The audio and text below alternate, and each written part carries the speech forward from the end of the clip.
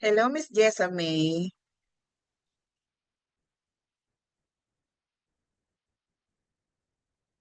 Hello, Miss Jessa.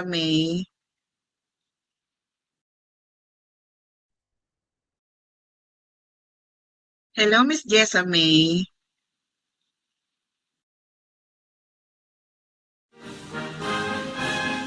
Hello, Miss Jessa.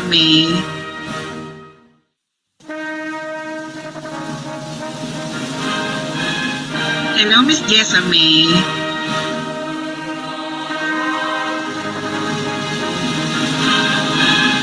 Hello, Miss Jessa.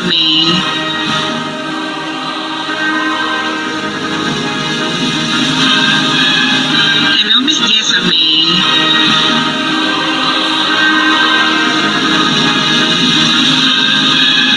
Hello, Miss Jessa.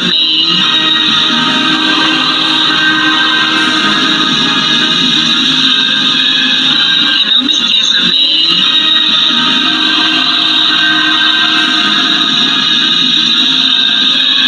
Hello, Miss Jessa.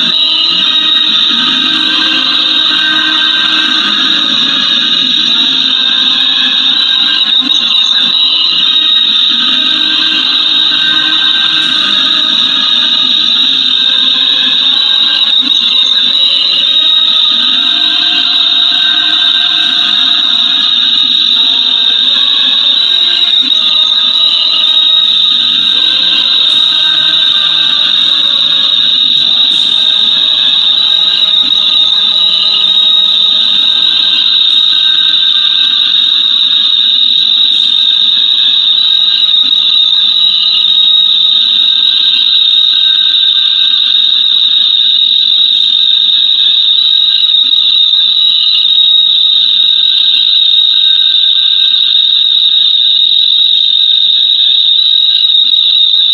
Miss Jessa.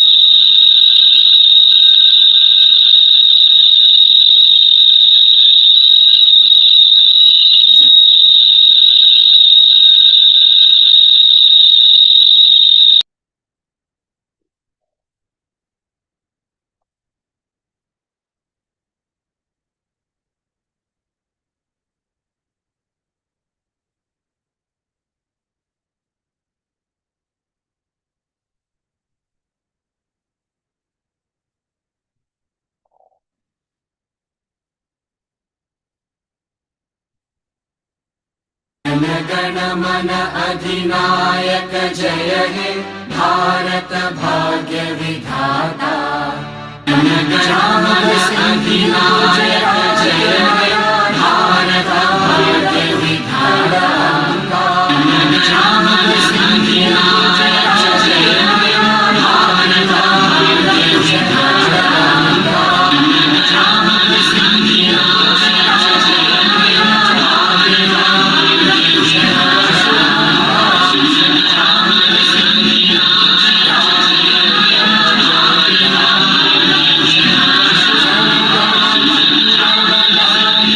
जय हे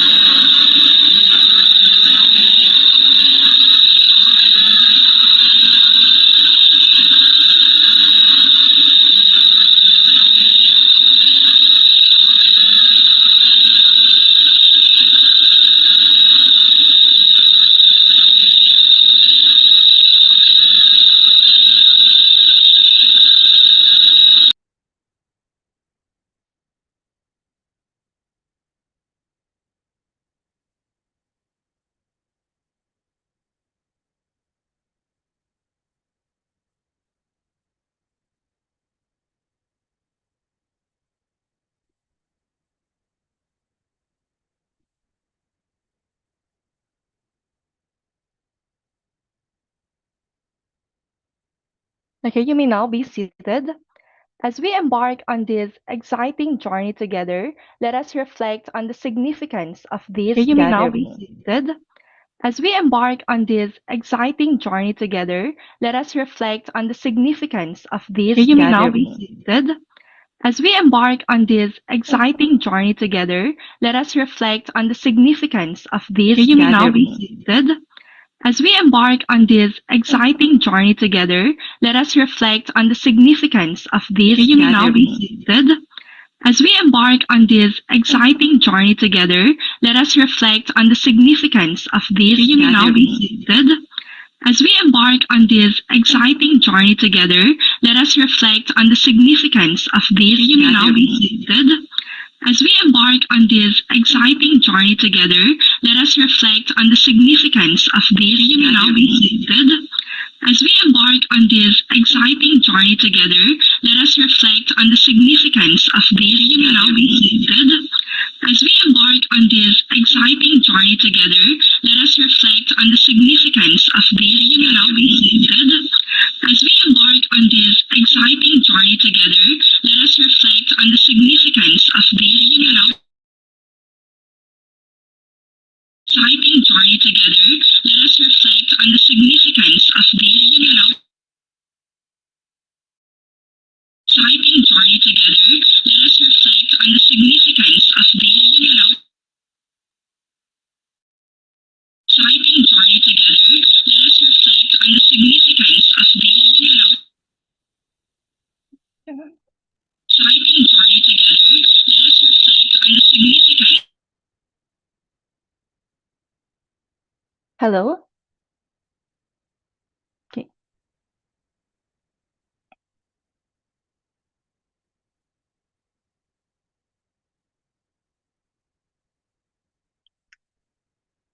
Okay, am I audible, Dr. Rose? Yes, ma'am. All right Yes, yes, then. ma'am. Yes. Thank you. Okay, so as we embark on this exciting journey together, let us reflect on the significance of this gathering. The First World Conference on Multidisciplinary Research and Practices, Together, let us reflect on the significance of this gathering.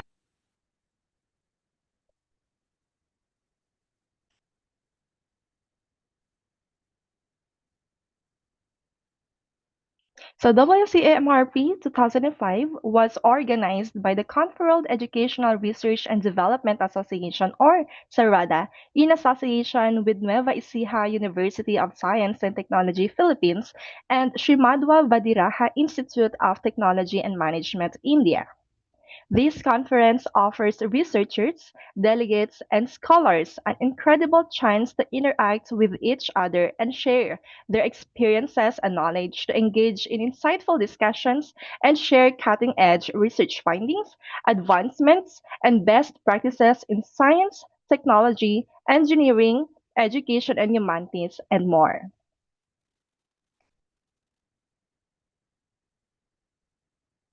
Now, let us learn more about the esteemed organization behind this conference. The Conferred Educational Research and Development Association is an internationally recognized, globally operating multidisciplinary professional research and development association. Conferred Educational Research and Development Association aims to integrate researchers and academicians working in the micro disciplines of science and technology, fostering collaboration and innovation across a broad spectrum of fields. Conferred Educational Research and Development Association is dedicated to building a dynamic community of professionals, educators, researchers, and innovators in the realms of engineering, science and technology, business and management, social sciences and humanities, and education.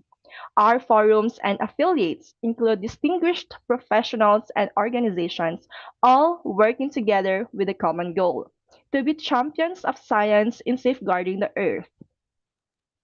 Serada provides a top tier platform for scientists, researchers, academics, and business leaders by hosting conferences and publishing groundbreaking research. Sarada conferences serve as a dynamic platform for experts and visionaries to advance the frontiers of education, engineering and technology, social sciences and humanities, fostering collaboration, innovation, and interdisciplinary growth.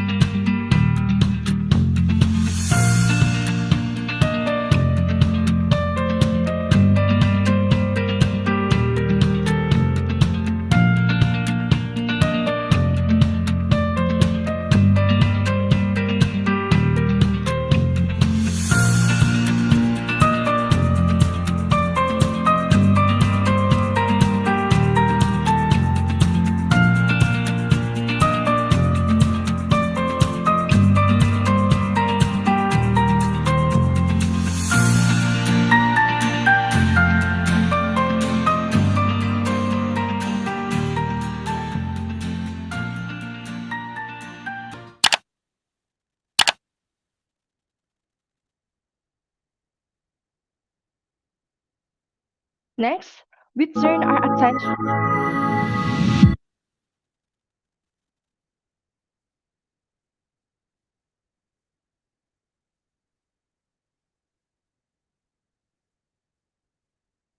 Okay, next we turn our attention to one of our distinguished partners from the Philippines, the Nueva Ecija University of Science and Technology.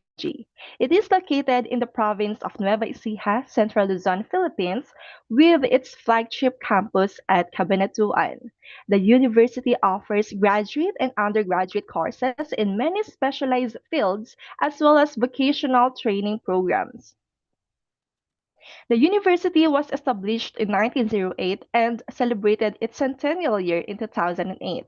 The Nueva Ecija University of Science and Technology started as a vocational course at the Wright Institute in San Isidro, Nueva Ecija, where young Filipinos were trained in woodworking and basic telegraphy. The said vocational course lasted until 1927 when the General Secondary Education course was transferred to Cabanatuan.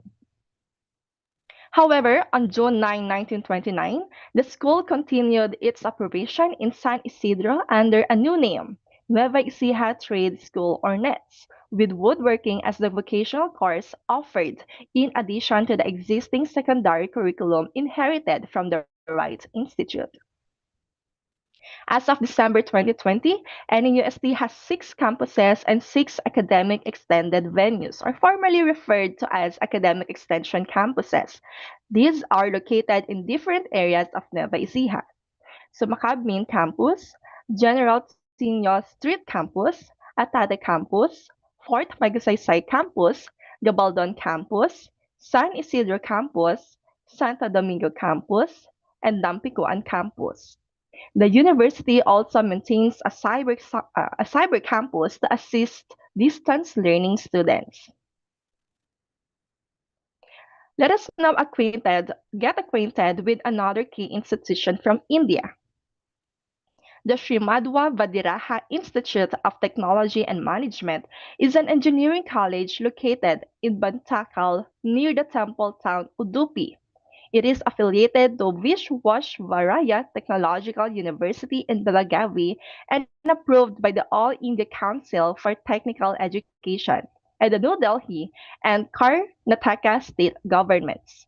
The institute has been accredited by the National Assessment and Accreditation Council as Grade A college with CGPA of 3.13, which is the highest for any engineering college in coastal Karnataka and in Mysuru region of VTU.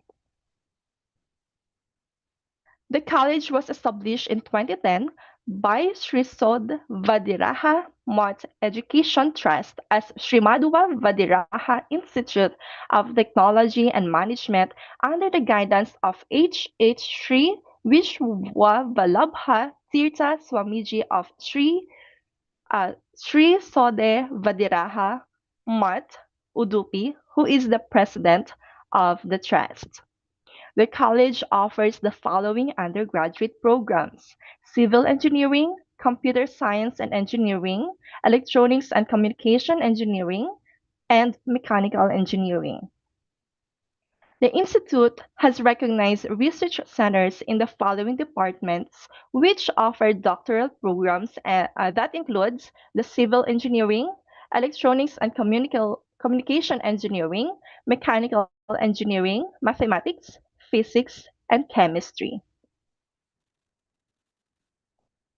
Now, what is this conference all about?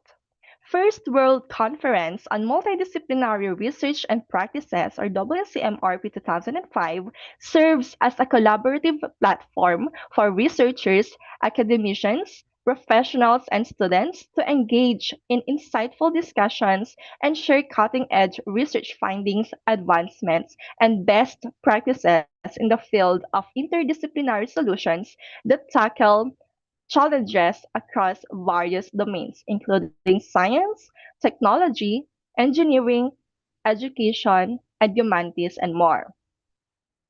Discover cutting edge research, explore transformative ideas, and engage with emerging technologies aimed at solving today's most pressing global challenges. From inspiring keynote speeches to thought provoking discussions and interactive sessions, WCMRP 2005 offers a vibrant space to connect, contribute, and create impact. The First World Conference on Multidisciplinary Research and Practices brings together experts, scholars, and innovators from diverse fields to explore cutting edge research and foster interdisciplinary collaboration. With the theme Integrating Knowledge Across Disciplines for Global Impact, Innovations, Challenges, and Sustainable Solutions, this conference is dedicated to addressing the world's most pressing challenges by combining knowledge and expertise from various disciplines. Participants will engage in thought provoking discussions, present groundbreaking research, and discover how technology and collaboration can drive global solutions. Join us for an opportunity to expand your academic and professional horizons.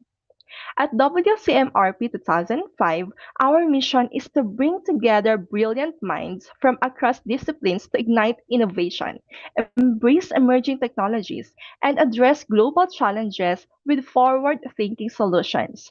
Here's what we strive to achieve: ignite meaningful discussion, shape a better tomorrow, recognize innovators and game changers, promote ethical innovation, inspire emerging leaders, solve global challenges together, pursue excellence and best practices, build meaningful connections, and synergize for global impact.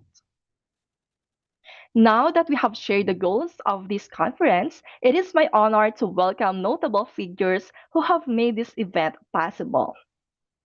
Dr. Gitalakshmi Raharatinam, Dr. Rodora Arhugo, Dr. Rosemary Casimiro, Dr. Rosni Abdul Wahid, Professor Dr. Naziruddin Abdullah, Professor Dr. Noor Zaman Janji, Dr. Mustafa Ewiz, Dr. Deepak L.Y. Kar, Dr. Vilma B. Ramos, Dr. Mohammed alias Yusuf, Dr. Olive Chester Kuya Antonio, Dr. Kuok King Kuok, Dr. Renante Apelado Diamante, Dr. Sudarshan Rao K, Professor Dr. M. Amir Sadiq, Dr. Khairul Azhar bin Dat bin Mat Daud, and Mr. Mahesh Kumar Goyal.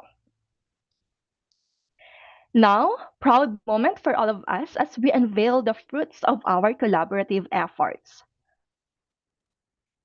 On behalf of all dignitaries and participants, we are happy to release our conference proceedings of First World Conference on Multidisciplinary Research and Practices WCMRP 2005, which is organized by Conferred Educational and Development Association in association with Nueva Ecija University of Science and Technology Philippines and Sri Madhwa Vadiraja Institute of Technology and Management, India.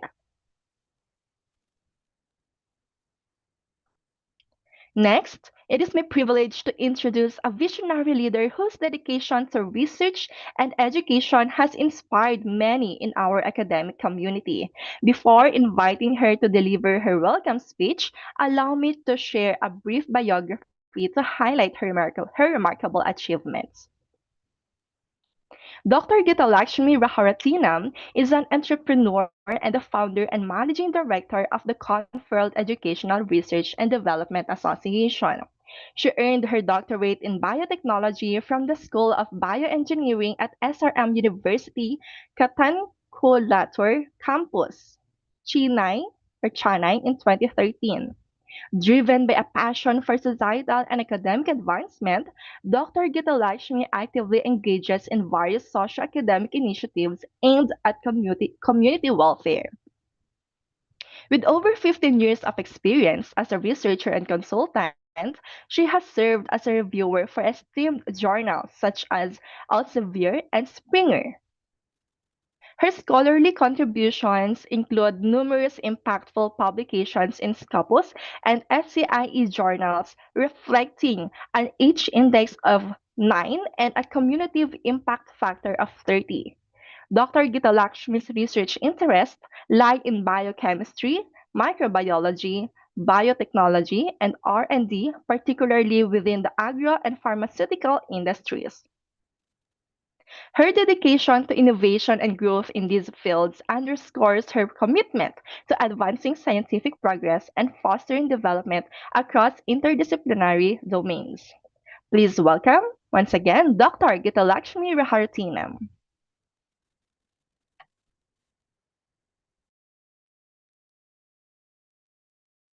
Good morning to all our distinguished delegates, esteemed speakers, academic leaders, and researchers joining us from across the globe.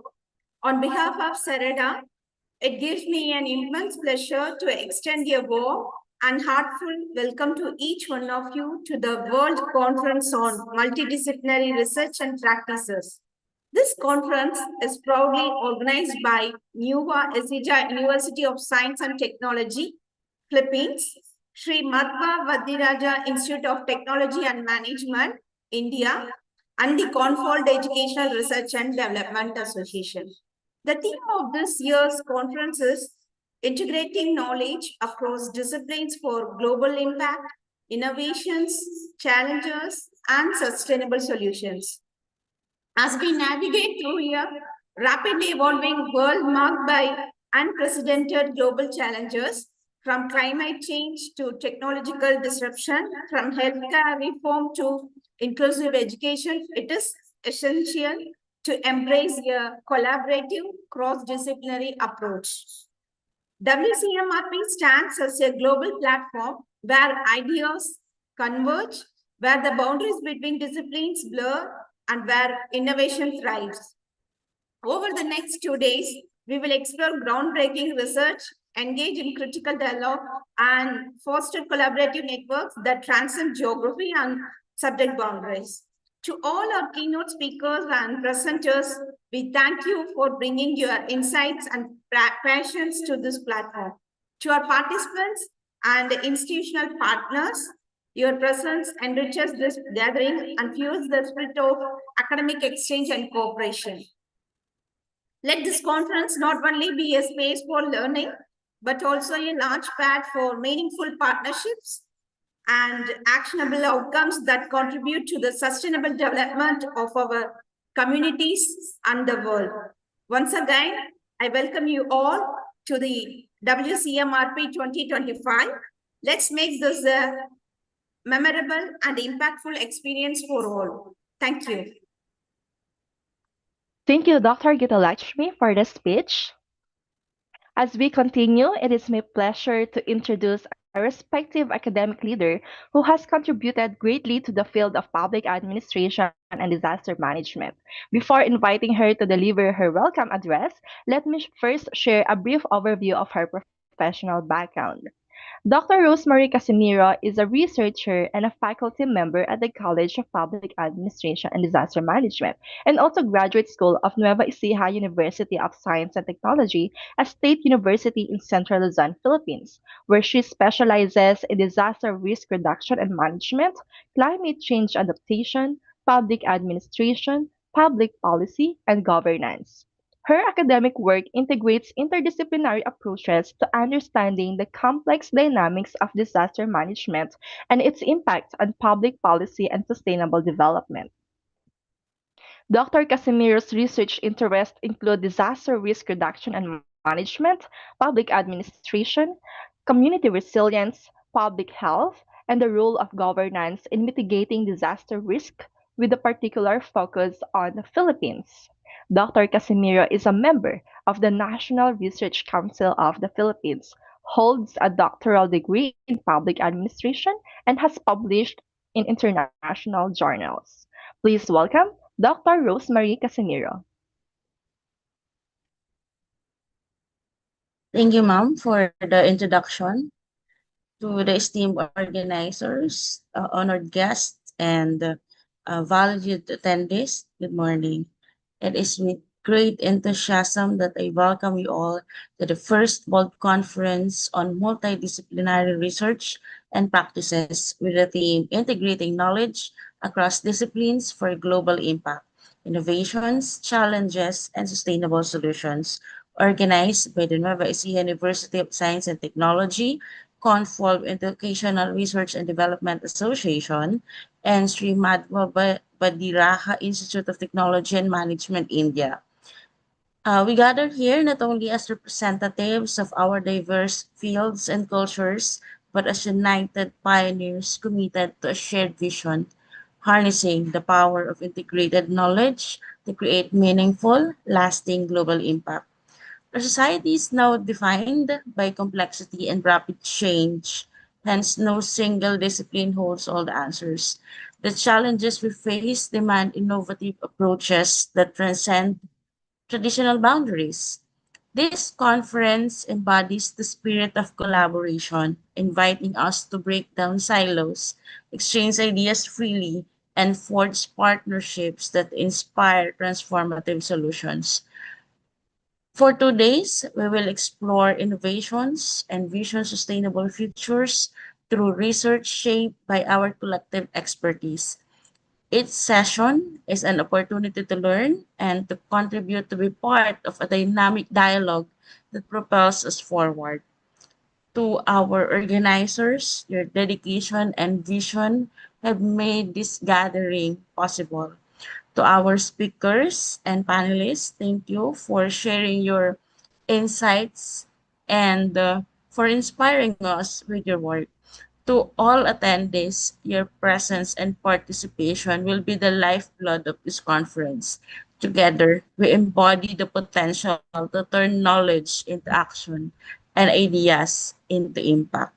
Let us embrace this unique moment with open minds and collaborative spirits. May our conversations ignite new pathways, our connections foster partnerships, and our shared commitments drive innovations that resonate far beyond this conference. Welcome to a journey of discovery, dialogue, and determination. Together, let us integrate knowledge across disciplines for a better and more sustainable world. Thank you, good morning, and welcome to the first World Conference on Multidisciplinary Research and Practices 2025. Thank you, Dr. Rosemary, for the speech. Okay, moving forward, I am honored to present an esteemed university president whose vision and commitment have shaped the academic landscape of her institution. Before we hear her keynote speech, allow me to highlight some of her notable achievements. Dr. Rodora Arhugo's journey epitomizes a transformative odyssey from humble beginnings to an esteemed legacy of excellence, illuminating paths for countless aspirants to dream, discover, and defy limits. Hailing from the humble family of Mr. Philemon S. Rodriguez and the late Mrs. Luz Bautista Rodriguez, Dr. Hugo's childhood was imbued with curiosity and a quest for knowledge. Despite playful antics with friends and occasional sibling squabbles, her resilience and nurturing spirit were evident. Transitioning into womanhood, she pursued her passion for education with unwavering dedication, excelling academically and earning accolades as a devoted wife to Mr. Federico J. Hugo and a nurturing mother to three children, she balances career and family with grace and resilience. Dr. Hugo's educational journey reflects her unwavering dedication and pursuit of excellence. She is a proud alumna of the then Cabanatuan City Science High School, now known as the Honorato C. Perez Senior Memorial Science High School. Her secondary education laid a strong foundation for academic discipline and intellectual curiosity, which she further honed as she pursued higher learning. She later earned her Master of Arts in Education and Doctor of Education major in Educational Management, testaments to her commitment to lifelong learning and leadership in the field of education. In her professional journey, Dr. Hugo has exhibited a passion for education and academic leadership. Beginning her teacher career at Maria Assumpta Seminary, she later transitioned to Central Luzon Polytechnic College, where she excelled and rose through the ranks to become a distinguished professor. Her administrative roles at Nueva Ecija University of Science and Technology, including Vice President for Academic Affairs, Dean of the College of Education, and Principal of the Laboratory High School, have further solidified her reputation as a visionary educational leader. In addition, Dr. Hugo's legacy extends beyond the academe, as evidenced by her active involvement in research projects, community engagement initiatives, and professional memberships. Dr. Hugo's commitment to lifelong learning is evident in her participation in numerous seminars, workshops, and advanced training programs. Through her multifaceted contributions, she exemplifies a dedication to excellence, leadership, and community impact that enriches both academic and social spheres. As president of NUST, Dr. Hugo envisions a globally renowned university as champion of sustainable societal development through education or through ethical and empowered human resources.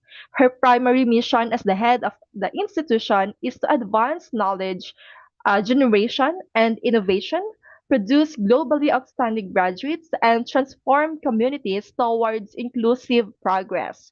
All these are encapsulated in strategic framework dubbed NUST Global, the banner of her administration. Alongside this framework is the tagline that marks the brand of NUST education, nourishing the mind, nurturing the heart, and leading the future.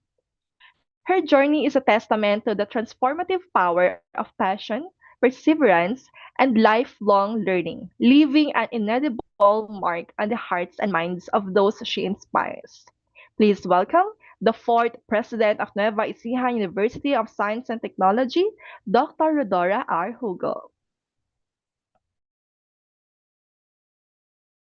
Good morning to all distinguished guests, esteemed colleagues, researchers, students, and organizers, particularly the Sri Madhwa Vadiraha Institute of Technology and Management, India, and Conf World Educational Research and Development Association.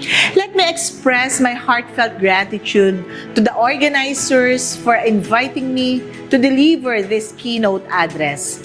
It is an immense honor for the Nueva Ecija University of Science and Technology to join this gathering of brilliant minds committed to integrating knowledge across disciplines for global impact, a theme that resonates not just across academic borders, but across continents. Our greatest challenge in this period of rapid globalization, urbanization, and complicated issues is not to acquire knowledge in a vacuum, but to integrate it for a better understanding and larger influence. The future will not be defined by a single discipline. Rather, it will be the dialogue between disciplines, between science and society, technology and ethics, economics and ecology, and above all, between local identities and global responsibilities. Be it climate change, pandemics, poverty, or misinformation, do not recognize disciplinary boundaries. Addressing them requires transdisciplinary thinking. Solutions emerge when engineers collaborate with environmental scientists, when educators partner with data analysts, or when artists work with technologists. Integration is no longer optional. It is essential. This process entails a shift to multidisciplinary ecosystems in higher education. Institutions must foster curricula that encourage curiosity beyond one's major, research that bridges theory with real-world application, and global collaboration that connect diverse perspectives. The fundamental goal of higher education has been reinterpreted by globalization. Graduates must now be prepared as global citizens, not only for local jobs, international collaborations, international faculty and student mobility, international conferences like this one, and the use of internet platforms to promote discussions and information sharing are all contributing to the transformation of academic institutions into global learning hubs. Nevertheless, globalization in education is more than the movement of students, faculty, and researchers across borders. It is about the movement of ideas, the equity of access, and the shared commitment to solving societal challenges. It is about universities, research institutions, government agencies, and industries collaborating not just to share knowledge, but to co-create it, tailored to the realities of diverse communities. The Nueva Ecija University of Science and Technology is not just a regional academic leader. It is becoming a global force for inclusive and sustainable transformation. By embracing cross-border academic cooperation and promoting integrative research, NEUST exemplifies what it means to go local and global. Innovation is our currency in the knowledge economy, but it must be responsible innovation. Artificial intelligence, biotechnology, renewable energy, all these tools hold immense promise, but they must be grounded in ethics, sustainability, and equity. Challenges persist. Inequality in education access and digital divides can hinder progress. But these are not walls. They are invitations. They challenge us to design better systems and do research that reflects not only academic excellence, but also social relevance. Sustainable solutions do not emerge overnight. They are born from collaboration, resilience, and future thinking. And the most sustainable solution of all? Educating a generation that sees the world not as a competition of nations, but as a collaboration of minds. After the conference, let us carry with us not just the knowledge we have gained, but the ways we discovered it, the people we shared it with, and the purpose that gives it meaning. Let us continue to break boundaries, connect disciplines, and build institutions that reflect the complex, beautiful, and interconnected world we live in.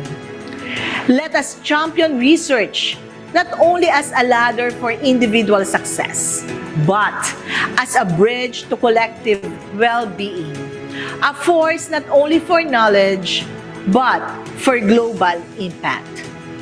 And so, I end this message with pride and purpose. The future belongs to those who dare to connect ideas, cultures, and disciplines to shape a more just, innovative, and sustainable world. Together, let us be the bridge between knowledge and action, between local roots and global reach. Let us collaborate with purpose, think beyond borders, and strive to inspire meaningful social impact. Thank you very much and mabuhay. Okay, thank you, President Rodora. Next, it is a privilege to introduce a distinguished dean who has made significant contributions to business education and research. Before inviting him to share his keynote speech, let me provide a brief background about his professional journey. Professor Dr. Naziruddin Abdullah is a distinguished academic and economist, currently serving as the Dean of UniKL Business School. He holds a PhD and MSc in economics from the University of Tsukuba, Japan, completed in 1997 and 1995 respectively. He also earned an MPhil in Development Studies from the University of Glasgow, UK in 1987 and began his academic journey with a Bachelor of Economics from the University of Malaya, Malaysia in 1983. In addition to his academic achievements, Professor Dr. Naziruddin has held key leadership roles internationally. From September 2006 to September 2007, he was the acting director of Administrative and Financial Affairs at ALHOSN University in Abu Dhabi. From October 2007 until 2009, he served as the university's assistant provost and chief operating officer for administrative and financial affairs.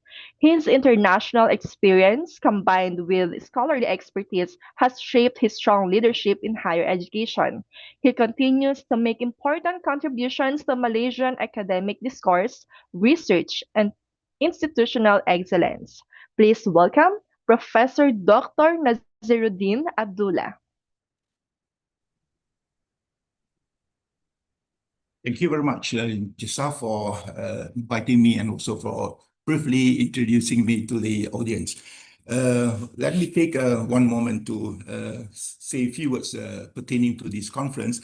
First of all, I would like to thank the organizing committee for inviting me to be one of the speakers for this conference. The reason I'm choosing this topic, the topic which I'm going to share with all the audience today with the title of Compatibility between Zakat and Official Development Assistance, or for short, ODA, in alleviating poverty. The reason I'm choosing this topic for today's discussion is merely due to the fact that I'm working on this issue for the past 20 or 15 years or so.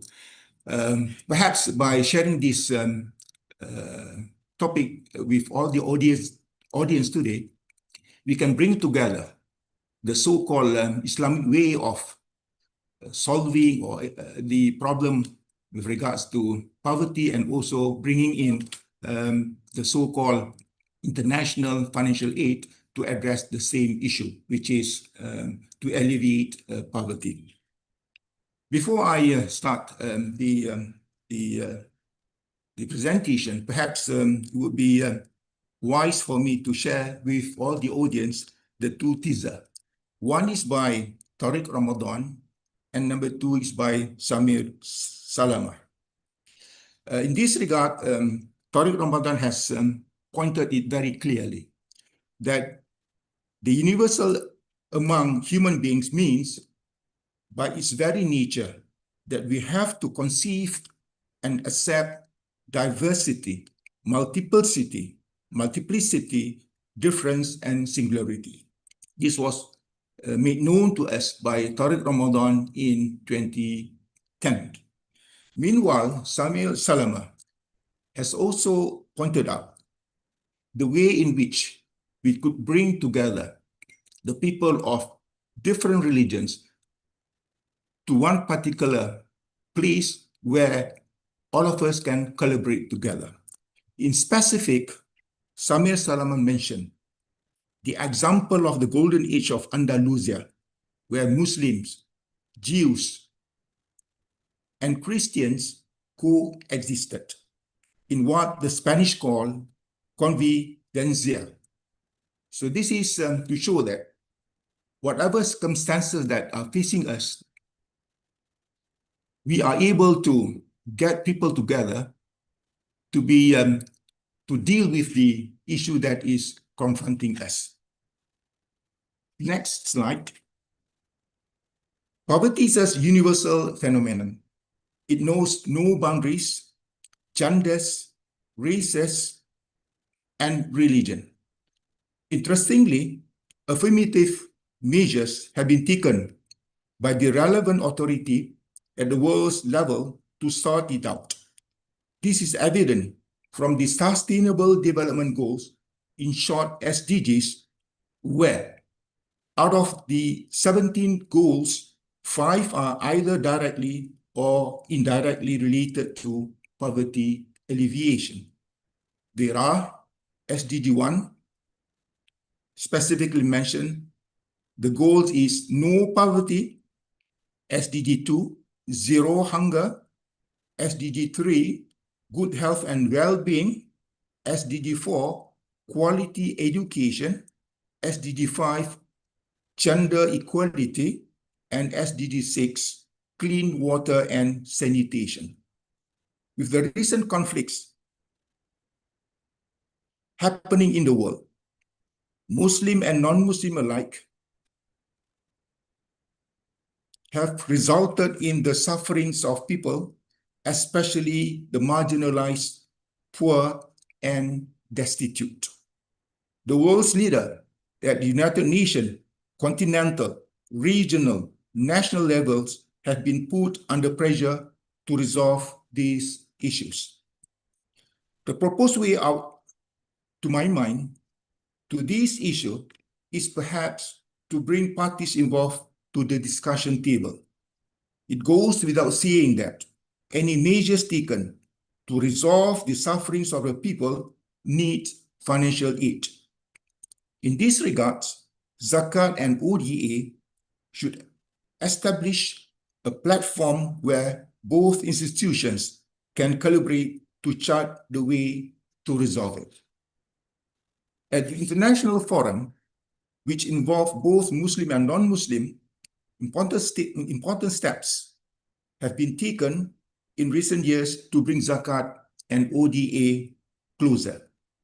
Specifically, Zakat, being the third of the 5 pillars in Islam, is equivalent to what the international agencies call aid.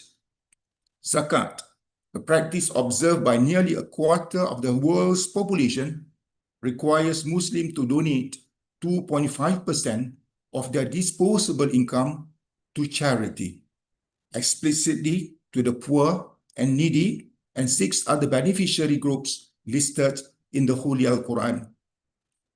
On their part, the non-Muslims, through the international development aid, such as Organization for Economic Cooperation and Development, OECD, has made the same efforts. Official Development Assistance, ODA, or ODA OECD DAC for short, has contributed for the same cause to the poverty-stricken masses of the globe who die miserably of hunger and disease. For comparison's sake, the collections of funds from Zakat and ODA is shown in Table 1. As can be seen in Table 1, the collection of Zakat from 3 Southeast Asia Muslim nations like Indonesia, Malaysia, and Singapore have been able to collect in total more than $2 billion a year in terms of zakat. While on the other hand, ODA has been able to collect more than 223.7 billion in year 2023.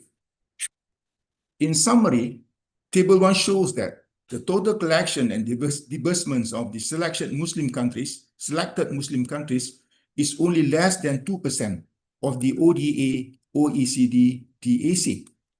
However, according to Duncan Green in 2015, zakat collected from Indonesia, Malaysia, Qatar, Saudi Arabia, and Yemen, which make up 17% of the world's Muslim population, combined together is 5.7 billion. Finally, in the recent report, it is estimated that the global collection of zakat is 200 billion, which is approximately matching the amount collected by ODA, OECD, DAC.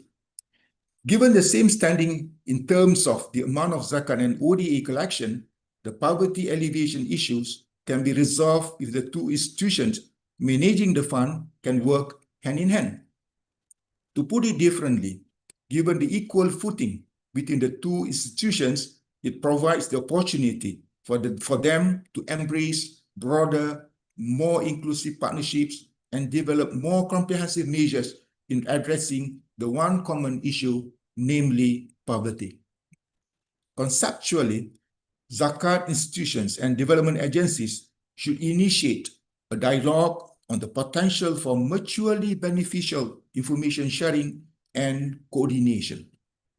To be more effective, the relationship between the contemporary zakat, which is founded on the religion belief, and the international development aid agencies, which has its roots in self-consciously secularized dogma, requires making them to speak to each other. Perhaps a third party or coordinating party like UNDP or IDB can be entrusted to bring these two institutions to the coordinating table. In this relation, it is worth noting that Donlin and Bano in 2009 opined that development-related measures are actually an integrated part of any religion, and hence one cannot extract specific components of a religion that are good for development or bad for development, but must take a comprehensive perspective on religion as the determinant of why and how a practitioner gets involved in development and the structure that its practices take. With zakat being made possible to flow across borders, this will become a defining component of the international network of zakat institutions and help further solidify the nature of contemporary zakat as a transnational practice. By so doing, it will simultaneously bring the patterns of zakat relief closer to those of the international development aid.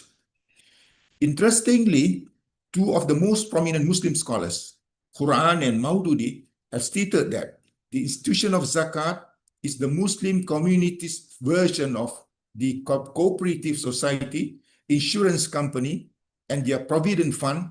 It is subsidy for unemployed, the scheme of social security for widows, orphans, the handicapped, and all those without the means to sustain themselves. Aid, on the other hand, is typically referred to as official development assistance according to OECD DAC. ODA must be provided by an official agency. Number two, be intended primarily to promote economic development and well-being in developing countries. And number three, be concessional in nature, which grant element at least 25%. Next, compatibility between zakat and ODA. From the above discussion, it is obvious that enhancing social welfare and reducing poverty are the two basic sharing goals of zakat institution and international development organization. Precisely, zakat has the potential to extend collaborative efforts with international aid in alleviating poverty, as proven in the case of Palestine, where both Muslims and non-Muslims live side by side. In fact, such initiatives should be stretched out to African countries like Nigeria, Sudan, and Niger, whose population share the same nature and problem like Palestine and Lebanon, where Muslim and non-Muslim live in the same neighborhood. To this end, Muslim, Christians, and people of other faiths have a lot of homework ahead of them if they are serious about reducing the stark, shocking, and ominous inequalities between the haves and the have-nots of our Mother Earth. As trustee of God's good creation, these two institutions have no choice but to get together on this, to work on this. At the same time, if they join hands with others, locally or internationally, they will surely achieve better results. No doubt, too, in so doing, they will please the Creator, whose love and compassion for all people, and especially the poor and marginalized, is boundless.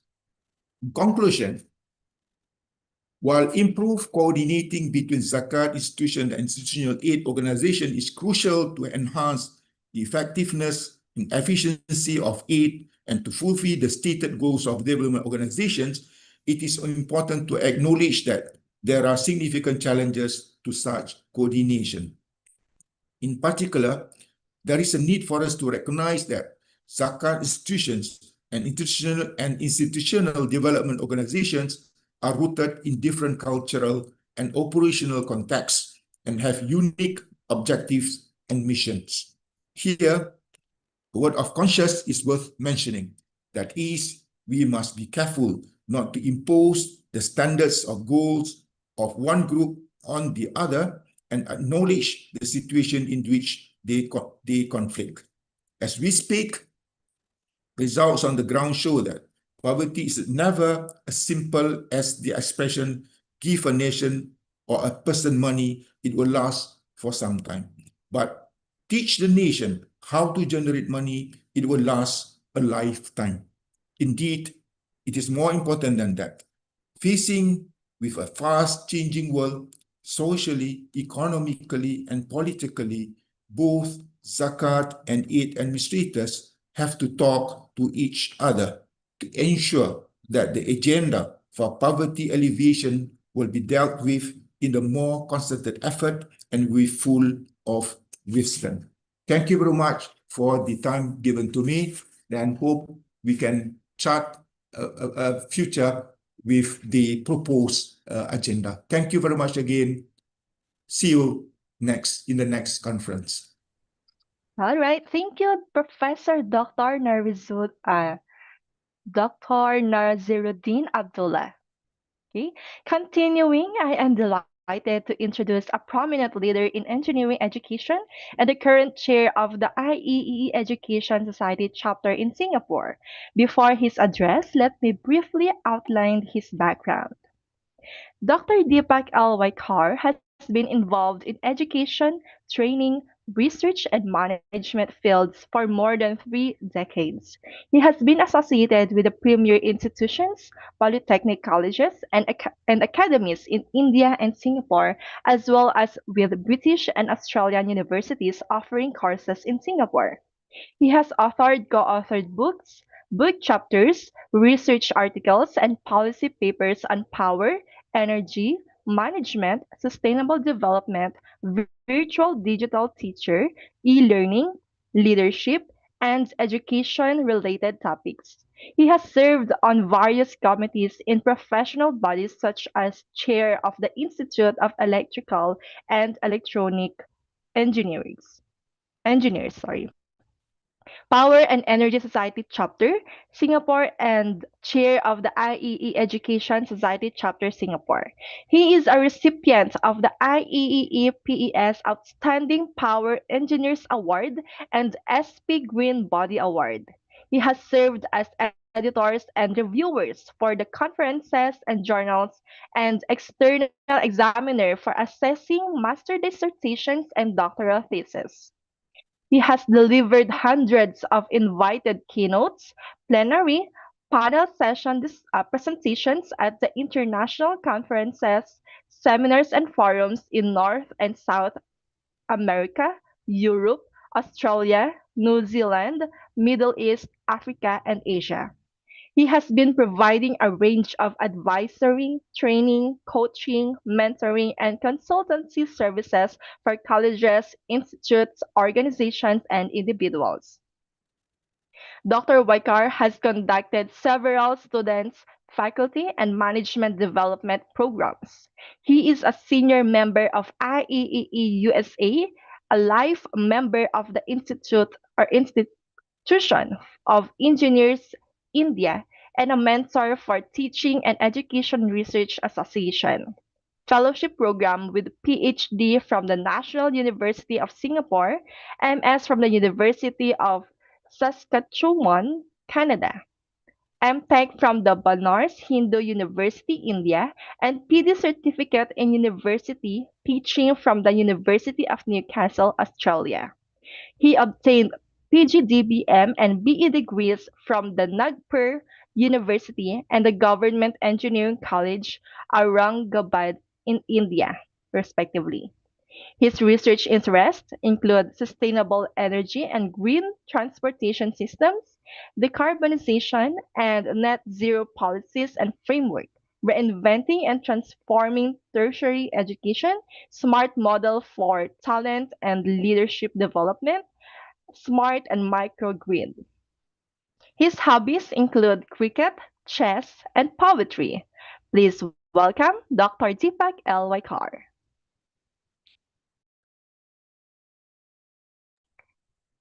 Oh, sorry, sir. Doctor, yeah. Thank you.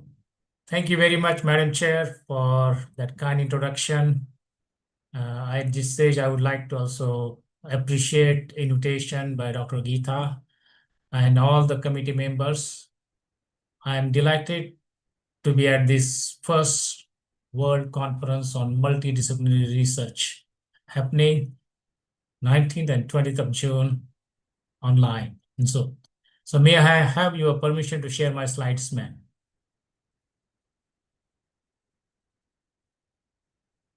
Yes, sir, you can share your screen. Okay, that's it. Thank you for your permission. Now, I just uploaded my slides. Please let me know, are they visible? They are visible. Okay, and with your permission, I'm audible, ma'am? Yes, doctor. Thank you for your wonderful, nice introduction and welcome. I'm very delighted to share with you at this conference on my topic in which I do research, teaching, education, and more. Energy for sustainability and net zero future. Okay. And those of who want to interact with me later on, you are most welcome to write to me, but also write to Professor Geeta. Okay. She is the one who connects us all. Okay. So let's begin. This is predominantly for Professor Geeta and Madam Chair agenda for this presentation. Introduction has been almost done. I will focus on energy sustainability, Sustainable Development Goal number 7, net zero, and followed by challenges and opportunities, summary and conclusion. Anyone know how I can get rid of this? Okay, now got it. Okay, finally. Thank you. Then, and all of us know about sustainable development. I'm not going to repeat that one. Okay, this has been there for last almost 15, 20 years since United Nations given us a definition. Okay, sustainable development can be defined as a development that meets the needs of the present. Yes, needs. Okay, pay attention to the word needs. Okay, without compromising the ability of future generation to meet their own needs. So whenever we want to get it, we need to do it systematically. Okay. And there are 17 sustainable development goals. Okay. And as we are in education conference, so goal number 4, quality education is very important. Okay. Followed by we want to have a clean water and sanitation that is good for our health. Okay. Goal number 7, affordable and clean energy, which I'm going to focus more on.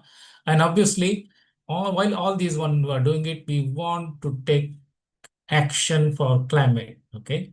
All of us know how it is affecting us. Okay. So what is current scenario? Okay. What is current scenario? In this case, I would like to mention on the left-hand side, we are debating on what type of development we should aspire to. Okay. Sustainable type, wherein we have got clean, green, clean water, clean air, hygienic food. All of us are wanting to live in peace also. Okay, that is also important. Whereas on the other side, on the other hand, in the name of development, what we are seeing is of industries emitting pollutions. Industries and we the people are dumping our waste into the rivers and seas. And when we are traveling, we are using kind of vehicles which emit so much of pollution, air pollution, as well as congestion is there. Now, what I'm saying here is happening now in the name of the development, because everybody says, the moment you say, why not we have clean air or clean something, they say, hey, you are against development. They try to put you down. They try to label you also, okay? And as a result, many of us will keep quiet and say, okay, whatever they are doing, let them do. We have to change that. When we say we want clean air, that is not, we are not against development. When we say we want clean water, we are not against development. When we say clean food, nutritious food, the industries, those don't pollute, we are not against development. What we are asking them is the highest standard. What we are asking them is highest standard, quality, okay? And that is what we should expect from our governing mechanism. We are part of it, okay? Governance, we are part of it. And if we, the people, accept whatever it is, then we will see what we are seeing on the right-hand side of your screen. So my question to you is, which type of development you want to aspire to? Okay, sustainable or destructive? Put in chat box, okay? Those who can, put in chat box, okay? Put in chat box. What type of development should we aspire to? Okay. I know many of you may have made a choice, but then I'm asking another question. Okay, another question, is there a scope for hope? I'm asking, okay, considering our quest for modern luxurious lifestyle. And we look at, okay, especially from developing nations, they look towards a developed nation and they say, oh, they have developed a luxurious lifestyle. They have got big cars, they've got big houses and swimming pools and everything, okay? The quest for modern luxurious lifestyle. And having that, I have no anything against them, but are they having it in a sustainable way? That is the question we should ask. Okay, geopolitical conflicts. Now we are seeing this one, especially what is happening in Middle East, Russia-Ukraine war, and recently in Asia also there are a lot of things are happening. So as a result, the burden on the earth is increasing and increasing. We are 8 billion people. Our rising population, addiction to oil. So these are the now facts, okay? We can't put them under the carpet. This is what exactly is now happening. Now question arises, in view of this, is there a scope for hope? Or we might say, okay, yes, I will work hard and get myself a big house, big car, I want that one, everything. And probably I feel that I will not be affected. What do you think? Is there scope for hope? I know everybody say I'm optimistic, I want to be scope for hope. Okay. Let there be, okay. So what we are saying is, yes, we need to use energy. Without energy, we are not able to move. We need energy for every day, okay, whether we are staying in home or we are going to your workplace, whether you are traveling, whatever you are doing, energy is needed. And therefore, what they say, if we need energy, why not manage it systematically? And for that purpose, there is industry standard. They call it ISO 50001 and series. It is called Energy Management System Standards, Energy Management Standard, ENMS. And if this standard is followed systematically, it helps organization to better manage their energy use and thus improving productivity. So we say, yes, we have to use energy. Like we have to breathe, okay? So same way we need energy. But now question arises how you want to use it. A side way, anyhow, in a wasteful way, or a systematic way. Okay? Now there are many organizations who are doing the research and coming up with the projections, okay? And I'm showing one of them, okay? Which is similar to most of them. At present, globally, okay, I'm going to give you globally, each country will have different combination. Globally, almost 75% of our energy use is from fossil energy. Fossil, I mean coal, oil, natural gas, okay? Some of them also include biomass, okay?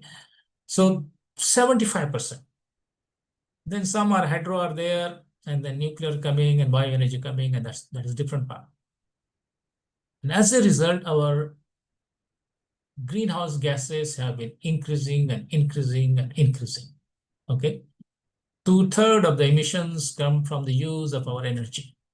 We need it for our industry, for home, as I mentioned, for your offices, for institutions, universities, colleges, whatever you mention it, it is required. And now what they have set a goal at various accords. You must have heard about United Nations Paris Accord. Okay, they have set a goal that by 2030 we would like to reduce this one to from 85% to 75%. And from 2030 to 2050, they want to reduce further use of fossil fuels to 50%. So whatever the gap is there, they want to fill with all renewable types of energy, whether it's solar, wind, bio, hydro, and new ones coming, whatever it is. So that is the goal, okay? Goal is there. It's not easy. All of us have to make that effort. Okay? So what we are saying is a destructive way is a fossilized energy replaced with the science, use science, education institution, use science, technology, engineering, arts, and mathematics. They call STEAM education, STEAM of energy, okay? STEAM of energy. And such as solar, wind, microhydro, bio-to-waste, whatever you mentioned. So again, you have choice. Left-hand side, continue business as usual, destructive. Right-hand side, use our talent of the youth and people and everybody, science, technology, engineering, arts, mathematics, and business, everything to move into sustainable. Choice is straightforward. Left, destructive, right, sustainable. Which one will be your choice? Right? You decide. Put in chat box or put in your heart. Which one is your choice? That is one part I mentioned to you. Another one is, because of limited time, I could have gone much more, but there is another movement coming. We call it green, clean energy, green economic future, circular economy. All of us, especially developed nation, as we become more and more affluent, we dump waste. We generate a lot of waste and we dump it, burn it. Left-hand side, dump it and burn it. It is happening, at this moment in many countries, Whereas if you again apply the science as STEAM, STEAM, science, technology, engineering, arts, management, whatever you mention it, then there is a potential for converting this bio-waste into an energy in a better way. Incineration is one of the ways, but there are some challenges to that. We can use a systematic process. It is called how we convert bio-waste into using digesters, chemical process into heat. It could be biogas, it could be syngas, it could be used in boilers to generate heat or to generate electricity. Entirely choice is ours. District heating, they call it. District cooling will become later on. And not only that, if you do systematically, systematically using the environment-friendly technologies, they are called generation 3, generation 4 technologies, then this bio-waste, after extracting energy, which is in the form of biogas and other parameters, whatever byproducts they say, they can be used as a fertilizers, manure. And there are other products also can come. So that it is a nice green economy, clean and green economy. It can be converted into hydrogen and other things which I will mention later on, and then it will change. And we are going to generate waste because all of us are going to eat food, we are going to use some things, we are going to waste. We are going to throw something, waste is generated. Question arises, how we want to use that waste? We dump and leave it, or we get it. Again, choice is yours. Left-hand side, destructive. On right-hand side, sustainable. Which one will be your choice? Put in chat box. And that is where we come to the definition again. What we are saying here is, yes, we had a definition of sustainable development goal for almost last 15, 20 years. Everybody is working on it, but they are only taking development part, sustainable part, they are forgetting. Reason being, they say we want to meet the needs, and they are not able to differentiate between needs and wants. So some of their needs are exponentially rising. Like those who say I want to walk, I will need a bicycle. Those who say I use bicycle, maybe I should have a motorbike or a scooter. Those who have motorbike or scooter, they say maybe I should have a car. And those who got car or something, they say maybe I should have a bigger car. And then for those who have bigger car, if they want a few more cars, luxurious car, and those it's like a never ending. Then they want to say maybe those who are big one, they want to have helicopters and private jets. You see now you're seeing it, and we are celebrating those idiots. Somebody top CEOs, I think, of those big companies, some of them follow like idiots. They own 80, 100 cars, I don't know. That kind of nonsense thinking they have got. And that is where that is what causing a problem. Because we are not able to differentiate between needs and wants. And as a result, what we wanted was, because when we use energy, there will be emissions. And earlier, our population was less, forests were more, so there was very good absorption. Earlier, the earth temperature was not higher, so reverse ocean was able to absorb those emissions. But now things have changed. So what we have to do, whatever the emissions are coming, we need to have absorbing mechanism. And if you are able to balance that, emissions minus absorption, if they are balanced, it's called net zero. Now, how we can make it net zero? As I mentioned, simple change from needs to needs, not greed. Okay. Our team worked at, we say, whatever, okay, there are a lot of ways to do it, but we say, okay, first we need to add these two words to the definition of sustainable development. Hope United Nations through you will take attention of this, and then they will start changing it. So what we are saying is sustainable development can be defined as a development that meets the needs of the present, not greed, without compromising the ability of future generations to meet their own needs, not greed. If that happens, then we are going towards the net zero. And as education institutions, we have what is a conference, we have that role to play to let them know facts and figures. Nowadays, we talk about facts and figures. And they make decisions based on facts and figures, not by following those idiot celebrities and sports people who are the guzzlers. They are the monsters for the climate change. Okay. And this can be achieved. Okay. And now follow this one. I'm giving you a very systematic process based on science, ISO 50001 protocol. You can follow this one for your home, for your institution, for your organization, and you are going to save money. You're going to save planet. You're going to make it better for you, surrounding environment better for you. What I'm saying is now first, currently our dominance, red color shows dominance of our use of energy is dominated by fossilized one. We follow simple, what they call energy conservation, which were there, our grandparents, and you must have heard grandparents now also tell us, an older generation, if you ask them, they will tell you, hey, follow systematically, take care of nature, okay, don't waste. They may be telling right from the beginning, okay? When you are eating, also take whatever you can eat only, okay? So what they are saying is just use that energy conservation mechanism. We can save 10 to 15%. Okay. And this one requires behavioral change. Okay.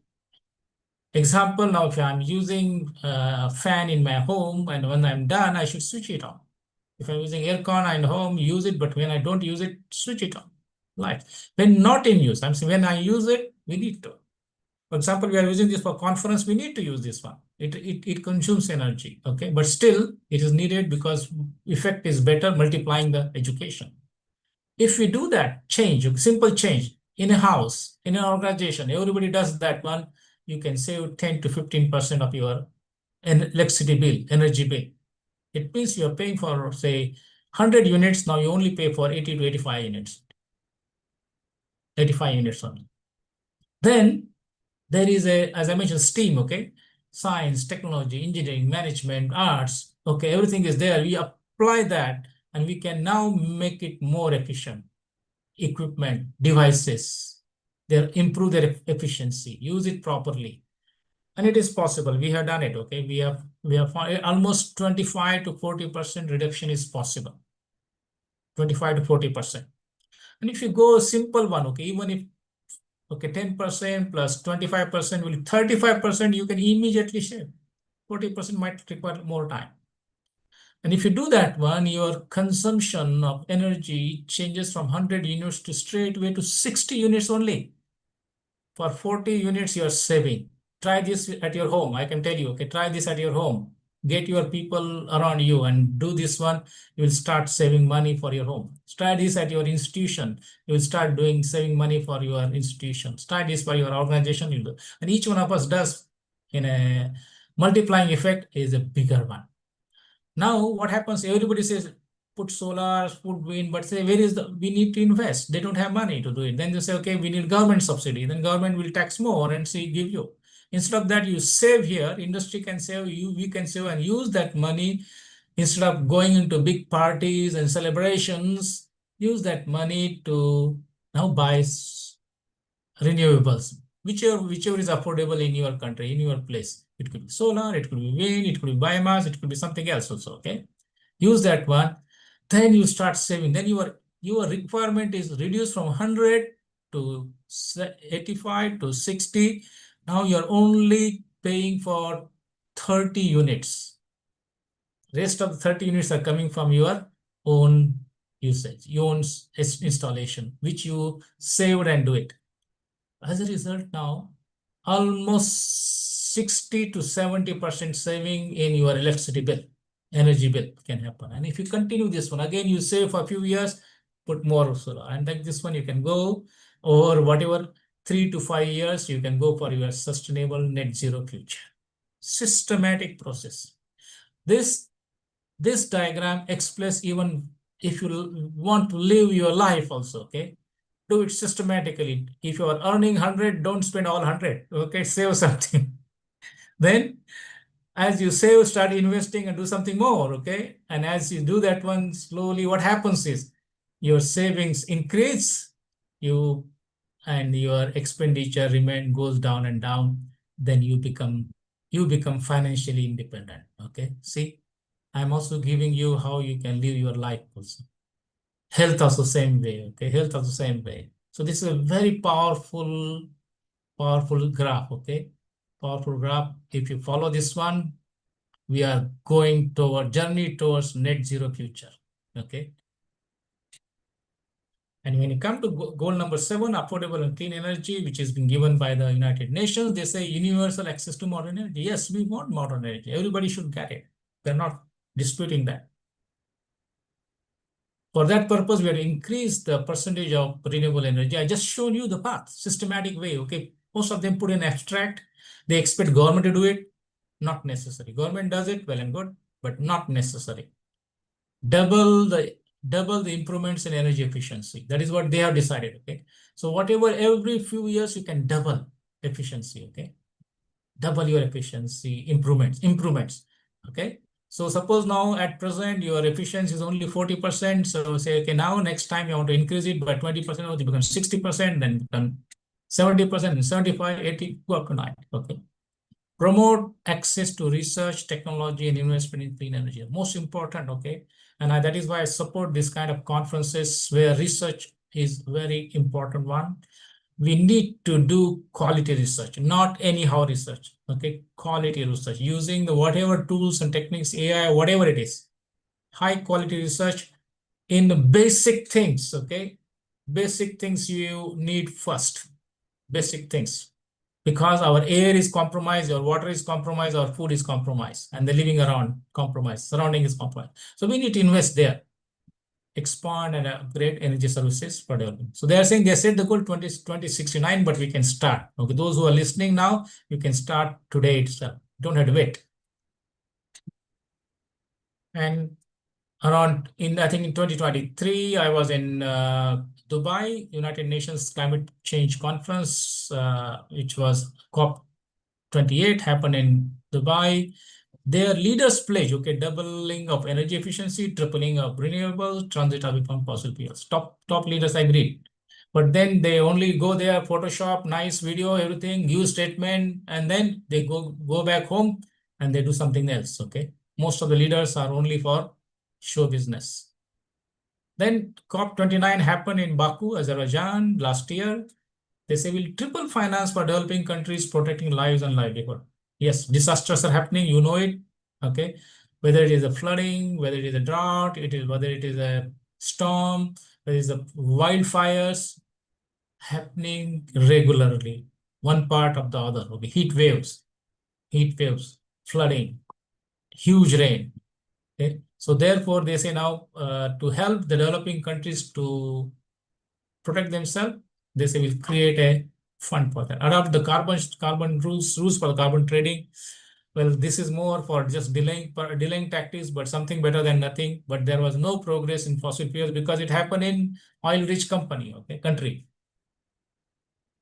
Okay, I will now just tell me whether you are able to hear the ma'am in a minute.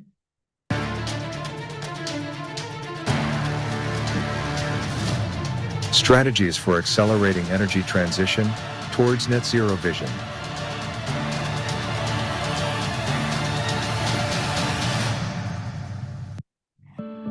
The unprecedented pandemic, climate crisis, and global conflicts have adversely affected energy transition goals set at the Paris and Glasgow Accords.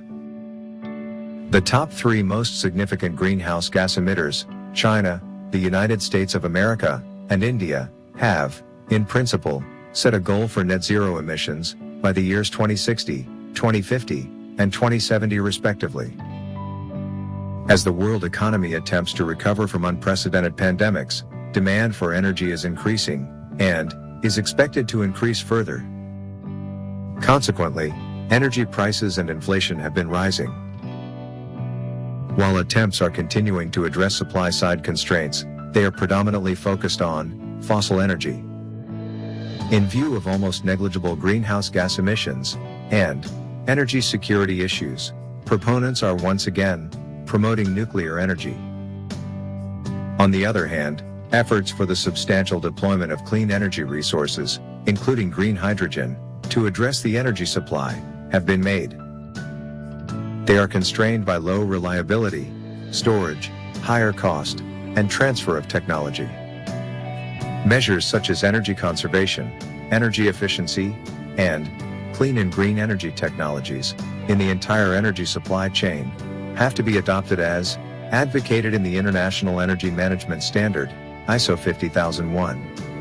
In addition, research, development, and deployment of smart, clean, and green energy technologies need to be accelerated.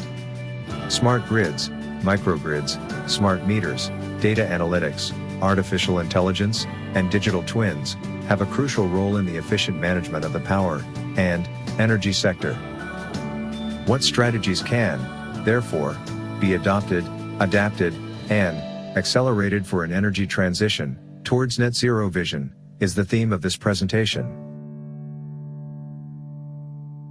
So I would like to appreciate the efforts of my colleague and Engineer Ajay Venappu, who helped in preparing this video.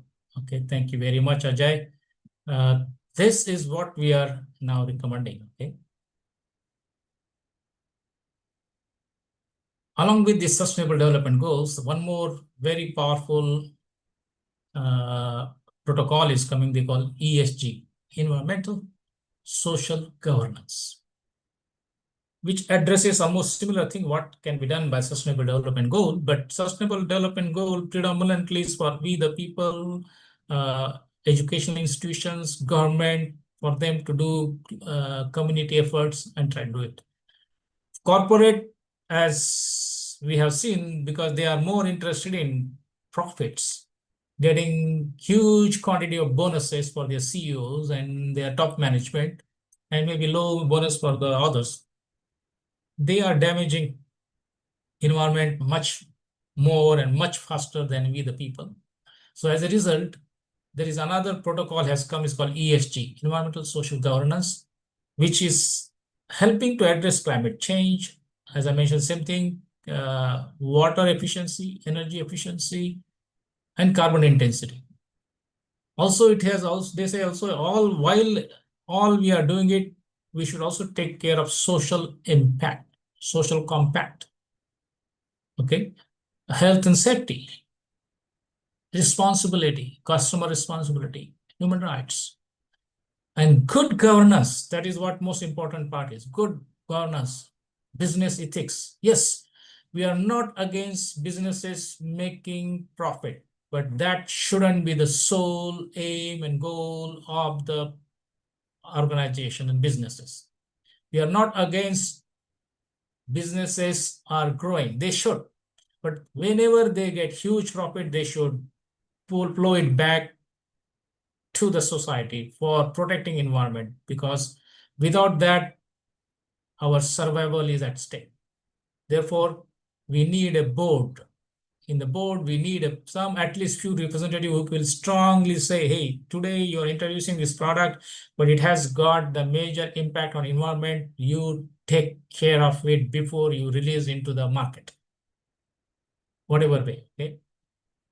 And obviously, we do not want them to ride their way by bribery and corruption, getting their products approved by those, okay, corrupt people, and then keeping quiet about their emissions.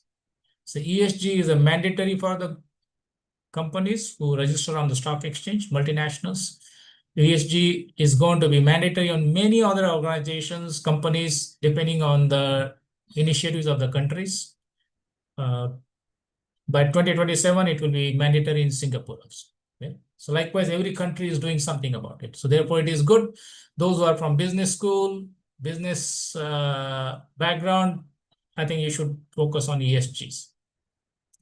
Many countries, okay, though I made it make in India, now you can see make in America, make in Australia, make in everybody there, okay? Everybody wants their America first, Canada first, India first. Everybody is saying they want to be first. Yes, go ahead. You should that part. Your country, each country has its own. So make in India, make in America, make in Philippines, make in Malaysia, make in Singapore, whatever. Digital.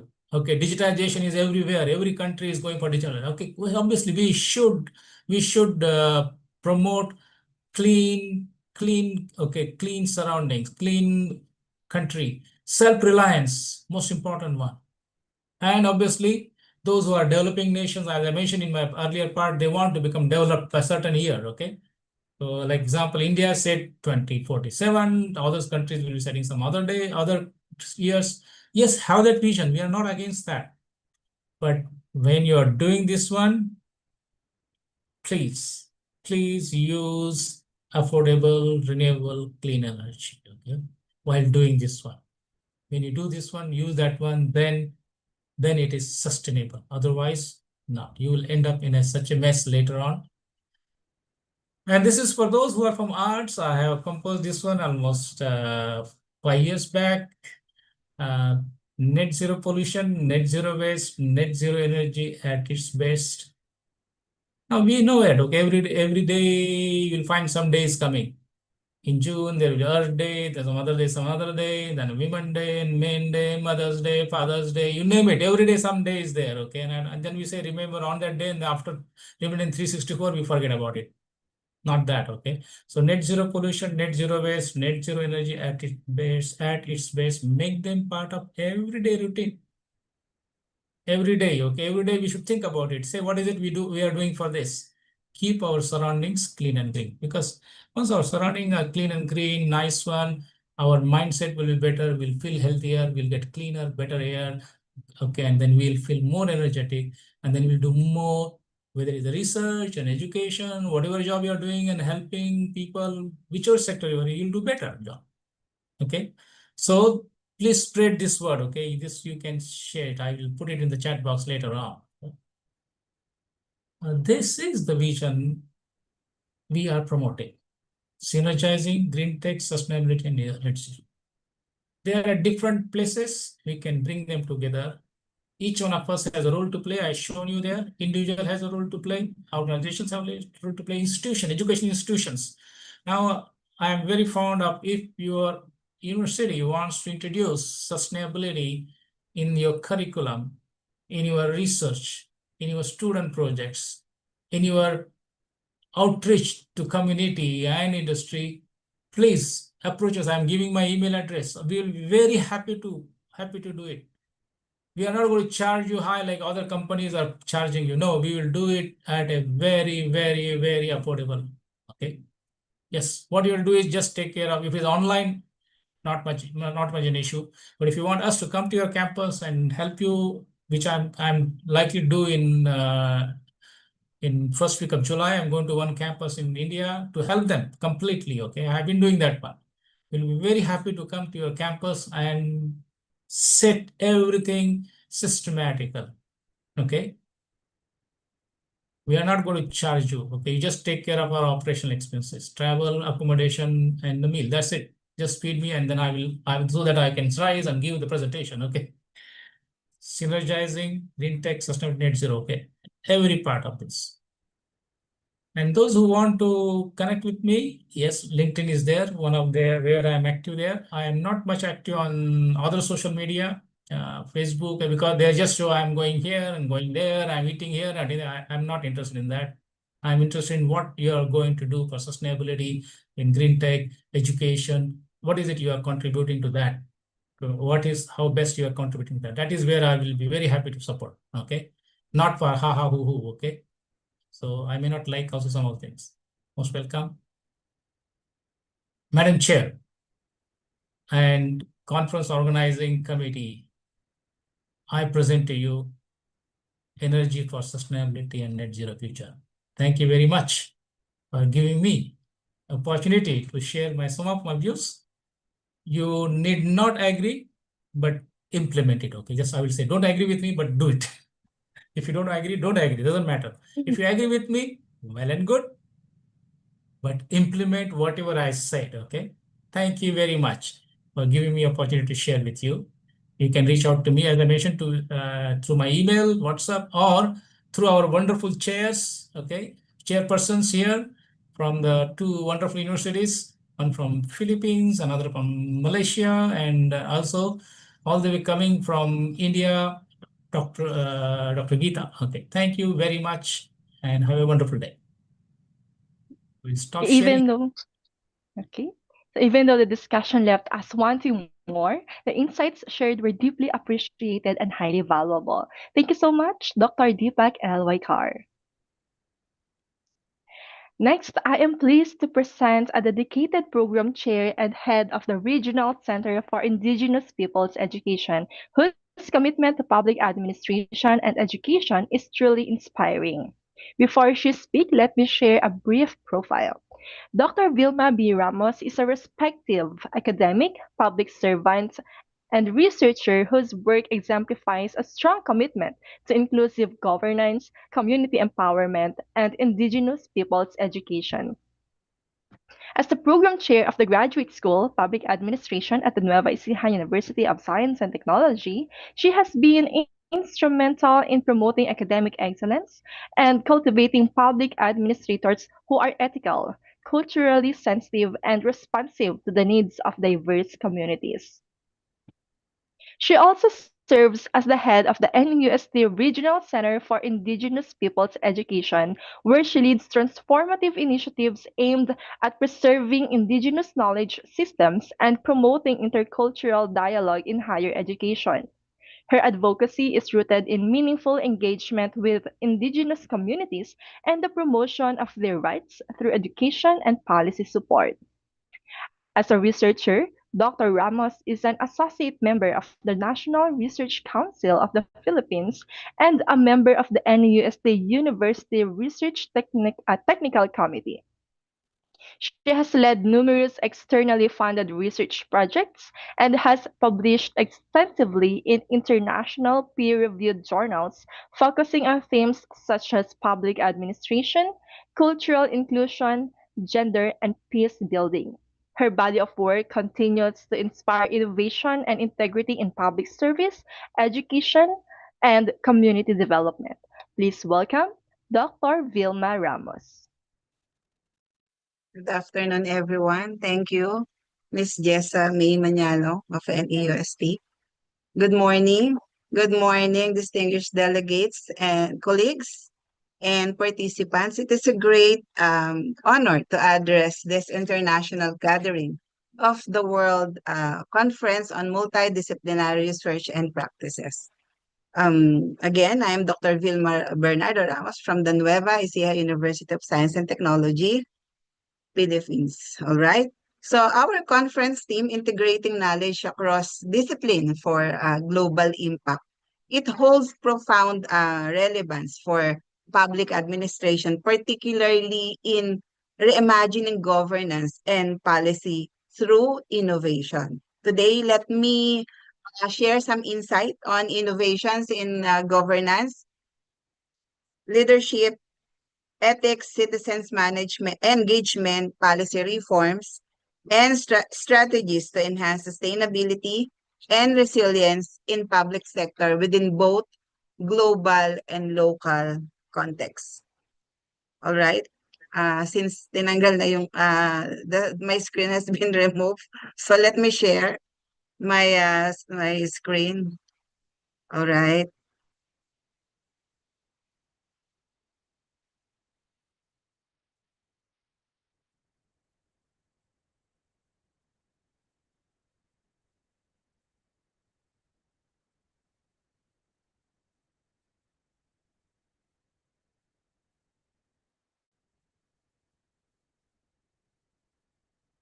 Public sector innovation. Innovation in public sector is no longer optional. It is essential or imperative. Government across the world face complex interlinked challenges such as climate change, socioeconomic inequality, and demand for responsive public services. Innovations such as digital governance, data-driven decision-making, and collaborative public-private frameworks are reshaping the landscape of public administration. Globally, like Estonia's e-governance model integrating blockchain for transparency is a trailblazer. In the Philippines, similar strides are being made through the Department of Information and Communication Technologies Initiatives, or the DICT. Its digital platforms and mobile service delivery. These efforts represents vital steps toward building more transparent and accessible institution. Public sector leadership and ethics. Leadership in public administration requires more than technical competence. It demands ethical integrity, accountability, and empathy. Across diverse global systems, ethical leadership is the foundation for institutional trust and effective service delivery. Programs like here in the Philippines, we have public service values program, which emphasizes ethical behavior in governance. Internationally, we have the OECD's guidelines on public integrity guide government in creating systems of accountability and value-based leadership.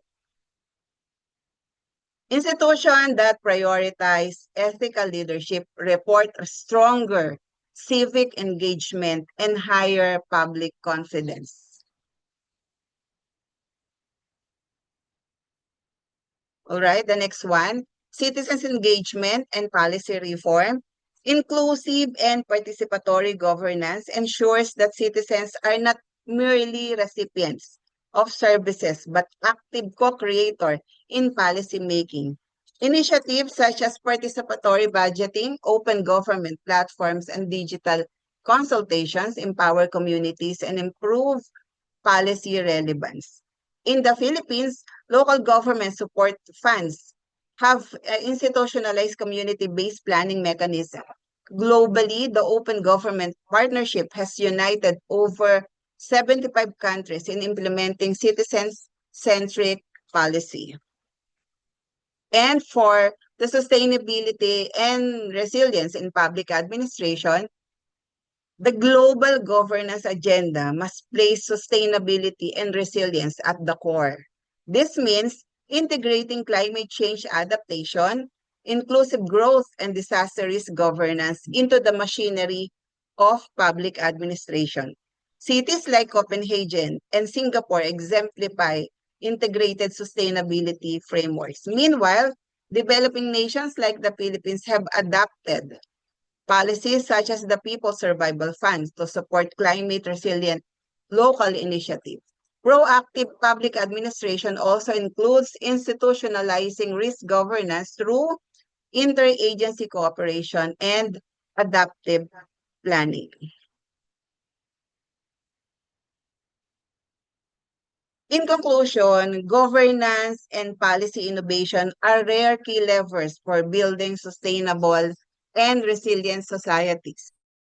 Ethical leadership, digital innovation, inclusive participation, and climate-responsive governance must be mainstream across public systems.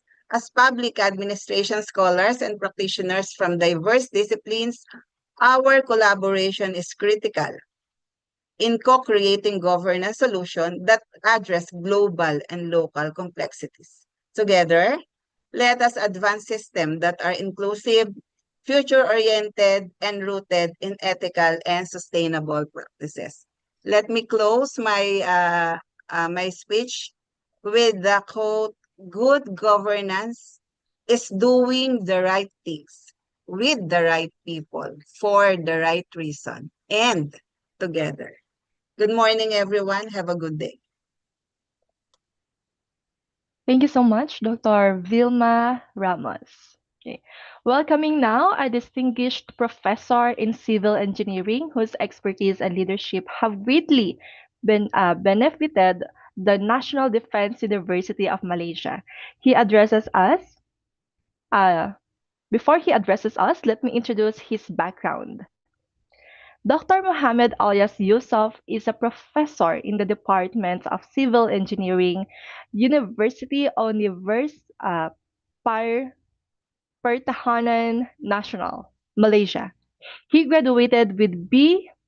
Um, engineering degree in civil engineering from University Technology Malaysia in 2002, MSc degree in integrated construction project management from University Technology Mara in 2005, and PhD degree in civil engineering from University Pertahanan Nasional Malaysia in 2013. He is a professional engineer registered with the Board of Engineer Malaysia. His main research interests are in the blast-resistant materials such as concrete, glass, and also military and commercial explosives.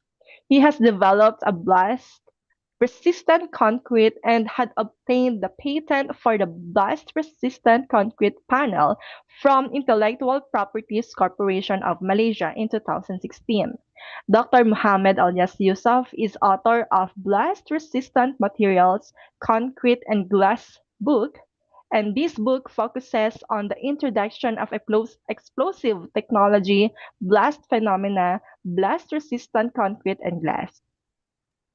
Dr. Mohammed Elias has published extensively in the areas of blast resistant materials and technology with a total publication count of more than 100, has served as reviewer for prestigious journals Science and Technology Journal. In 2004, he was awarded a Distinguished Researcher by Venus International Foundation, Chennai, India, for his valuable contribution in the field of blast resistant materials and civil engineering. His areas of expertise are concrete technology, glass, structural, construction project management, and sustainable development goal. Please welcome Dr. Mohammed alias Yusuf. Thank you very much for the organizer for inviting me. Can you all hear me? Yes, Doctor, it's audible. Okay. I'm honored to be invited at this World Conference on Multidisciplinary in Malaysia. I'm Dr. Muhammad alias Yusof from University Pertahanan Nasional Malaysia. We'll be talking about the development of blast-resistant concrete using a green technology. Now let me share my slide with you all. Let me see how to share, if you don't mind. I'm sharing now. Can you see the slide? Yes, Doctor. Okay, let me adjust this one, make it slightly. Just a minute. I want to adjust this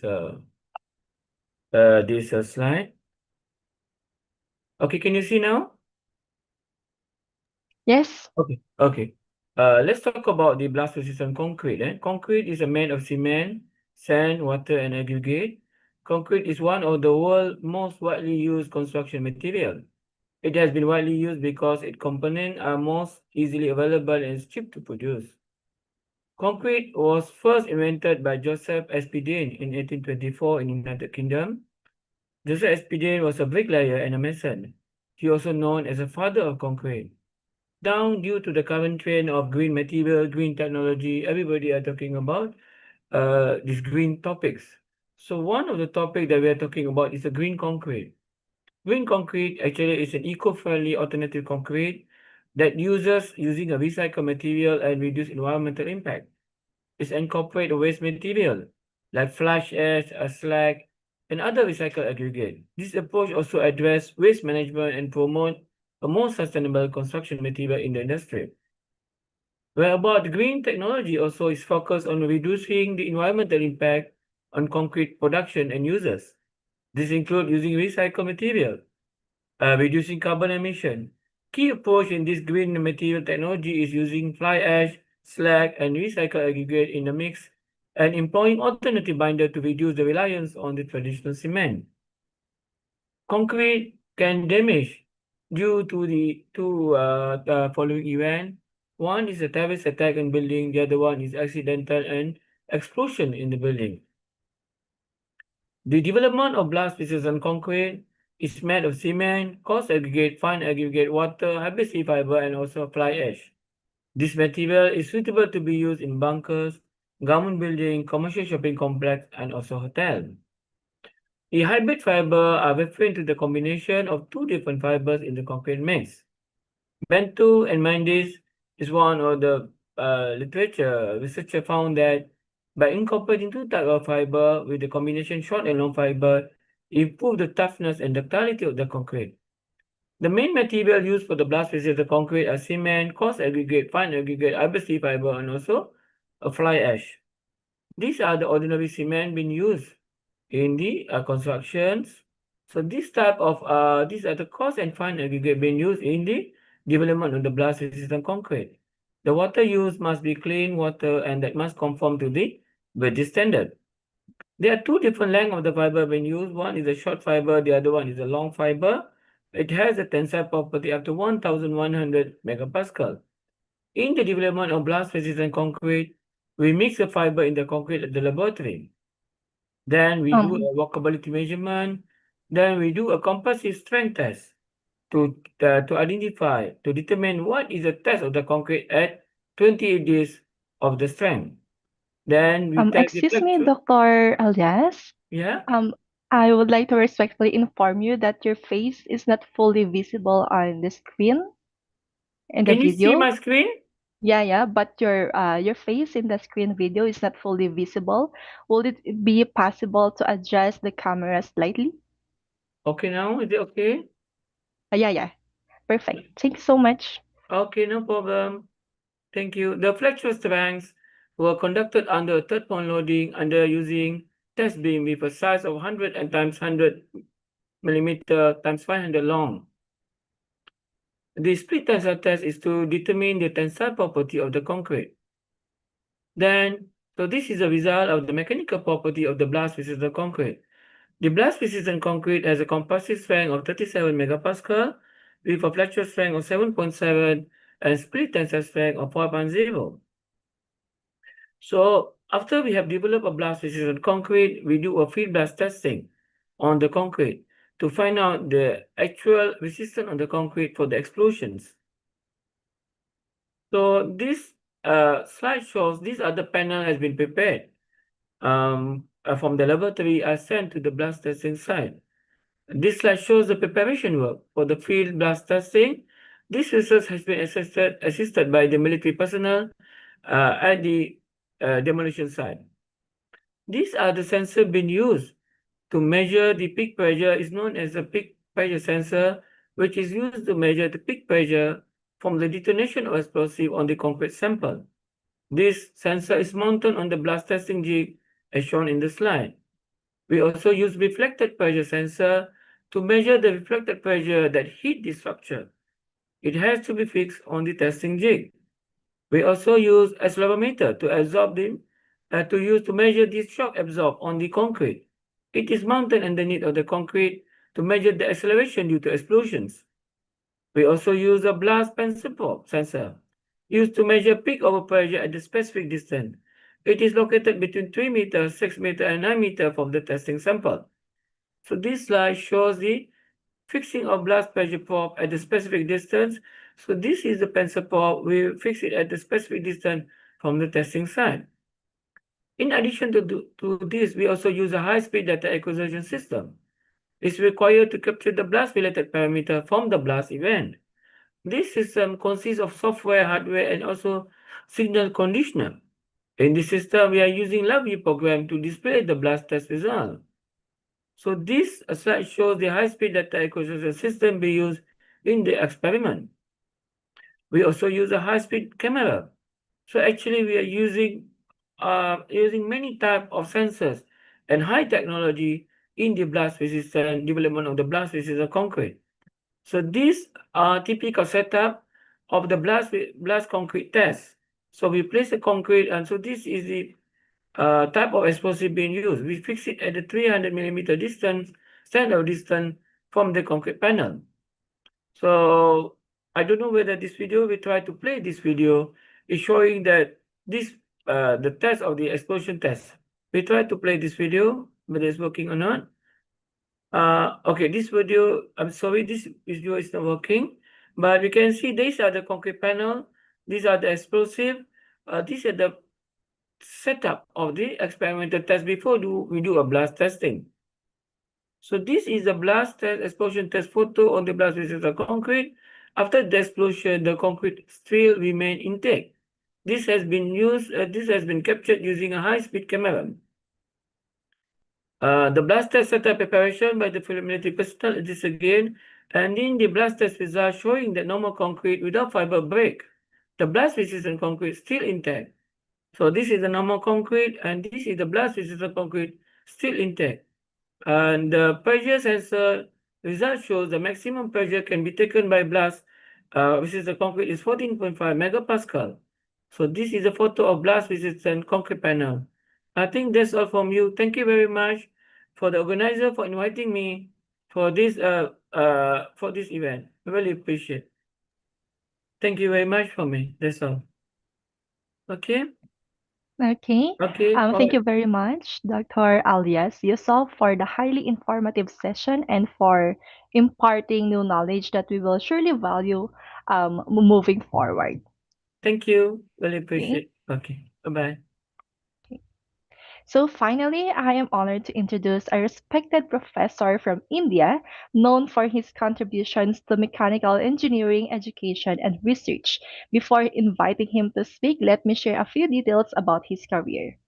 Dr. Sudarshan Rao K is an accomplished academician and researcher with over 28 years of teaching experience in mechanical engineering, currently serving as Dean of Quality Assurance and Professor at Sri Madhwa Vadiraja Institute of Technology and Management, Udupi.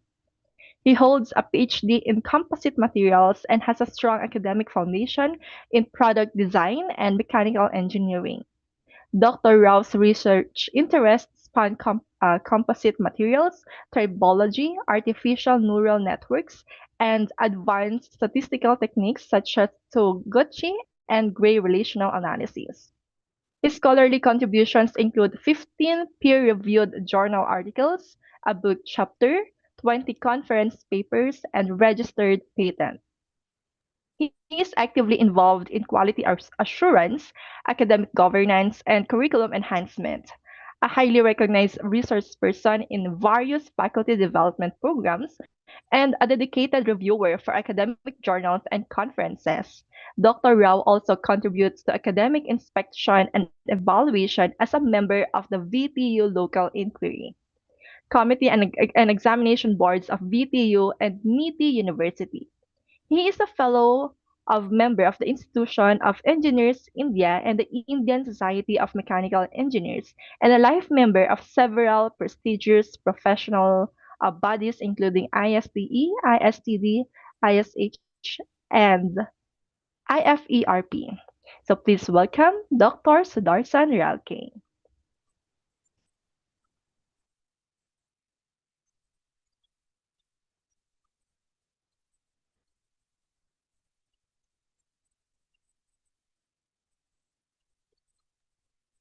Good afternoon, Dr. Sudarshan.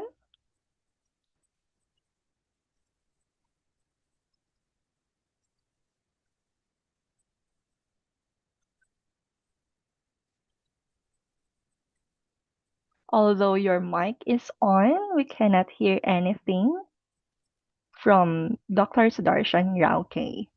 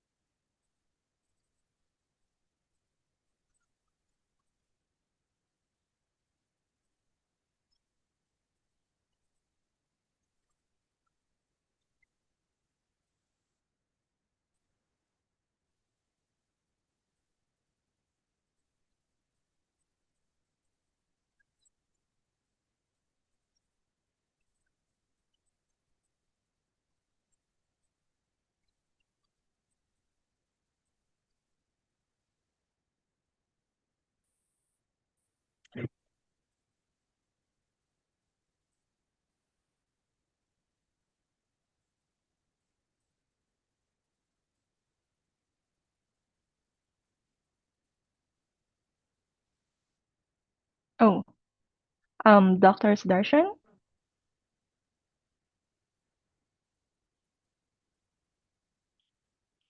I think your microphone is not working.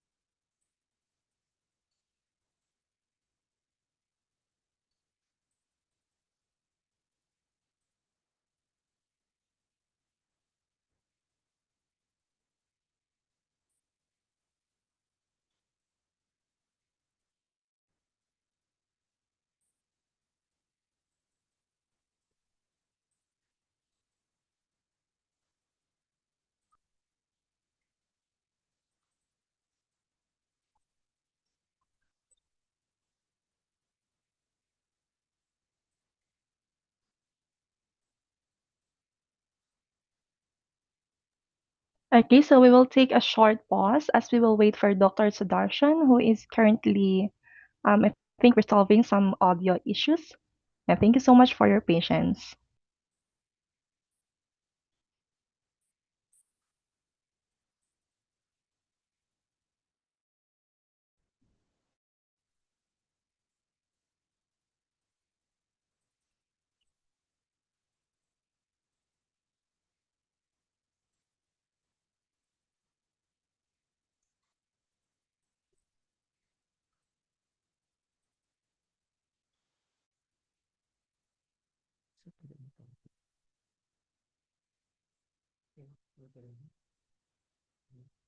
Hello, hello, hello. Yes, Dr. Yeah, Sudarshan. Yeah. now audible, no? Yeah, Yes, you are yes. audible now. Yeah. Yes. Now audible, no, madam? Hello? Yes, doctor, you are Yeah, yeah, audible. yeah, yeah. Thank you, thank you. Thank you very much for the. Mhm. So, in my session, I'm going to present the the future of in education, our technology, education through the technology. So, I'm Dr. Sudarshan Rao, uh, Dean Quality Assurance and Professor in the Department of Mechanical Engineering. And Oh, excuse me, doctor. yeah, yeah. Your video is turned off. Okay, okay. I'll turn on the video Okay. and slide also. Slide again.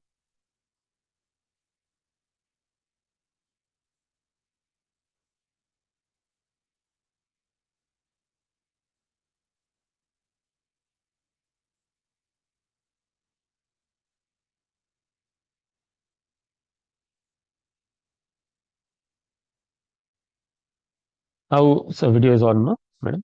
Yeah, Yes, doc. yeah, yeah.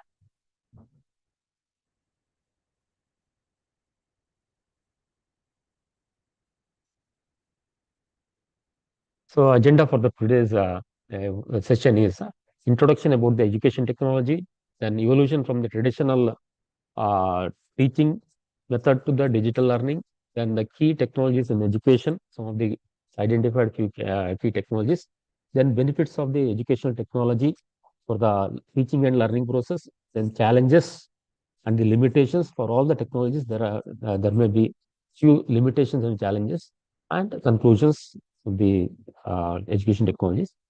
About the education technology, it refers to the use of digital tools, applications, and the platforms so enhance teaching and learning. Digital tools like maybe your ICT tools like our smartphones, smart say videos, smart classrooms, etc. Then the applications like some of the applications, LMS, then some of the mobile apps, Coot, etc. are some of the applications, and the platforms maybe the Google Classroom, Google Meet, eMeet, MS Teams, etc. to enhance the teaching and learning. So from the many years, fast years, education technology evolved from the simple computer-assisted instructions like the programming languages to the now latest is a virtual reality and the augmented reality is introduced or included in the teaching learning process. Let's see about the evolution of the traditional talk and talk to the digital learning, the present generation technological education. The chalk and talk was a foundation of the instructions. Earlier, they used the set is basically on the teacher-centric lecture-based delivery approach. The lectures based delivery approach is used in the your talk and talk method. So it is more on the faculty or the teacher-centric method, and so the students are focused on the memorization, and uh, there are less tools for the creativity, collaboration, visualization of the your teaching learning process. The learning environment was mostly the passive, and the students' role only to the absorb the content. Less interaction and earlier of the chalk and talk method of the teaching. It is a passive learning method. So now is the active learning method. Then after this, after the I think in the 1980s, the overhead projectors, that is OHPs, they started. Then slide transitions to your project the images, and some of the videos are played in the classroom using the TV or the VCRs. Then 1990s, this use the computer programming in the schools for the simulations or the for the calculations, like the Fortran, etc. They introduced for the programming languages. So this is actually the digital age started from the computers. Then the use of the internet, that is Internet of Things or the internet, use of the wide usage of internet, and so some of the tools, tools will enhance the use of technology like learning management system, Google Classrooms, etc. are used to distribute the materials, the assessment, and the asynchronous learning. Then the game changer was a smartphone. Smartphone revolution in the cloud computing recently. So because of this, the many applications are developed in the mobile phones for the teaching learning process, like the online classes or the online conferences or the video conferences. They use the Google Meet, Zoom, etc. For the collaboration and real-time communication. So after COVID-19, that is after 2020, the the technology is further accelerated. So so now the classrooms was not you are no longer the physical space, it becomes the digital ecosystem, that is 24/7. So you can have the discussion, you can conduct any time. Earlier it was only restricted to the your office times, that is 9 to 5. Now the teaching learning process can be extended beyond your the office hours or working hours, 9 to 5. Some of the key technologies in the education, some of the technologies are learning management system, like to manage. So that is learning the tools. The first one is a learning management system. That is to, especially it is used to manage the classroom, then they deliver the class as well as the materials, course materials can be transferred or the so given to the or the communicated to the students, as well as the grading system. And assignment submission by the students also, it can be evaluated also by the learning management system. So some of the examples of the learning management systems are Moodle, Canvas, Google Classroom, and the Blackboard. A few examples of the tools in the learning management system. Then collaborative and communication tools, like for the collaboration, that is real-time video conference, and the to share the documents. So these collaborative tools are used, like MS Team, Zoom, Google Meet, etc. The collaborative communication tools. Then cloud computing, it's in the education, like Google Drive, the Dropbox, Microsoft OneDrive are the clouds. So here we can share the details of the store the your course materials, the videos, and anybody, the students can access the cloud and they can collaborate. So that is in a real-time collaboration possible. That's just like Google Sheet or spreadsheet or the, Google Docs. It, they can collaborate. The real-time collaboration is possible to the cloud computing in the education. Then the MOOCs, the massive open online courses, like these courses, so anybody can access these courses. Throughout the world, anybody can access the courses. From the universities, reputed universities like Harvard, MIT, IITs, so they can access the MOOC courses like Coursera, Swayam, etc. Are some of the platforms used in the MOOCs. Then the technologies of mobile learning, that is M-learning, mobile learning apps, like the best examples are Duolingo for language learning. Any language you can learn using the Duolingo or language app, as well as some of the learning apps available, Gate Academy, Khan Academy for the learning process by the students. Then video-based learning platforms like YouTube educational videos, the TED, Swayam, Unacademy, etc. These enables to learn at the student space whenever they need, so they can learn, they can rewind, or they can review the or the any number of times. That is at their pace they can learn. So this best example in the classroom we can adopt. So the video-based learning platforms can be adopted. That is, if you share a video, so prior to the class, prior to the lectures are prepared or be shared using the YouTube, and the students should prepare for they should watch and they come prepared for the class. The class only for the discussion, not for the conduct lecture session. Lecture is recorded in the YouTube and sorry, video, and video is the students prepare for the next class. So when the students are should come prepared for the discussion in the class. That is a video-based learning. Next tool is assistive technology, like for the disabilities. Some of the disabilities, it will help. The technology will help to work on the disabilities, like screen readers for visually impaired learners. Some of the screen readers are available, as well as the voice. That is, the text is converted to the voice. That is, visually impaired learners can learn by hearing, as well as speech to text for the hearing impaired learners. That is, it is the assistive tool for the for disabilities. Then the gamification tools, it is also, so it is it will motivate the students, as well as it will enhance the your feedback also, get the feedback of the learning. That is, gamification tools like Quote, Viz, Mentimeter, Classcraft are the some of the tools used. That is, students' engagement can be improved. That is, live quiz we can conduct in the your gamification tools. So that is, so in the like in the Mentimeter, there is a leaderboard. It will motivate the learners how fast they can give the answers to the questions, and so it will increase the engagement, the class engagement in the teaching learning process. Then the artificial intelligence, VR and augmented reality, that is virtual reality and augmented tools also will help in the teaching learning process, like the personalized learning. The AI tools may be the automate tasks and provide intelligent tutoring.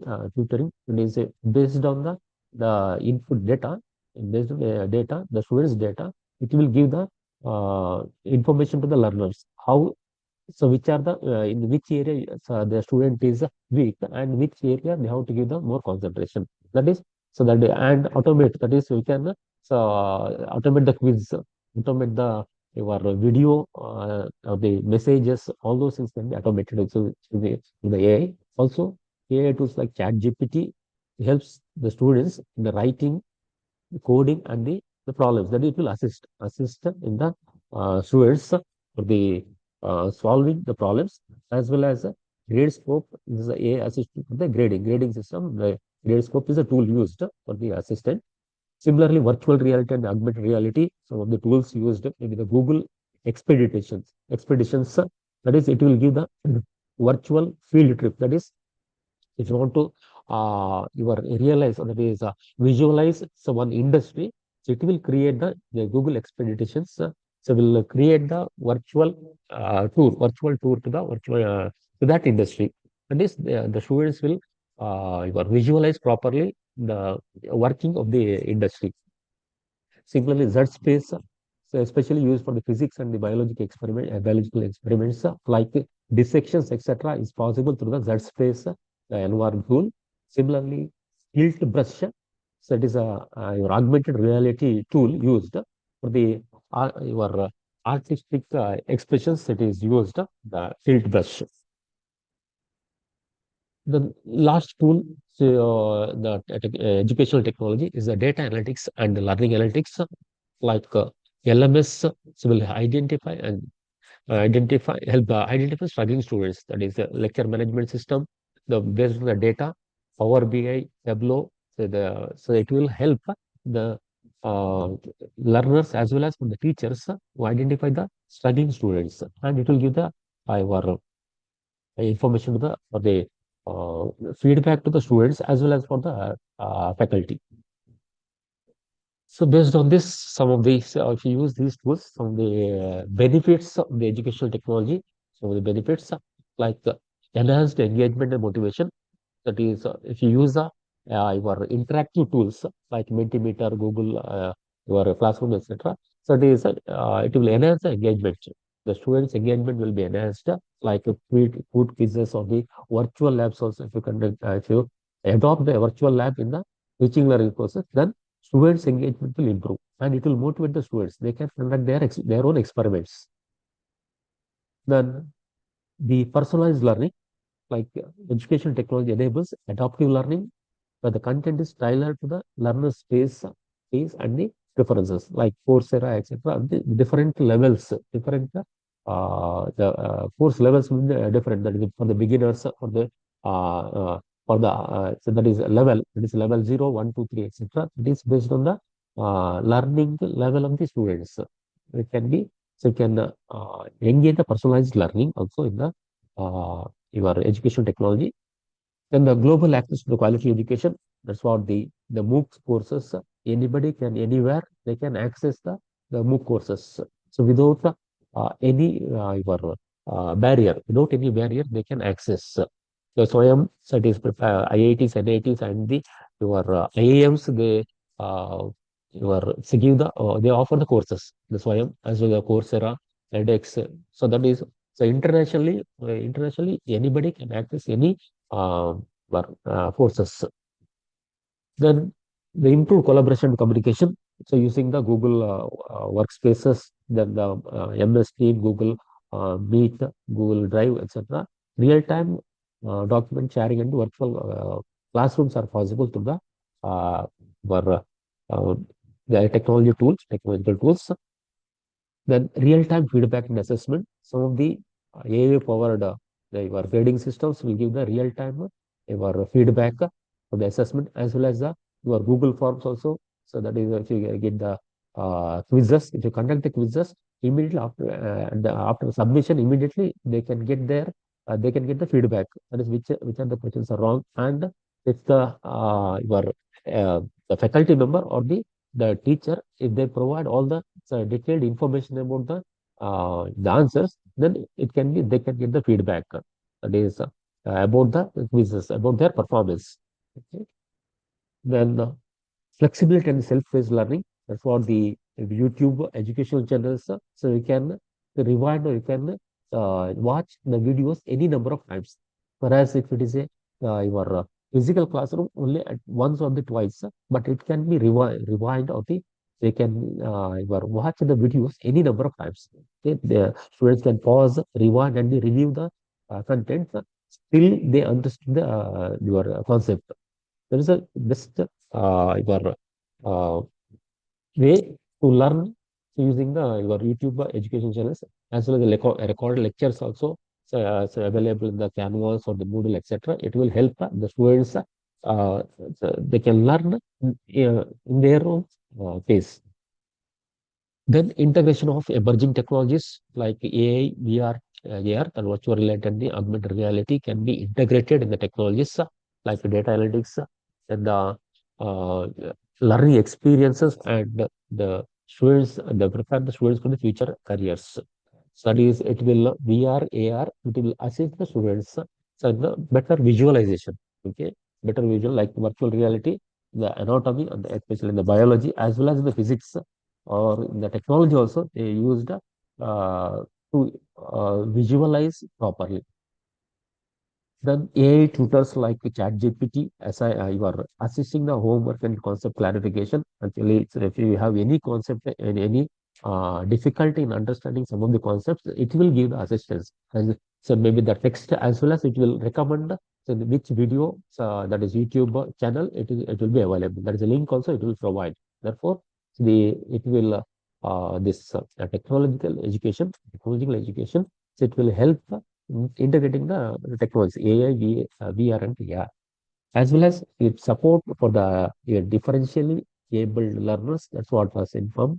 That is screen readers and the speech to text tools help visually impaired students. That the closed captioning in the captioning on the videos also it will help the hearing impaired learners. Then skill development, career readiness, that is for the 21st century skill, that is critical thinking, problem solving, and the digital literacy is important skills required in the 21st century. So this your educational technology will help to enhance these technologies. This they can improve their thinking, problem solving skills using the your educational technology, like coding platforms like Scratch, Tinkercad, or the GitHub may be used in the coding or the development. Then the efficient administration, the data management, especially it is used for the the faculty members, that is the technology streamlines administrative tasks, freeing up educators to focus on the learning. It is whatever, so if you schedule the meeting, so everything it will take care. And also the automated attendance system also, that is faculty members need not waste their time to take the attendance. So it will, the LMS system for the, so if you adopt the technology based LMS system, so it will take the attendance. So based on the your the tools used. And also the assignments and grading also, if you provide the digital assignments, then it will evaluate, it will give the grade also. Therefore, the faculty members can so focus more on the teaching other than the management, yes, learning management. For all any technology or any advanced technologies, there may be some, there are so many limitations and the challenges. So even the education technology also so have the many challenges and limitations.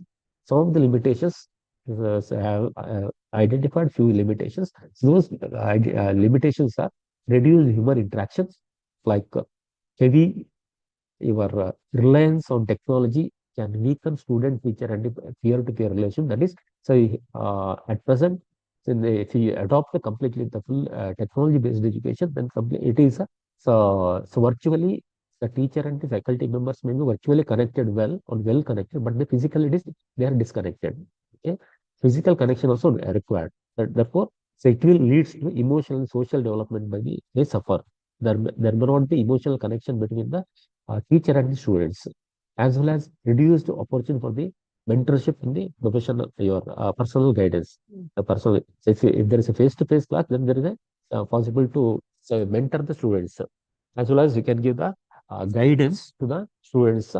Whereas it will limit the your human interaction. So the, if you use the excessive technology in the class, that is completely if it is online class or the online your video conference, then so there is no personal touch. That is virtually they are connected, but physically they are disconnected. The teachers as well as the peers also, peer-to-peer relation also. So there is no peer-to-peer relation. The if you use the completely technology-based learning, screen fatigue and the next challenge or the limit challenge is the screen fatigue and the health concern. That is the continuous use of the your technology on the screen. So it may cause the eye strain, headache, and reduce physical activities.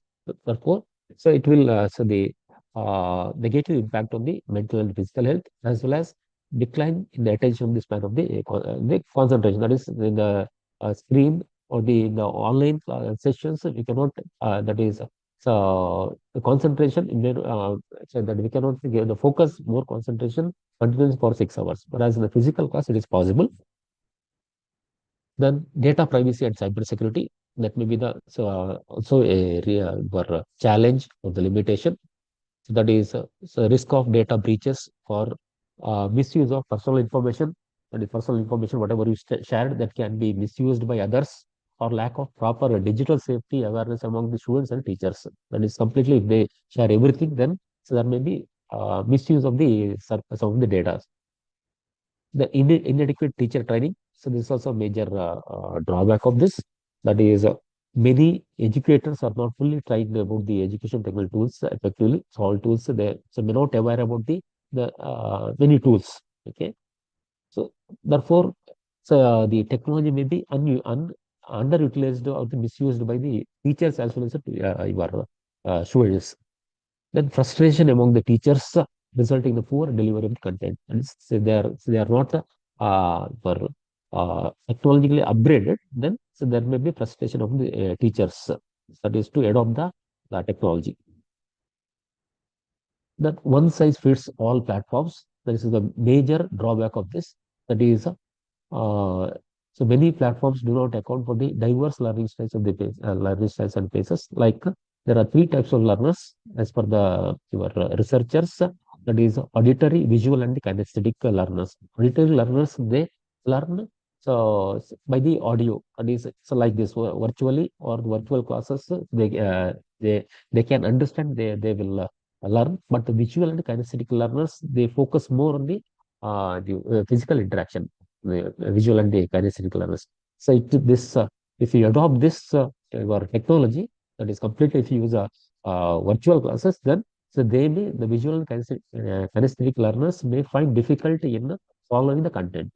Okay, therefore, it is not fit for all the your learners, types of learners.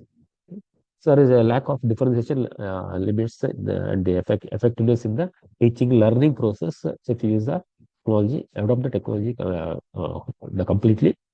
Then assessment integrity and the cheating. So if you use the assessment, so online assessment, then there may be chance of your difficulty in evaluating the actual students, and cheating or plagiarism is possible in the technology-based assessment. Technology-based assessment. The dependence on the technology, like if you depend more on the technology, it will reduce critical thinking. Handwriting also sometimes, if you provide the digital notes, then the students are not, they will not write any, take the notes. Therefore, their handwriting also, so that is, it will reduce handwriting and the cognitive skills also. The thinking skills also, so that is your will reduce or the decrease. So students will become the passive learners. Only whatever the teachers, the teachers say, they accept all those things. And skills like note taking, mental math, or the handwriting will decline because of the over dependence on the technology. The technical glitches and infrastructure issues. Some of the cases, it's everywhere. We cannot get the internet. Therefore, that is a unstable internet. Then the outdated hardware, the software can disrupt the learning. Okay, so frequent interruptions maybe takes place or depends on the technology, makes classes vulnerable or the breakdown. Sometimes it may be breakdown because of the technology glitches. Digital divide, that is not all students have equal access to devices, internet connectivity, or the digital literacy. That is this is also one major problem in the adopting the technology in the education. That is, everyone cannot access all the devices. Students in like a rural area, so they may find it difficult or they left behind or find difficult to adopt this technology, and equity in education becomes difficult to maintain. So in this case, cost and sustainability, the cost is also so latest devices, that is AR or the VR tools, may so the cost high. That is, the all colleges or all the institutions, they cannot afford some of the latest tools. Therefore, it cannot be adopted the fully in the institutions. Finally, so let me conclude uh, the session. That is education technology. Education technology has redefined the landscape of teaching and learning, evolving from simple digital tools to sophisticated AI-driven personal system. Okay. That is from the digital tools, tools to the VR, this AR tools are now, it is used. Okay. Its impact is increased access to quality education across geographies. There is no geographical barrier in the your accessing the your course content, and anybody can access any courses offered by the prestigious your institutions like IITs, MIT. That is, any courses can be anybody can access. That is increased access to quality education. Quality education is accessed by all.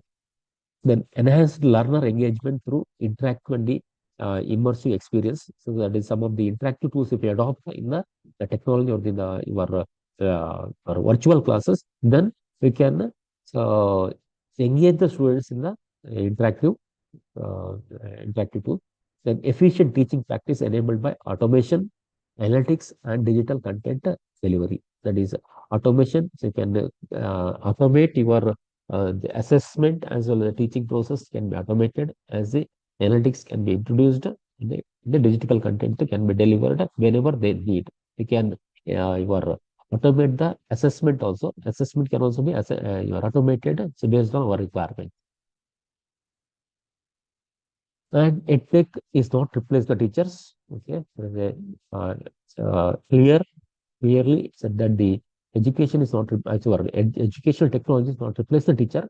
It is enhancing the teacher's role, the enhance the teacher's role and reshaping the classroom into a space of exploration, exploring the innovative teaching, innovation and equity. That is giving the your education to all. Education to all, that is equity in the education as innovation, the innovative tools and exploration of the new education system. Education and also education is not just about the digitizing content. That is only so not the digital notes or the PDF notes. Okay, it is fundamentally altering how we teach and learn, not by replacing educators, but by enhancing their capabilities. That is, by enhancing the capability of the your teachers as well as the learners, so will learn better. You can learn better in the education technology. And education technology is not just a support system; it becoming the backbone of the modern education. So that is nowadays the your educational technology is a backbone in the education system. And it need not be a video conference. It need not be video conference or the video or virtual classroom or the virtual laboratory is one tool.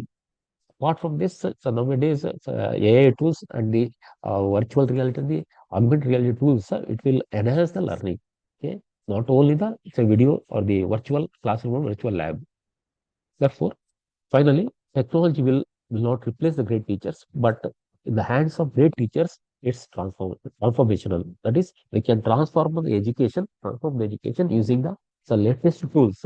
So to enhance the learning as well as teaching skill, teaching learning process can be enhanced by the great teachers. So it will not replace any the great teachers. It will provides the transformation learning environment to the students. The future of education lies in a balanced ecosystem where humans and the technology both are required. Not only the teachers as well as the technology is required in the education. Okay. Co-create learning experiences because your as per the design thinking, that is, it will enhance the experience of the learners. So that is earlier the product and the your design thinking. The product is it's giving the product that is a teaching process, whereas at present is a design thinking that is a teaching learning process where it should enhance the learners experiential learning is very important in the your technology based learning, technology based education. Okay, technology co-create learning experience to cultivate 21st century skills such as collaboration, critical thinking, and the digital literacy. So these are the so where we can enhance the students' learning. Okay. I think with this, as we conclude the session. Thank you. All right, thank you, Dr. Sudarsan Roque, for the highly relevant and timely discussion. Okay, so technical session one will begin promptly after a 30-minute break. So for our participants, kindly make sure to return on time so we can continue with the next session without delay. Again, 30-minute break for our lunch.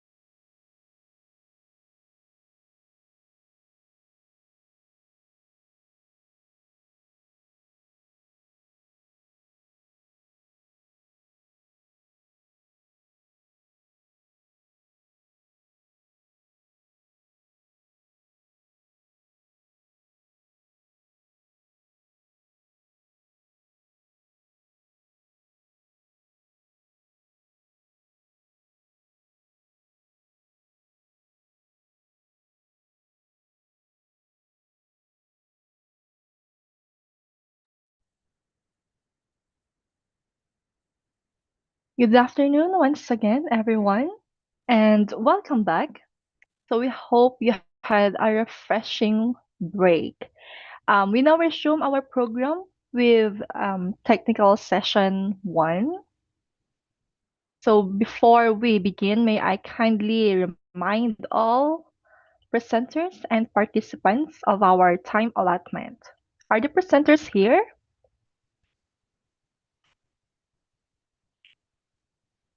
Yes, ma'am. Okay.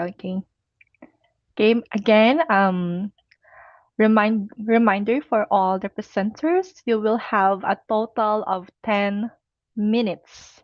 So 7 minutes for the presentation, followed by 3 minutes for the question and answer portion. We kindly ask everyone to be mindful of the time so we can accommodate all the presenters as scheduled. Okay, so with that, I would like to welcome Srivatsa TV to present the paper Predicting SOC of Conventional and Emerging Battery Cells Using Advanced Data-Driven Machine Learning Models Across Different C-Rates Conditions.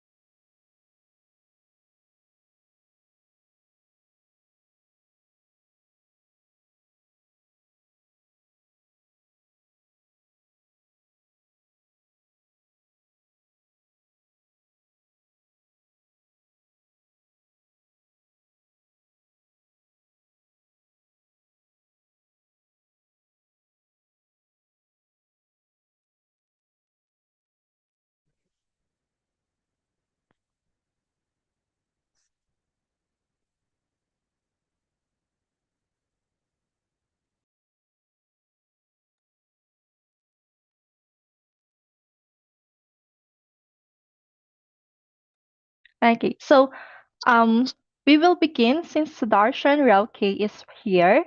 We will begin with his or her presentation. So again, I would like to welcome Sudarshan Rauke to present the paper Effects of Graphite Filler on Body Abrasive Wear Behavior of Carbon Fabric Reinforced Epoxy Composite.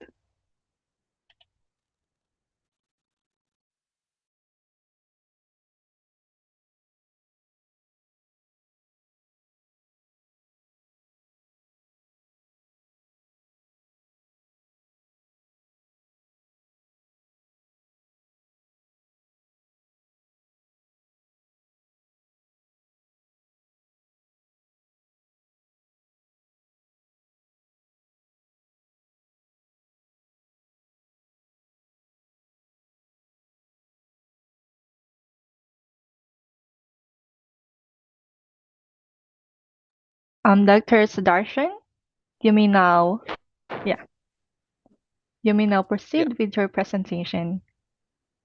So I'm audible? Madam. Yeah, Mr. Doc Sudarshan, you are Yeah. audible. Okay.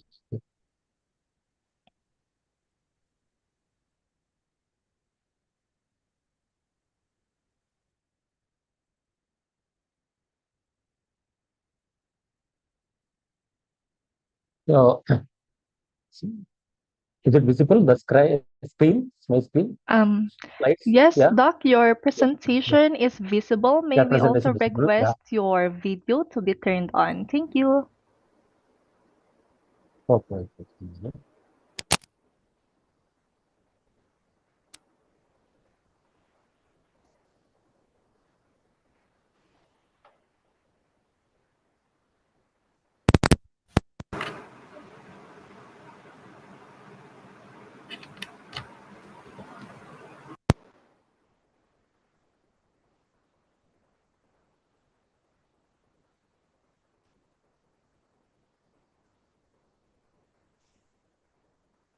Good morning. Hello. Yes, sir, are audible. Yeah, yeah, Doc yes. Darshan. Thank you. Yeah. Okay. So my research topic is effect of graphite filler on three-body abrasive wear behavior of carbon fabric reinforced epoxy composites. Basically, the three-body abrasive wear. So there are different types of wears. It is wear takes place when there is a friction or the friction between the two materials, like maybe the sliding wear, then the abrasion wear, and erosive wear, the three types of wears. So I'm focusing on the three-body abrasive wear. Three-body abrasion takes place when there is a two bodies will interact with each other, and in between there is a abrasive particles which will roll along with the sliding and the rolling takes place. So background of the background research background, carbon fabric reinforced composites. These composite materials are the materials which are combined in such a way that physically it is connected. Physically it is connected. So it can be separated. It is only the difference between the composites and the alloys. Alloys are metallurgically combined, whereas composites are physically combined, physically joined. We can separate these whenever we if you destroy this, then so it can be separated. Therefore, and there are different types of composites. There is polymer matrix composites, then the ceramic matrix composite, and metal matrix composite, based on the the matrix material. We basically the composite material composed of the matrix fiber and the particles. So composites, there is the matrix material which hold the fiber material or the reinforcements, and the particles are required to enhance the properties. The particulates like the micro or the nanoparticles are mixed with the matrix in order to improve the strength or the physical properties. Therefore, the your polymer matrix composites. This is a polymer matrix composites also. That is fiber reinforced. Then the particulate composites. The different types of composites. So, so my study is under the polymer matrix composites. That is a carbon fabric reinforced composite. That is epoxy is the matrix material used, and fiber used the carbon fibers. It is a bidirectionally woven fiber. So that is unidirectional fiber, the chopped fibers, then the so your bidirectional the fibers. Okay, so I used my research, that is carbon fabric, that is bidirectionally woven fabric with the epoxy Epoxy is the matrix material, that is polymer matrix. It is. So these carbon facts, the main advantage of fabric or carbon fiber is to enhance the strength as well as reduce the weight. Okay, that is a weight to the strength ratio is high compared to the other fibers, the glass fibers or the natural fibers. And also it will enhance the corrosion resistance as well as the durability. The durability of the so if you consider the metal, so the durability of the carbon fabric composites more compared to the metals of the other materials. In real world applications, these composites are used in aerospace, then automobiles, etc. It is used since it is a lightweight. Therefore, so it is used in the aerospace and automobiles. So the three-body abrasive wear, so due to contact with the loose and the hard particles, that's what the said for. That is sliding wear, abrasive wear, and the erosive wear. Erosion is because of the your air, okay, because of the wind, so the erosion takes place. Whereas three bodies are hard particles of the loose and hard particles, which is embedded in between the two mating of the surfaces. Three body abrasion involves particles like sand, usually sand getting trapped between surfaces, causing the material removal. Material removal takes place because of the trapped the sand particles, especially in the aerospace or even in the ship. So these experiences, three-body abrasion experiences, improve the abrasive wear resistance is essential to enhance the life and the performance of the composite materials.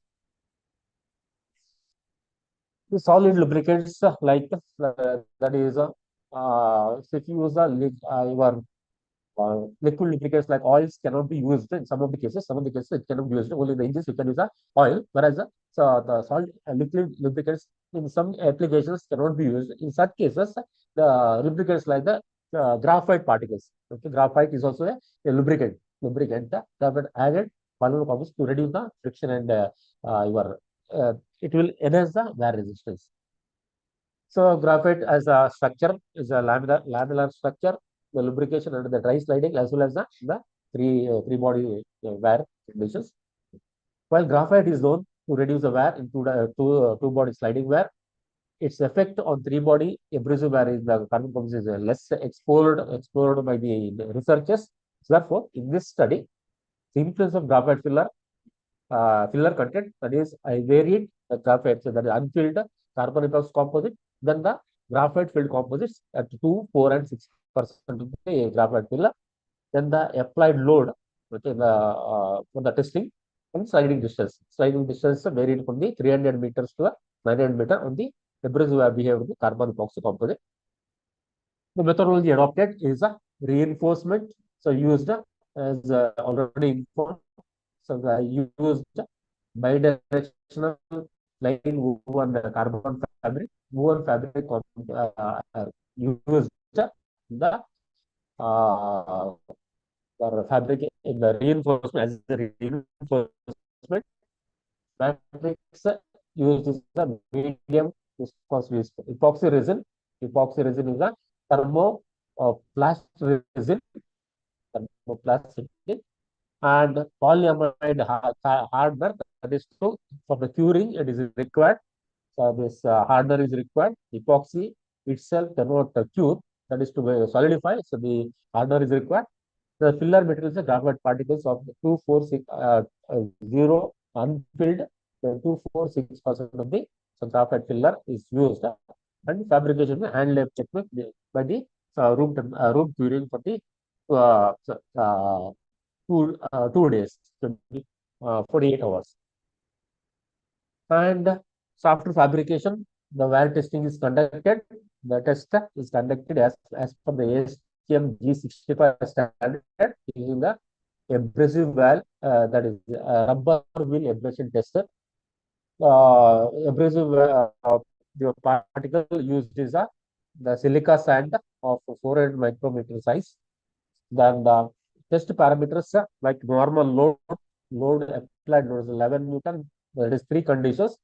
First condition is 11 Newton load, 23 and 35 Newton, and sliding distance as mentioned 300, 600, 900 meter. Measured response are the specific wear rate. So that is initially the weight loss is measured. From the weight loss, volume loss is calculated by weight. Sorry, your change in the mass or the mass loss divided by the density will get the volume loss. Volume loss from the volume loss, the specific wear rate is calculated. Specific wear rate. Specific wear rate is the volume loss divided by the load. The applied load into the sliding distance. Sliding distance. And specific wear rate is the measure of the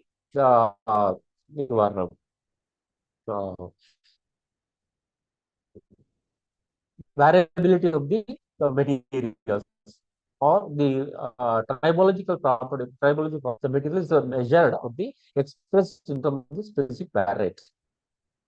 So testing of the wear test, then the surface and micropose images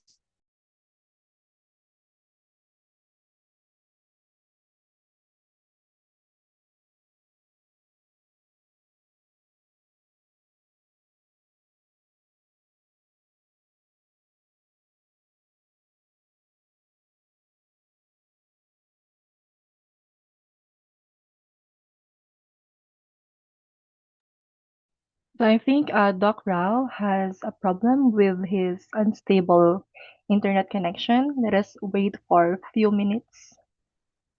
And after that, if he's still no longer here, we will proceed with the next presenter.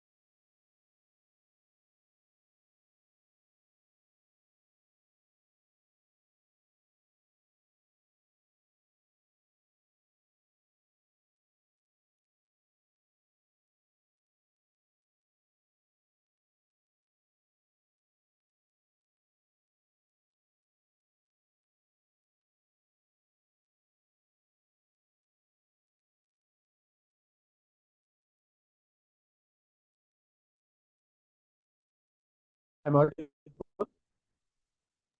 Hello, Doc Rao. Hello. Yes, you are audible.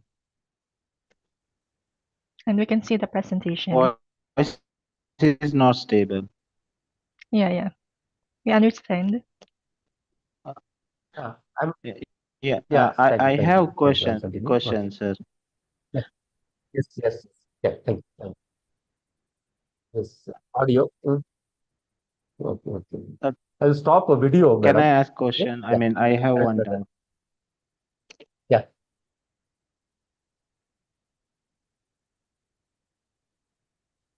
Yes.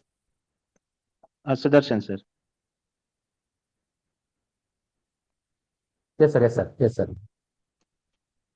Sir, so can you please let us know what Hello. are the Yes, real-time sir. Yes, sir. application, Yeah. real-time application where we can Hello. use these materials?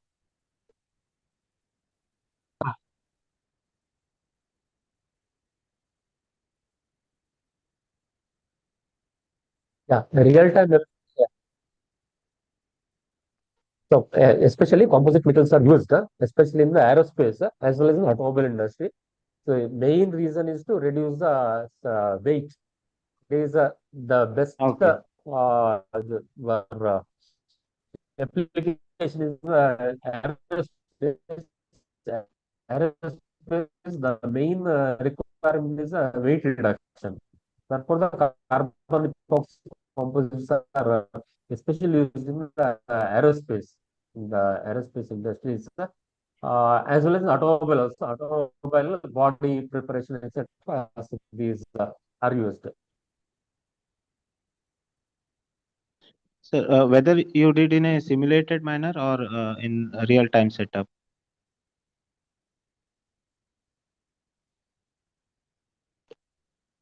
So, as seen in the result, okay, the graphs, the abrading distance, effect of the abrading distance traveled, cities, the specific real time physical model only. No simulations. No simulations. Simulation. Okay, sir. Only Thank you. the Thank you. experimentation conducted. Okay, got it, sir. Yes, Actually, yes. physical setup to conduct the experiments. That is, there is a setup at the experiment. There is a, as per the ASTM standard, the specimen 5 mm length and the your 10 width that should be kept your work bench. And so here the virtual environment, creating the environment that is simulation. Then the aberrating distance as aberrating distance increases, the specific variant decreased. Since the distance is in the specific variant is volume per the Newton meter, that is the distance. Since your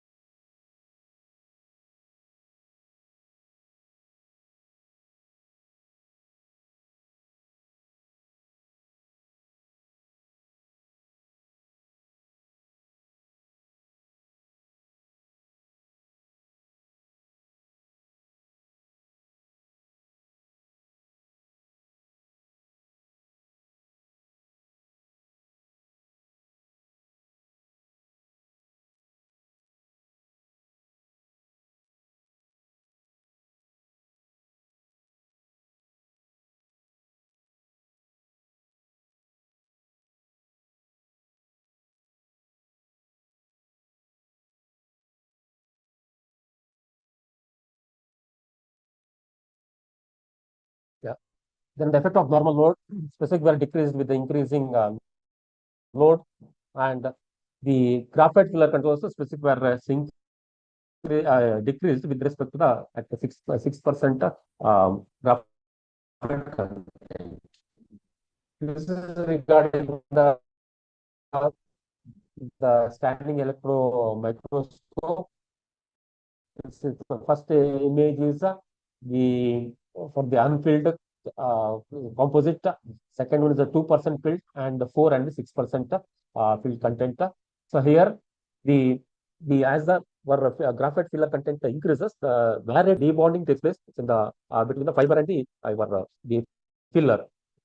The same analysis justify that the matrix your unfilled composites matrix flowing debris formation and the gradual fiber exposure is a major reason for the wear rate.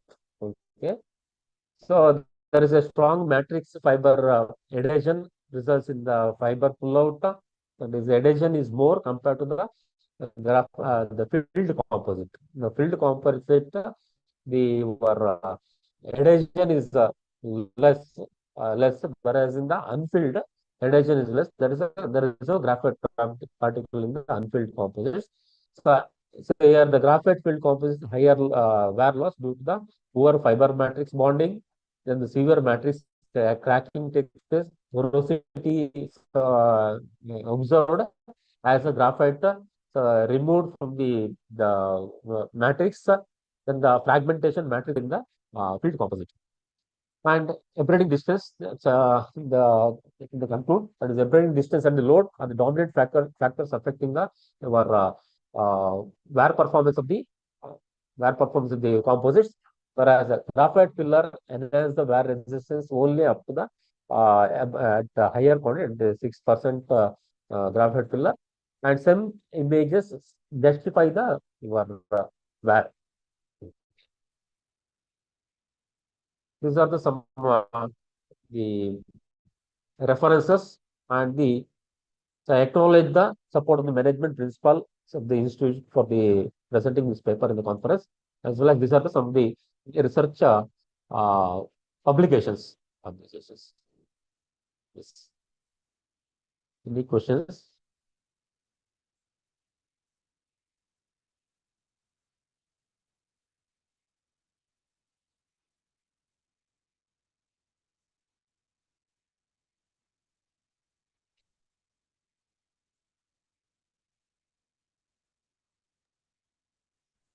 Okay, so since there are no more questions, since one of our session chairs Thank you. has already engaged the speaker with a question, we shall now move forward with the next presenter. Thank you, Doc. Dr. Sudarshan Rauke. Okay, next I would like to welcome Srivatsa TV to present the paper Predicting SOC of Conventional and Emerging Battery Cells Using Advanced Data-Driven Machine Learning Models Across Different C-rates Conditions.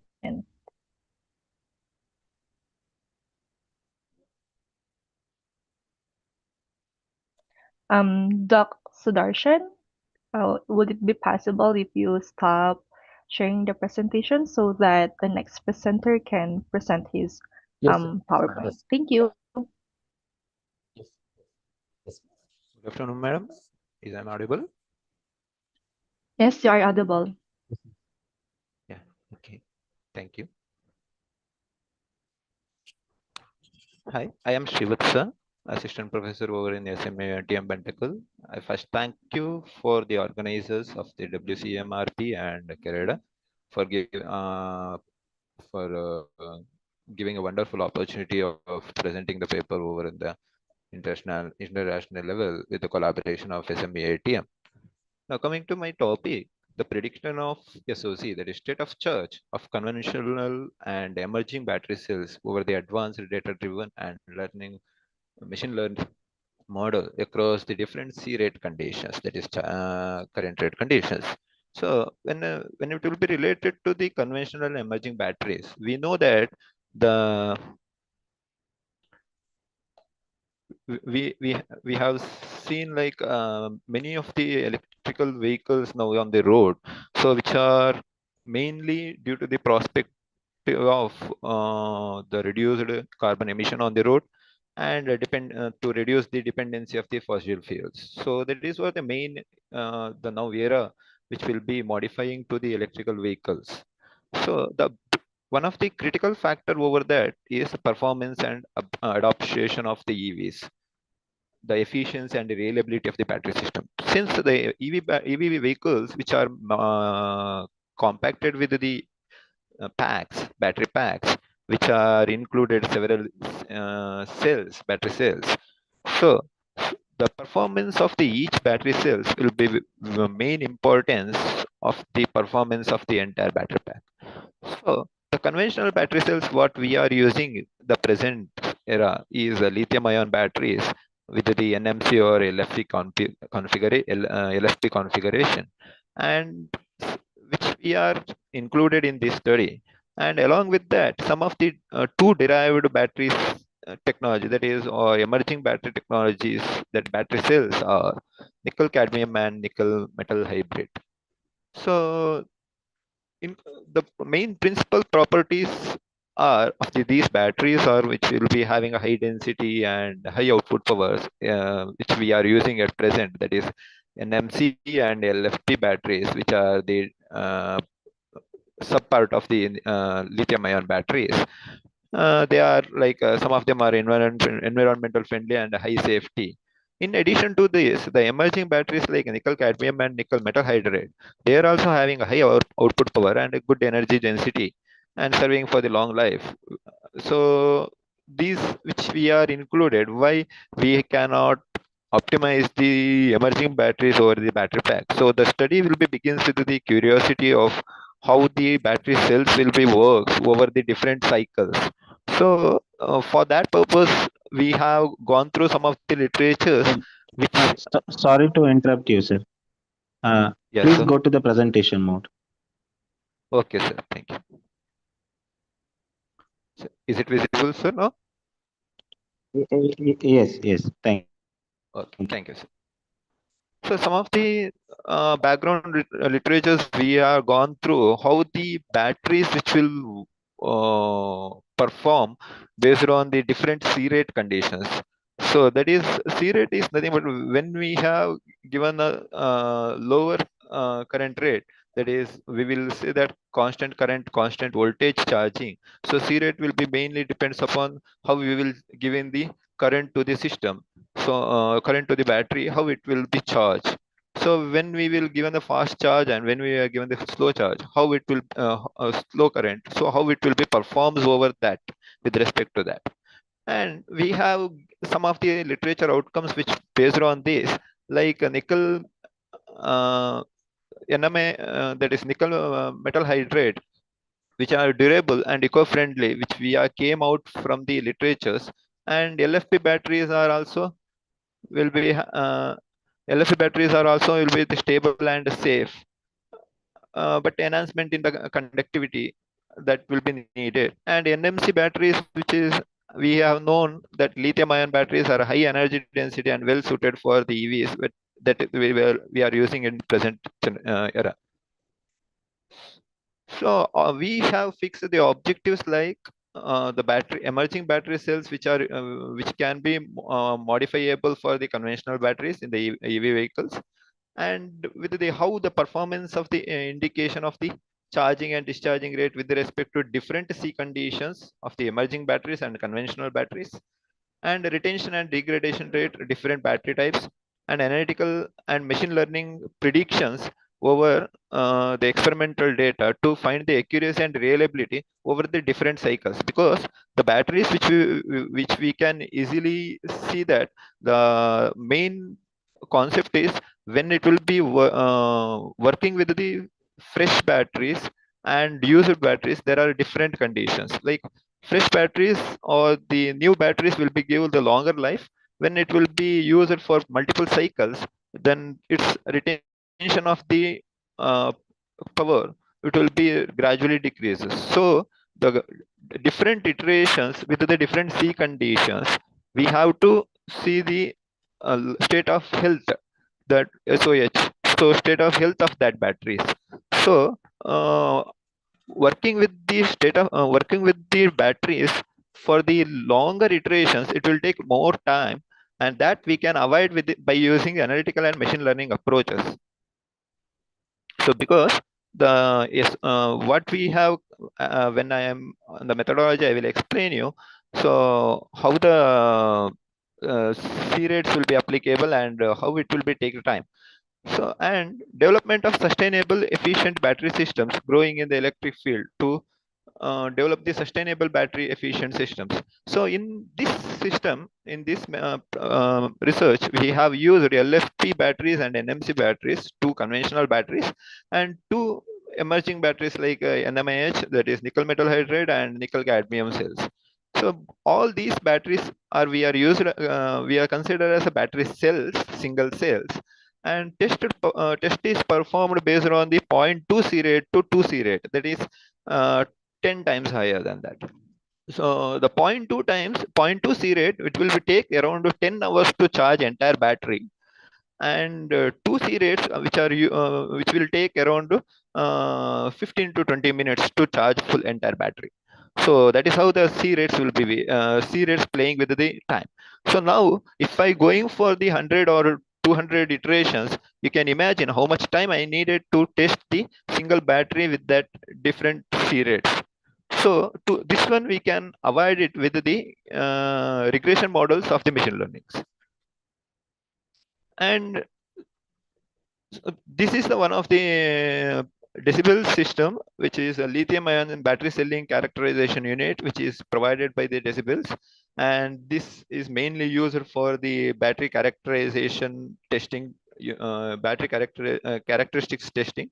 And the decibels are one of the leading electric vehicle simulators, system designers, and we have used it is having 8 cells. We can parallelly connect 8 cells over in the system, and we can give the configuration for each and every batteries with the separate system. So we can see the whatever the properties of each and every battery cells at a time, that 8 batteries at a time over in the system.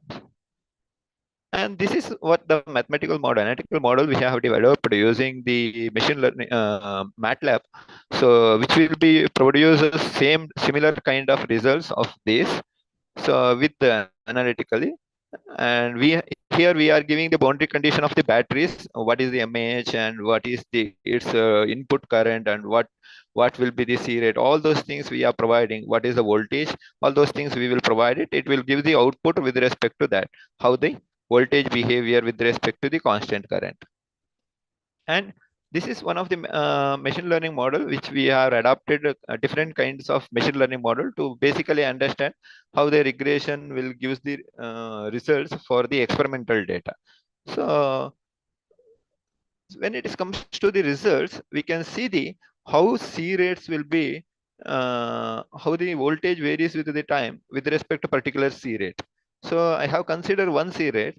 So I can see the based on the time how the voltage will be varies with the charging and discharging cycles. This is entire cycle of the charging, and this is ideal one, and again it is a discharging process. So based on the iterations, you can see the trial 1, trial 2, trial 3, trial 4, trial 5. So trial 5 will be basically over after 10th iteration, and trial 1 will be the first iteration. So we have made with the skipping 1 1 1 1. So this trial 5 will be indicate 10th iteration. So you can see the variation of the 10th trial and first trial. So the first trial and 10th trial. So the variation, same way we were here, the NMC, LFP, nickel cadmium, and nickel metal hydride. So we can see the how the variation of the charging and discharging cycles will be through the graph. And when it comes to the comparison of the experimental result with the analytical, so the analytical one which we is producing with the lower amplitude, but is following same path of charging and discharging as usual of the experimental one. You can see the analytical one so over here, but the comparison chart will be follows this. And when it comes to the prediction model, we can predict it with the after 50th iteration, we have considered 50 iterations values, and we have predicted one regression model for similar kind for the future one, like varying the C rate. So we can see the prediction models results over these several iterations, and the same way over this also. That is 1 C rate and 0.2 C rate, that is a higher C rate and lower C rate we are plotted over here. And when it comes to the accuracy of the prediction models, we got around XGBoost is having good accuracy and even decision tree, but in the decision tree we have seen when cross validation happens, so decision tree will be produced somewhat overfitting errors, so we have avoided the decision tree. And the XGBoost will be showing good result, so we have followed with the XGBoost. The whatever the result I have shown is related to the XGBoost only. So and come to the conclusion, so C rate and combined machine learning approaches will be reduce the degradation and extend the like battery life, means we can optimize the batteries with the replacement of emerging battery cells. So that will helps to that the whatever the conventional batteries disadvantages we can avoid with the emerging batteries, like temperature, higher temperature values, means if NMC batteries which are heated for the certain temperature, so they are not having that much energy withstanding capacity. So and even the failure of the lithium ion batteries over the higher temperature, that we can avoid it with the nickel metal hydride batteries. And so machine learning integration ensures that early detection of the overheating or overcharging. So how the battery lives over the different cycles, that we can predict it with uh, the results which we are got with the 50 iteration or 100 iterations. And conducting the experiment with the multiple C rate provides the diverse data over the training the model. So that we know that the machine learning models are needed multiple C rate data to predict the future, the real world usage scenarios also. And to experimental and machine learning analysis can guide the development of advanced battery chemistry and configuration. So this is a primary work which we are conducted for the four battery cells. So we have a plan to implement the same work over the different battery cells, so that which we can replace with the optimized battery pack. So because the whatever the battery pack failure will be happening in this era, which we can avoid it using the optimized battery pack. So that is what the main intention, and we are working over that. The prediction models minimize the downtime and optimize the maintenance schedules and reduce the operational cost also. So since whatever the predictive models will be giving the results, which will be reduces the whatever the operational cost and operational time. So that will be the main helpful from the prediction models, and which will be accelerate the experimental efficiency.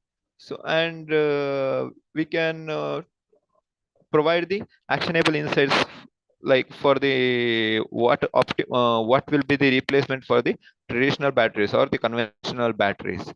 So this is for the main conclusion.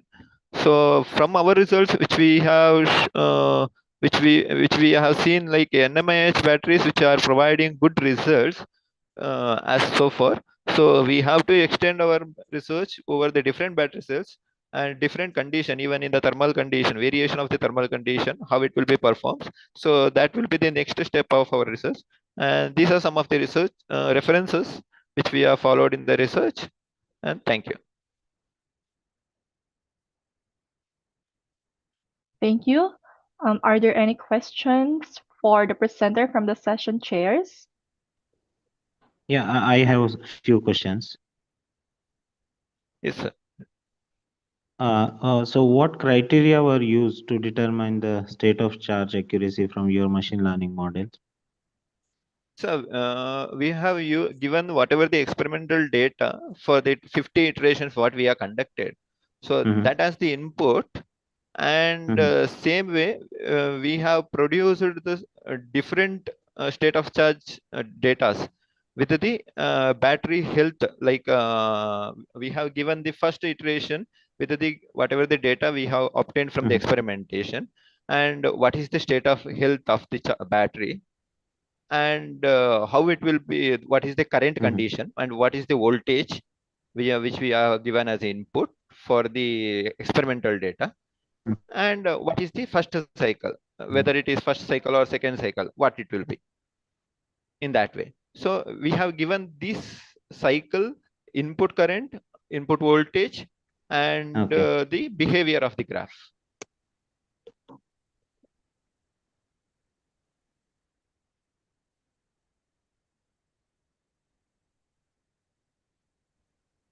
Result with ML based prediction.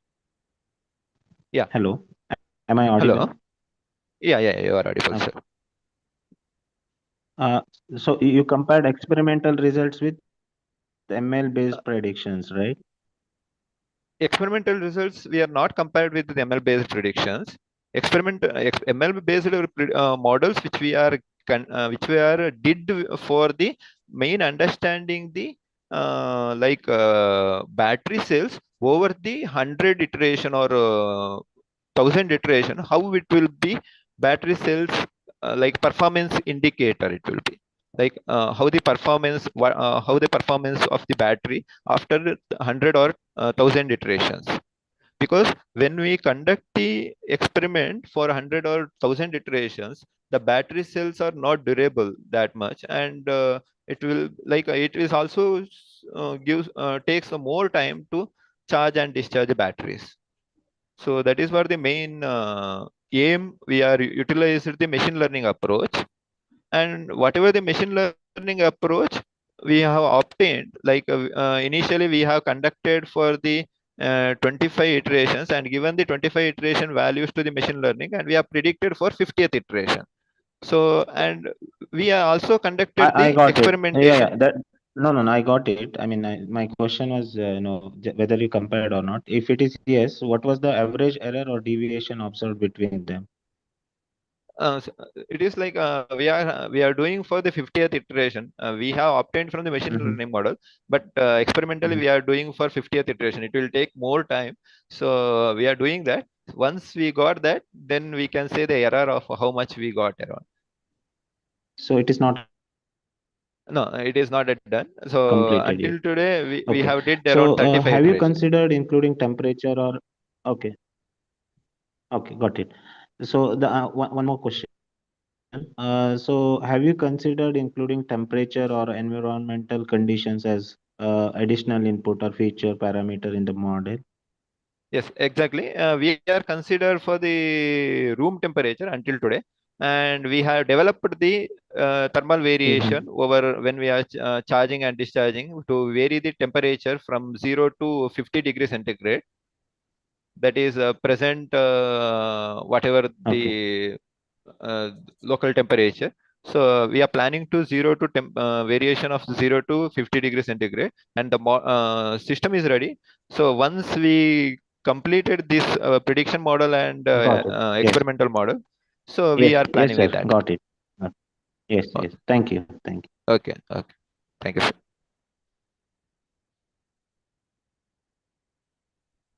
Okay, so since there will be no more questions, thank you, Srivatsa TV.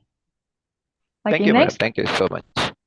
Okay, next I would like to welcome the next presenter, Ganesha Prasad, to present the paper Multimodal Based Disease Prediction Using Machine Learning Techniques.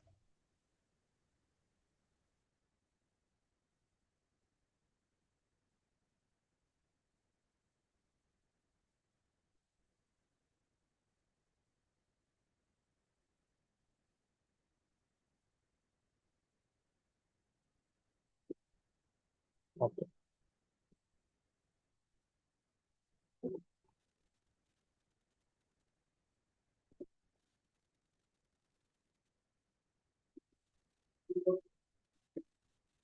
Yeah. Hello. Am I audible? Hello? Yes, Am you I are audible? audible. Yeah. May we also Yeah. request you to turn on the video? Thank you. Can I start? Yes, you may start. Again, we would like to request you to turn on the video while presenting your presentation. Yeah. Good morning, all. So my name is Dr. Ganesh Prasad. So I am going to present today multimodal based disease prediction using machine learning based technique. So the Disha PU, Hitachri, Neha Dineshettikar, and Vidhi Prabhu K, they are the co-authors of this work or paper. And I am assistant professor working as assistant professor in the Department of Artificial Intelligence and Machine Learning and in the Sri Madhu Aditya College of Engineering and Management, Bantakal.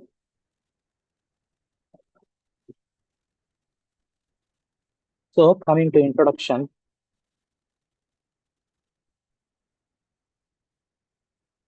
So, artificial intelligence and machine learning nowadays is a booming technique. Everywhere we can see its application. So, and is no longer bound to a specific field. So, it has expanded its application areas everywhere. So, even we can see its application in medical field. So, medical field is one of the important uh, application area where we can see a lot of data. So when we have a lot of data, we can use this AI-based technique. Hello? Excuse me, sir. Your screen is not visible. I mean, your video is not visible. We want to see your face. Please turn on your video. Okay, 1 minute.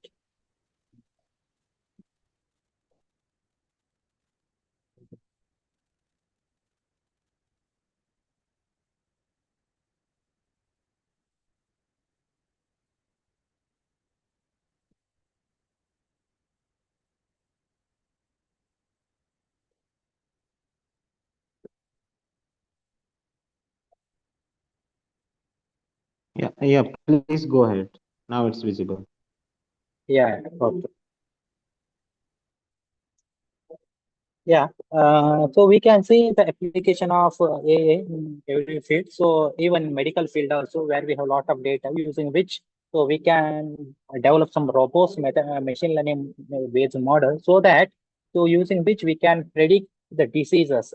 So disease prediction is very, very important. So early detection of disease will help to heal at the earliest. So therefore, we can use this techniques. So application of machine learning in healthcare is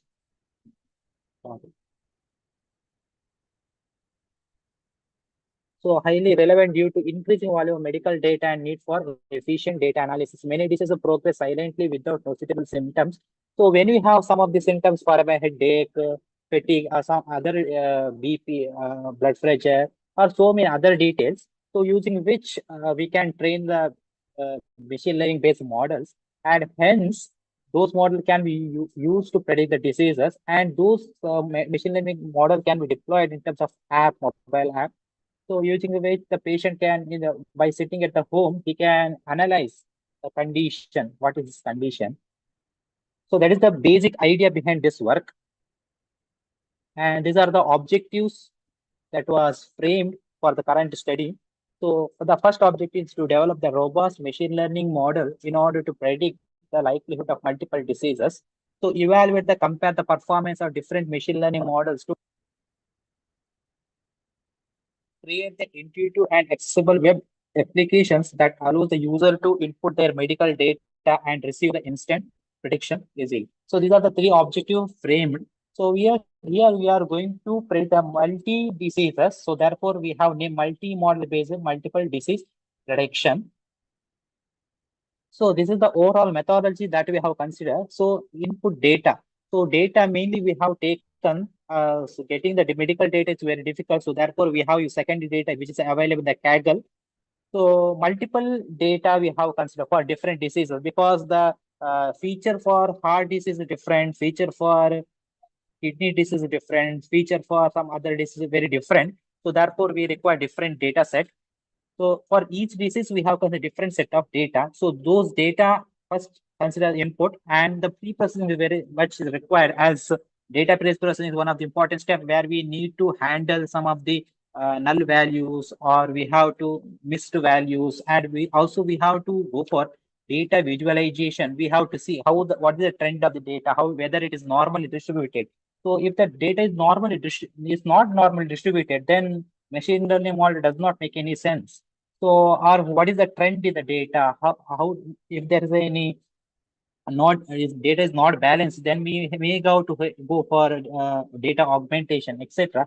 So, in order to analyze those things, so we have gone for data visualization.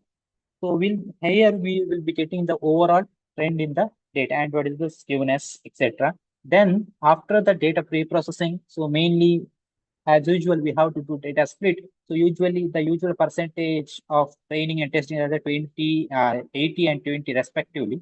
So those data will be given for different classifier. Here we have for a given, it is very difficult to say that for this particular data, this machine learning based model will work efficiently. So that means we have to train for a given set of data, we have to train multiple models. For example, logistic regression, decision tree, random forest, or SVM. And SVM in there, SVM, there are many different hyperparameter tuning also. Using hyperparameter tuning, so we can tune the model for different configuration. So for a given this set of data or a given disease, we have trained the multiple models. So that is the classification work. After training process, so then we have to do the testing.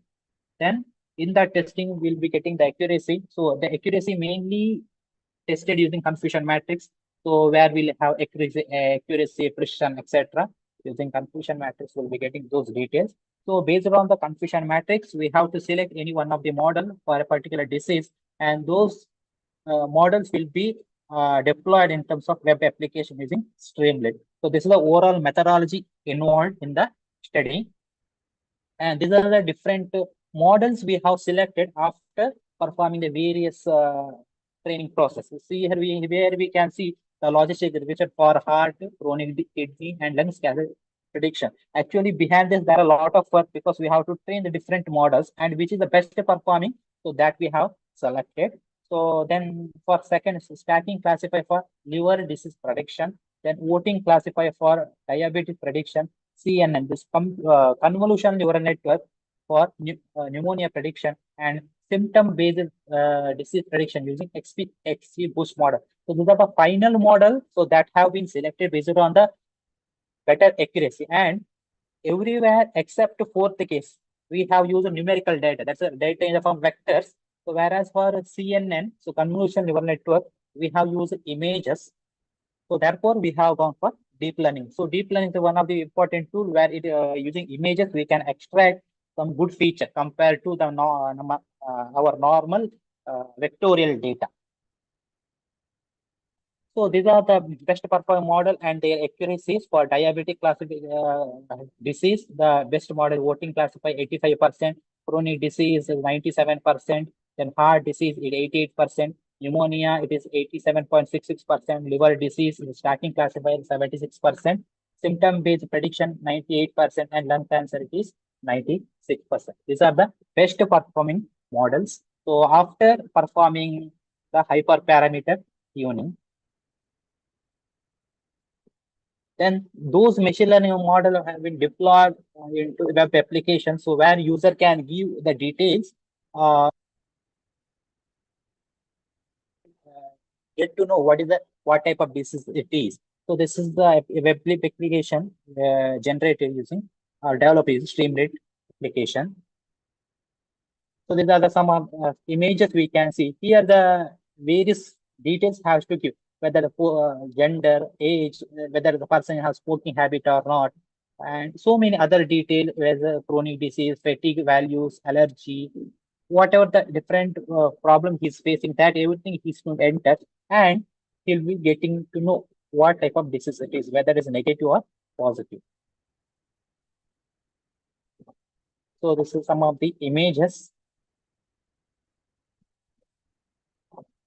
So what I see is this is not a robust generalized model. Whatever it is performing, it is up to the given data. It is performing better for the given data. When we want the generalized model, we need to have all kind of data. So what we say vast data. So then only this model can be generalized. This is just an initial work. So a lot of work study is required in this area. When we get some robust vast data, so we can develop a robust or a generalized model using which the prediction can be a machine learning model can be deployed into a mobile app, and the patients can be utilize this app by sitting at the home and get to know about the disease details or the type of disease, etc. So the final the conclusion is the multiple disease prediction system is using Streamlit provides an intuitive and efficient platform for early diagnosis of various diseases.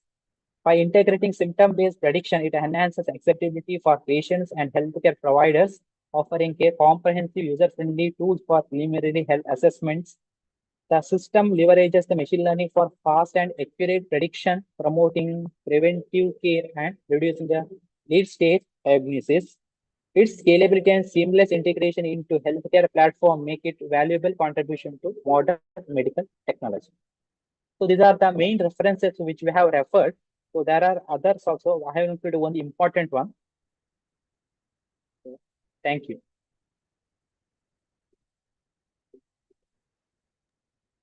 Thank you.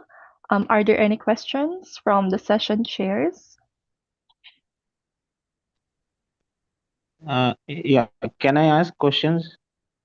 Yes, sir. Sure. I'm thinking I'm asking questions, continuously. Is it okay? So it won't disturb your schedule.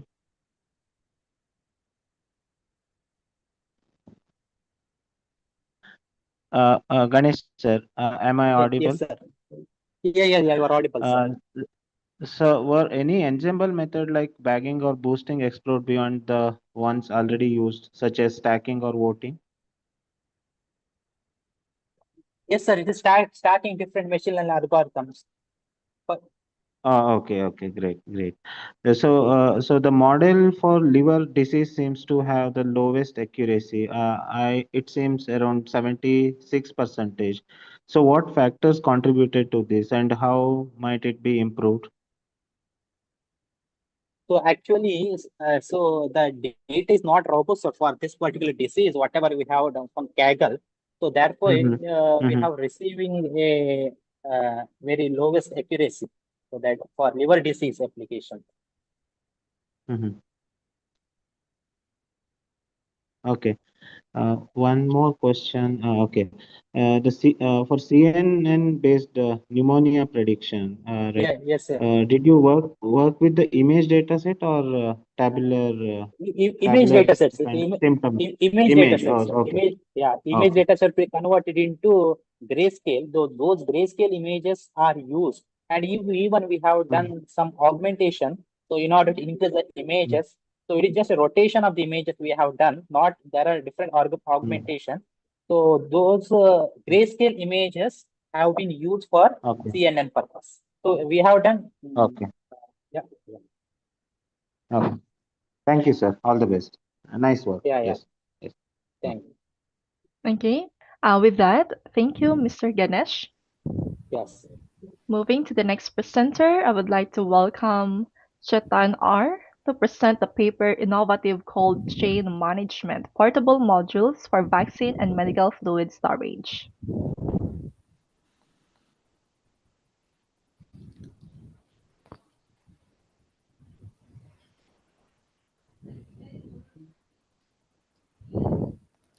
Hello everyone, my name is Chandana, Assistant Professor in the Department of Electronics and Communication Engineering from Sri Madhva Vadiraja Institute of Technology and Management. And Chetan R is the co-author of the paper. He is also Assistant Professor Selection Grade in the Department of Electronics and Communication Engineering. Our topic is Innovative Cold Chain Management, which is a portable module for vaccine and medical fluid storage. I hope I'm audible now. Yes, you are. Thank you. Okay, let me start the presentation now.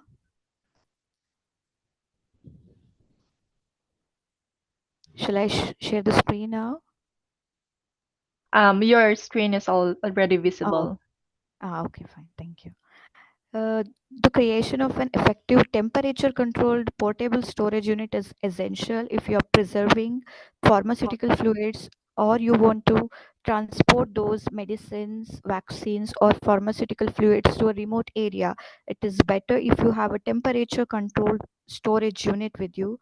And in this study, we are presenting an advanced IoT-enabled system that employs cutting-edge thermoelectric cooling technology with the help of Peltier module to ensure accurate temperature inside the chamber so that all the medicinal fluids or vaccines or medicines is kept safe, and it is travel friendly also.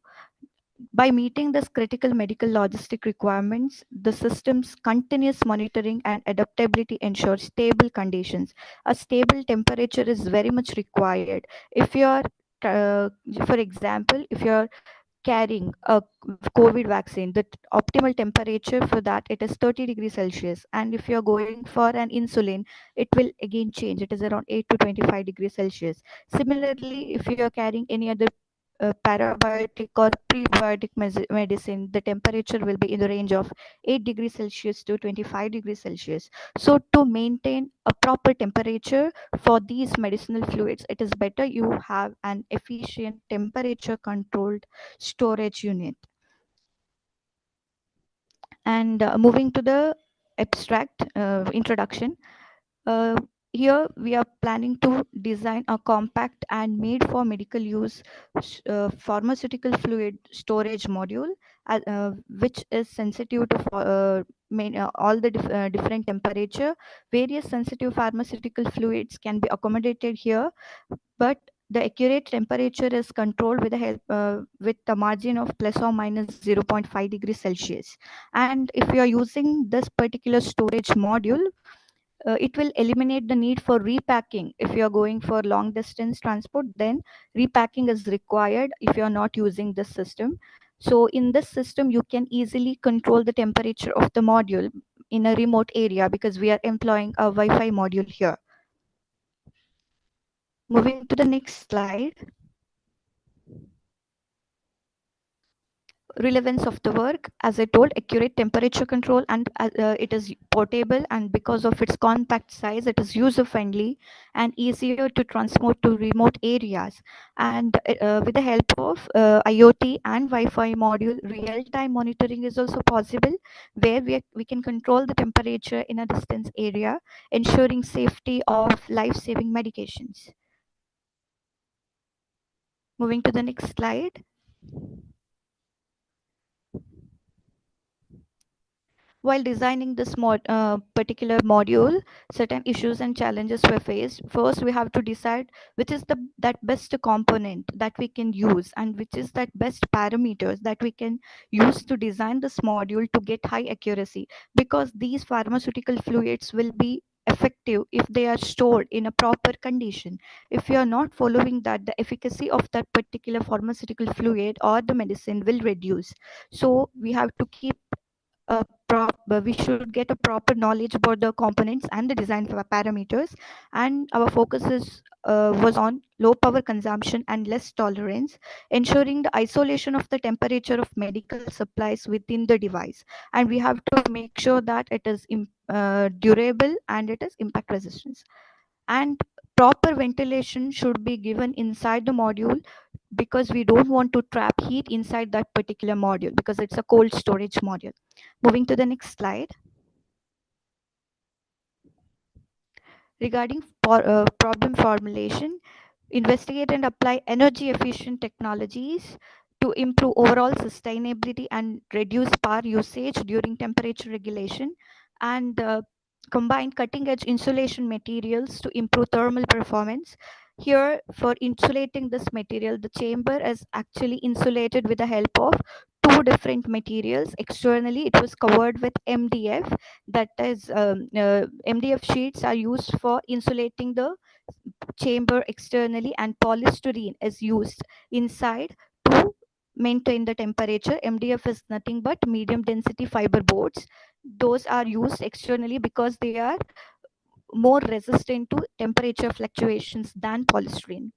And investigate and develop sustainable alternatives taking into account eco-friendly materials. So our intention was to make the system a eco-friendly one. So moving to the next slide.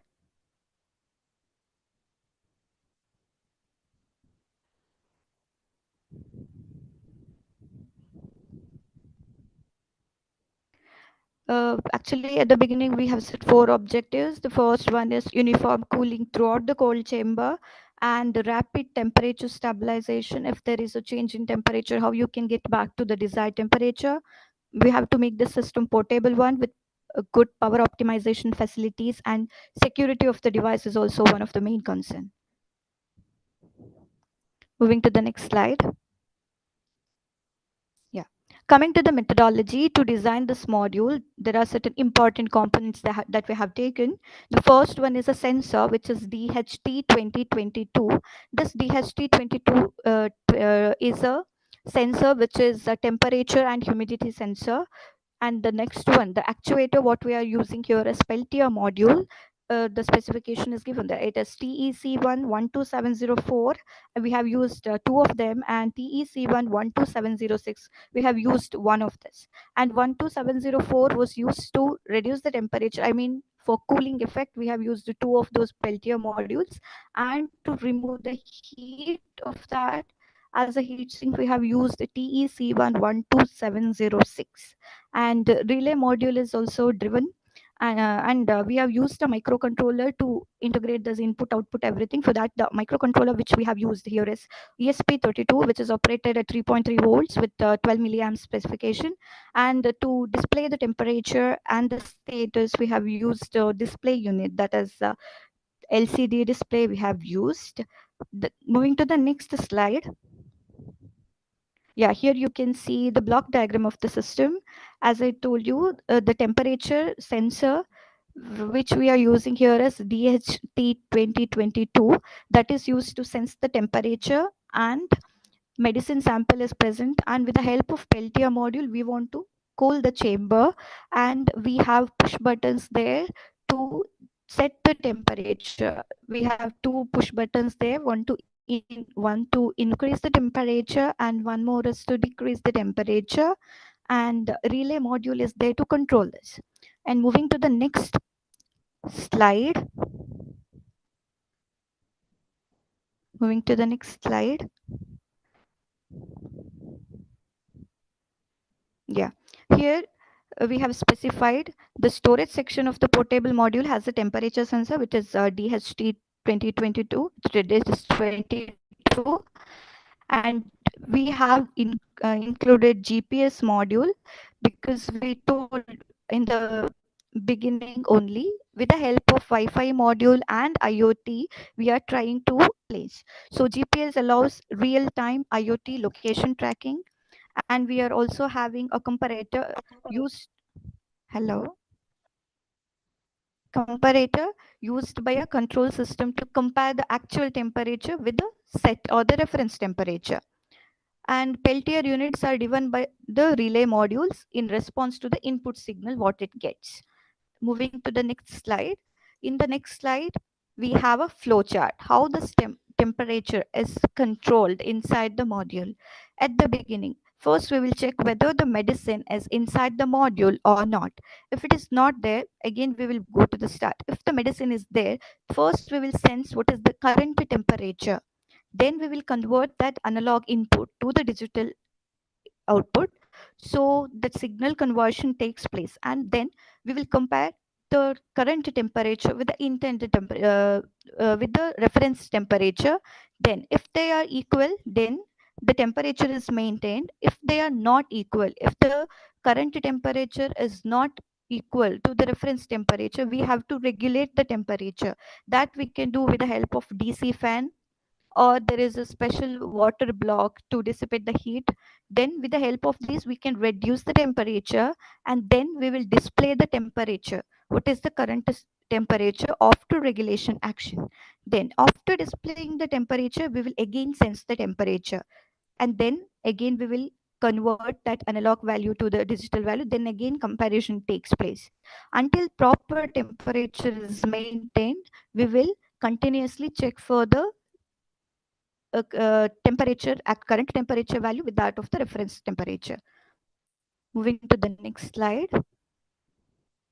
Coming to the results and analysis, the portable device, it ensures a constant temperature throughout the chamber to preserve all the samples that we kept inside that, and fluctuation in the temperature is minimized because we can regulate it, and chamber is lightweight and it is easier to transport because our intention was to focus mainly on the portability and user-friendly device. So the chamber, what we designed at the end, it is lightweight and it is easier to transport, and it maintains a stable temperature throughout the transportation, even for long distances, because we can control the temperature if it is not with the help of DC fan, as I told.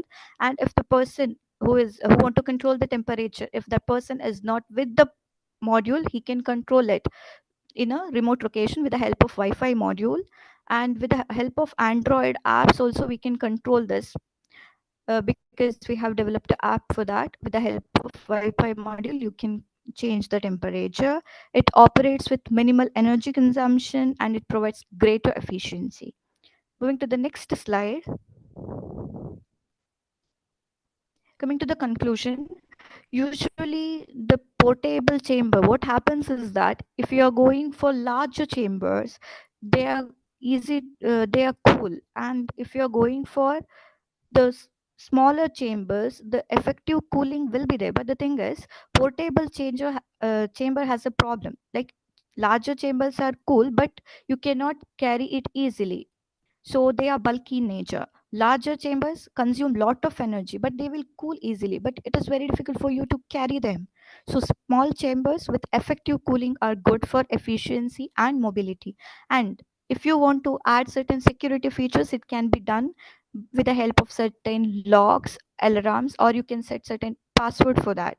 And live location of the device can be monitored with the help of GPS module, and temperature can be maintained with the help of the software. Moving to the next slide. Yeah.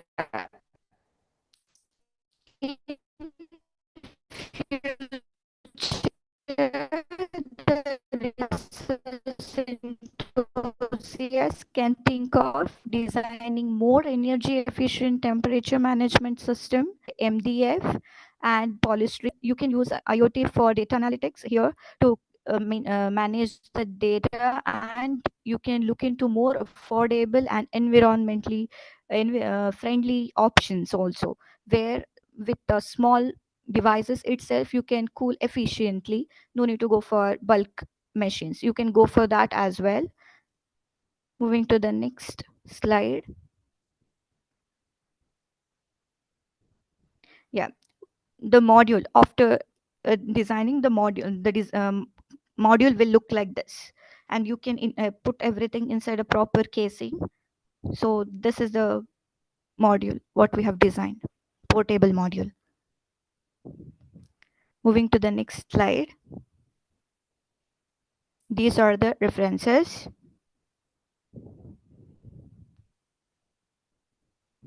Next. I would like to thank NUSC, CEIADA, and SMEATM for giving me this opportunity to present my work in the conference. Thank you. Thank you. Are there any questions from the session chairs?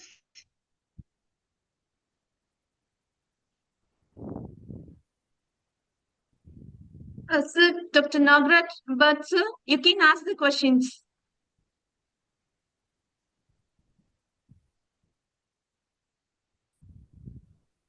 So Dr. Nagraj Bhatt is there?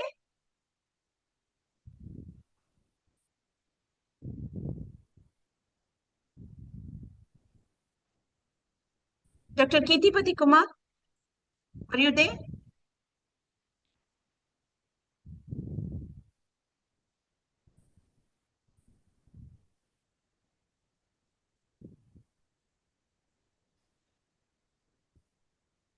Okay, we can move on to the next presenter. All right. Thank you once again. Next, I would like to welcome Yogeshwari BH to present the paper Automated Dichotic Word Test using Indian English.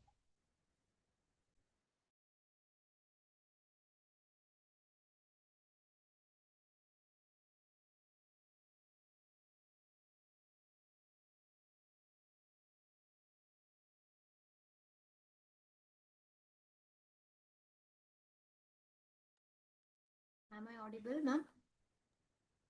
Yes, ma'am, you are audible. I hope my screen is visible. Yes, it is visible. Good afternoon, everyone. I'm Yogeshwari, BH, and I would like to mention the co-authors, Prajwali Naik, Sahaj G. Shetty,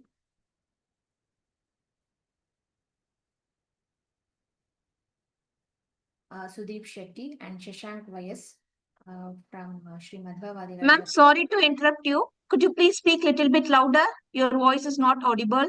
Yes, ma'am. Could you please speak a little bit audible, louder, louder? Yes. I'm Yogeshwari, and I would like to mention my co-authors, Prajwal A. Nayak, Sahaj Shetty, Sudeep Shetty, and Shashank Vyas from Sri Madhva Vadiraja Institute of Technology and Management, Bantakal, Udupi. So today I will present the development of the automated dichotic word test using Indian English. So I will be covering the background of research, methodology, implementation, results, and also the future scope. So let's begin by understanding the need for this innovation. So actually this dichotic word tests are used to assess the auditory processing disorders. So this auditory processing disorders are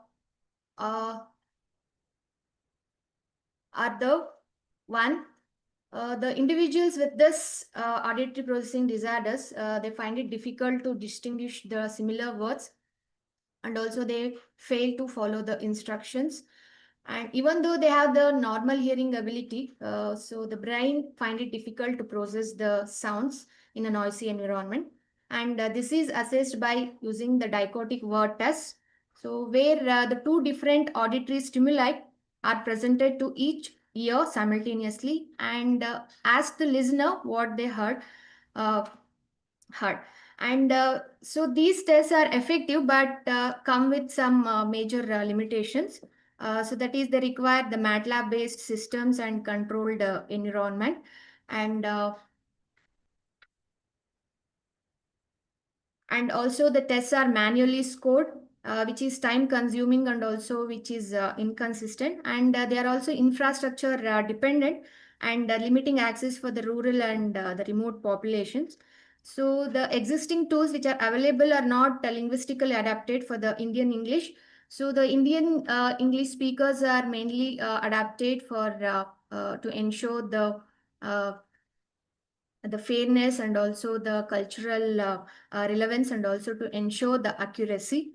And here the word the dichotic stands, that is meaning is the 2 ear. So that is we are going to present two different sounds to each ear simultaneously, and we are asking the listener what they heard back, and the resulting responses, they will be compared with the expected results, and it will be the disorders. If they have disorders, it will be diagnosed. So these are the limitation with the traditional system what we have. So there is a strong need for the solution, so which is automated, because previously in the traditional system which require the huge that is the infrastructure dependent and also which is not accessible for the remote population. So there is a need for the solution which is automated, scalable, and also the culturally relevant, that is we are using the Indian English, and also which should be suitable for the remote use.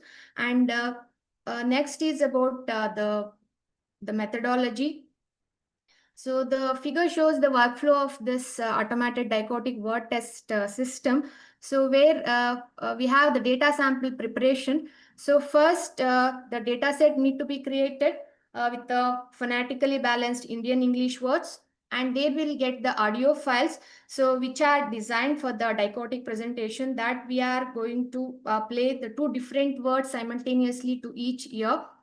And after the data sample preparation, there should be a user setup, that is there should be an access to the user, that is you can access the system through a web interface where they are guided step by step. That is the user, he can log into the system and he can enter the details and also follow the instruction which is given, that is step by step. And all they need is a pair of headphones and also the microphone. And after the user setup, the next is the recording and testing phase. So here the user hears the dichotic stimuli, that is we are going to present two different sounds, two different auditory the stimuli to each the simultaneously, and we are asking the listener that what they heard, and the responses will be recorded there. That is in the third step. And after the this recording and the testing phase, we have the speech to the text transcription. So this is the phase where the spoken audio, that is from the user, it will be converted into the written text. That is we have the speech to the text transcription, and this is done by the deep learning the model which is developed by the OpenAI, and that is it transcribes the user's spoken words into the written text.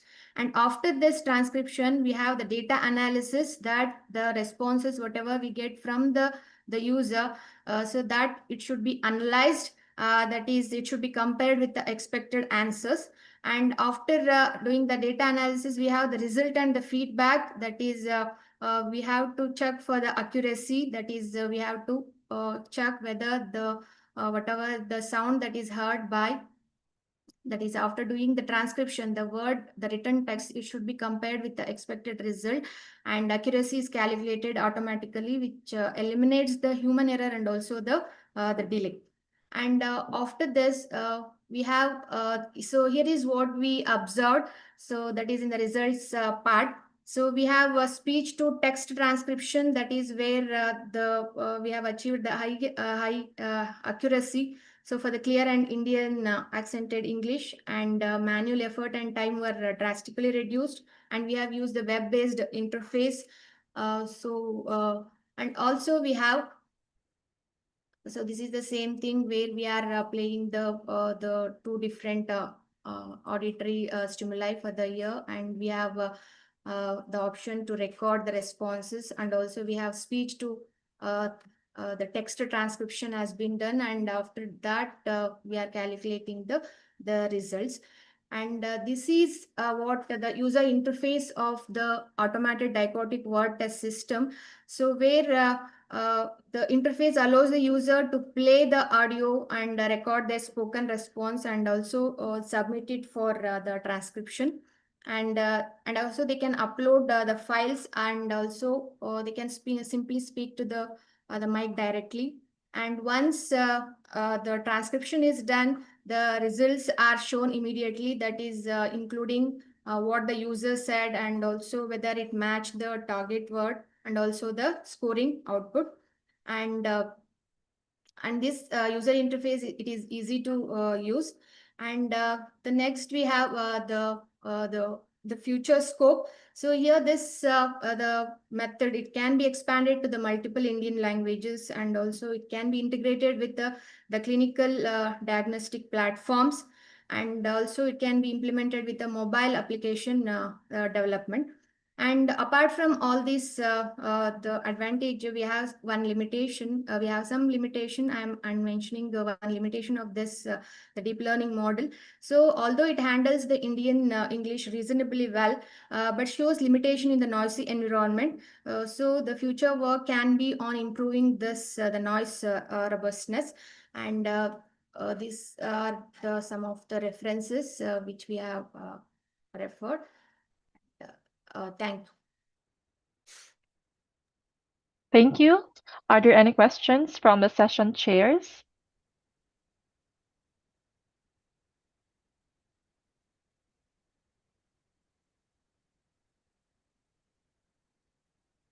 Okay, hearing none, we will proceed to the next presenter.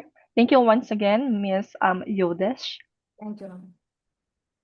Okay, next I would like to welcome Arun Upadhyaya to present the paper A Hybrid Chaos and Residue Number System Approach for Enhanced Security and Cryptographic System.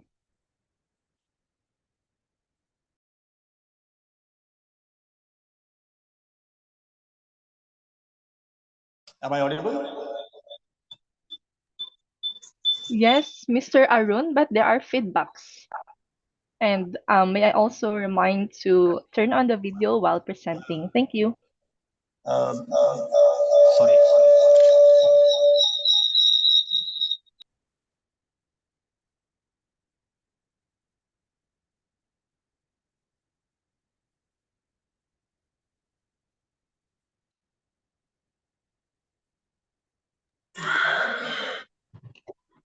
Can you hear me now? Without any echoes? Yes, it's clear now. Sorry for not able to know my video here. So the issue is on my laptop. Shall I proceed? Yeah, but can we request you to turn on the video? Yeah, so the problem is I can show video to my mobile. Okay, thank you. Okay, all fine. Yeah, so this is my topic. It's hybrid chaos and residue number system based approach for image encryption to enhance the security. So my co-authors are in the Department of Electronics and Communication Engineering at Sri Madhva Institute of Technology and Management.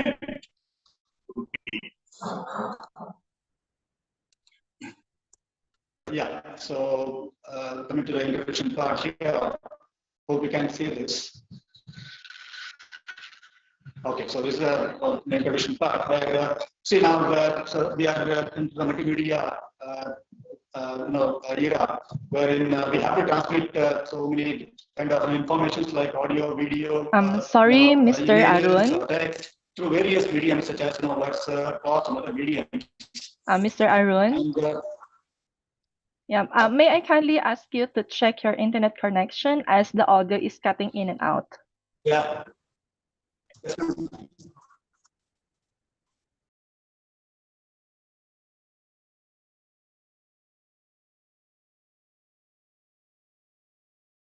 The problem is that's what internet connection is bad here, so not able to open my video. That's the problem. Hello, my screen is visible. Yes, yes, your screen is visible. So to improve the security of these transmissions through various mediums, there are several methods incorporated and used in various applications. And the methods like AES or IDEA algorithms, these are all used for improving the security of various type of data. So my research is basically on the image transmission and improving the security of image transmission. So if I use a single method of traditional cryptographic methods, such as I said AES or IDEA algorithms, or ECC, the electric cryptography, the security provided by these traditional methods are not enough in today's era. So we have to use some hybrid techniques wherein the 2 or 3 such algorithms are used in cascade to improve the security of data transmission. So in my research, what we have done is we have used the 2 methods. The one is the chaos theory, which is actually improves the sensitivity of offers a lot of randomness in the data, or we can change the pixel values of the images randomly or pseudo randomly and make it unrecognizable for the unauthorized users. So this is one method we have used in my research. And the other method what we have used is the residual number system method, wherein parallel computation is actually possible in the various modular arithmetical operations. So by combining the features of both chaos theory as well as the residual number system, my research actually shows that the hybrid technique of cryptographic method actually improves the security of image transmission. So coming to the methodology part of the research. So here we have actually used an original image, which is maybe a Lena or some other kind of original image can be used, which is encrypted initially by using the chaos method, using a particular, both are actually symmetric key algorithm methods, chaos method as well as the RNS encryption method, what we have employed here. Both are symmetric encryption methods, wherein we use certain keys for encryption, and the same key is actually used for decryption on the receiving side. So the chaos encryption applied first, encrypted image is given as input for residual number system method, and again further the security is improved by applying this algorithm using a different key, symmetric key. So hence 2 keys are being used. So the key, the number of keys used actually is more in this case, and we can say that when the security also improves by this particular method. And the encrypted image is actually transmitted to the receiving side, wherein the decryption opposite operation, that is decryption, is applied by using the RMS method initially, and later on by using the chaos method, and we actually get back the original image. Now coming to the chaos method, yeah. So this is the methodology of the chaos method, wherein we actually have in the chaos method there are varieties of methods like 1D chaotic map, 2D chaotic map, the 2-dimensional, or 3-dimensional, 4-dimensional. So we have advanced versions like up to 6D, 6-dimensional chaotic maps. So in my algorithm, I have used actually a 3D chaotic map, and we have generated a few equations over here, which was what we have shown over here. So these nonlinear equations are initially used to generate the values which are input for the histogram equalization. The image histogram is actually equalized, and by using certain constants like n2, n4, and n6, and these n2, n4, n6 are large numbers, maybe like n2, n4, n6, maybe 6,000, 7,000. So these are initial values are taken, and histogram equalization is applied over here, which is used to generate a new number, random number here, like x, y, and z, by using these equations. That is, x is equal to the equation number 5, 6, and 7, what is mentioned actually in the slide. So the new numbers are generated, and based on these new numbers, if the number is even and the number is odd, 2 different operations are performed here on the rotate row operation. That means the original image, whatever we have here, the pixel values of each row, initially we considered a m cross n, let's say, or we have standard 256 cross 256 image, where we have 256 rows and 256 columns. Initially, the row shuffling is done based on the value of this x, a random pseudo-randomly generated number, through the chaotic operation. So if the number is even, a left shift is applied.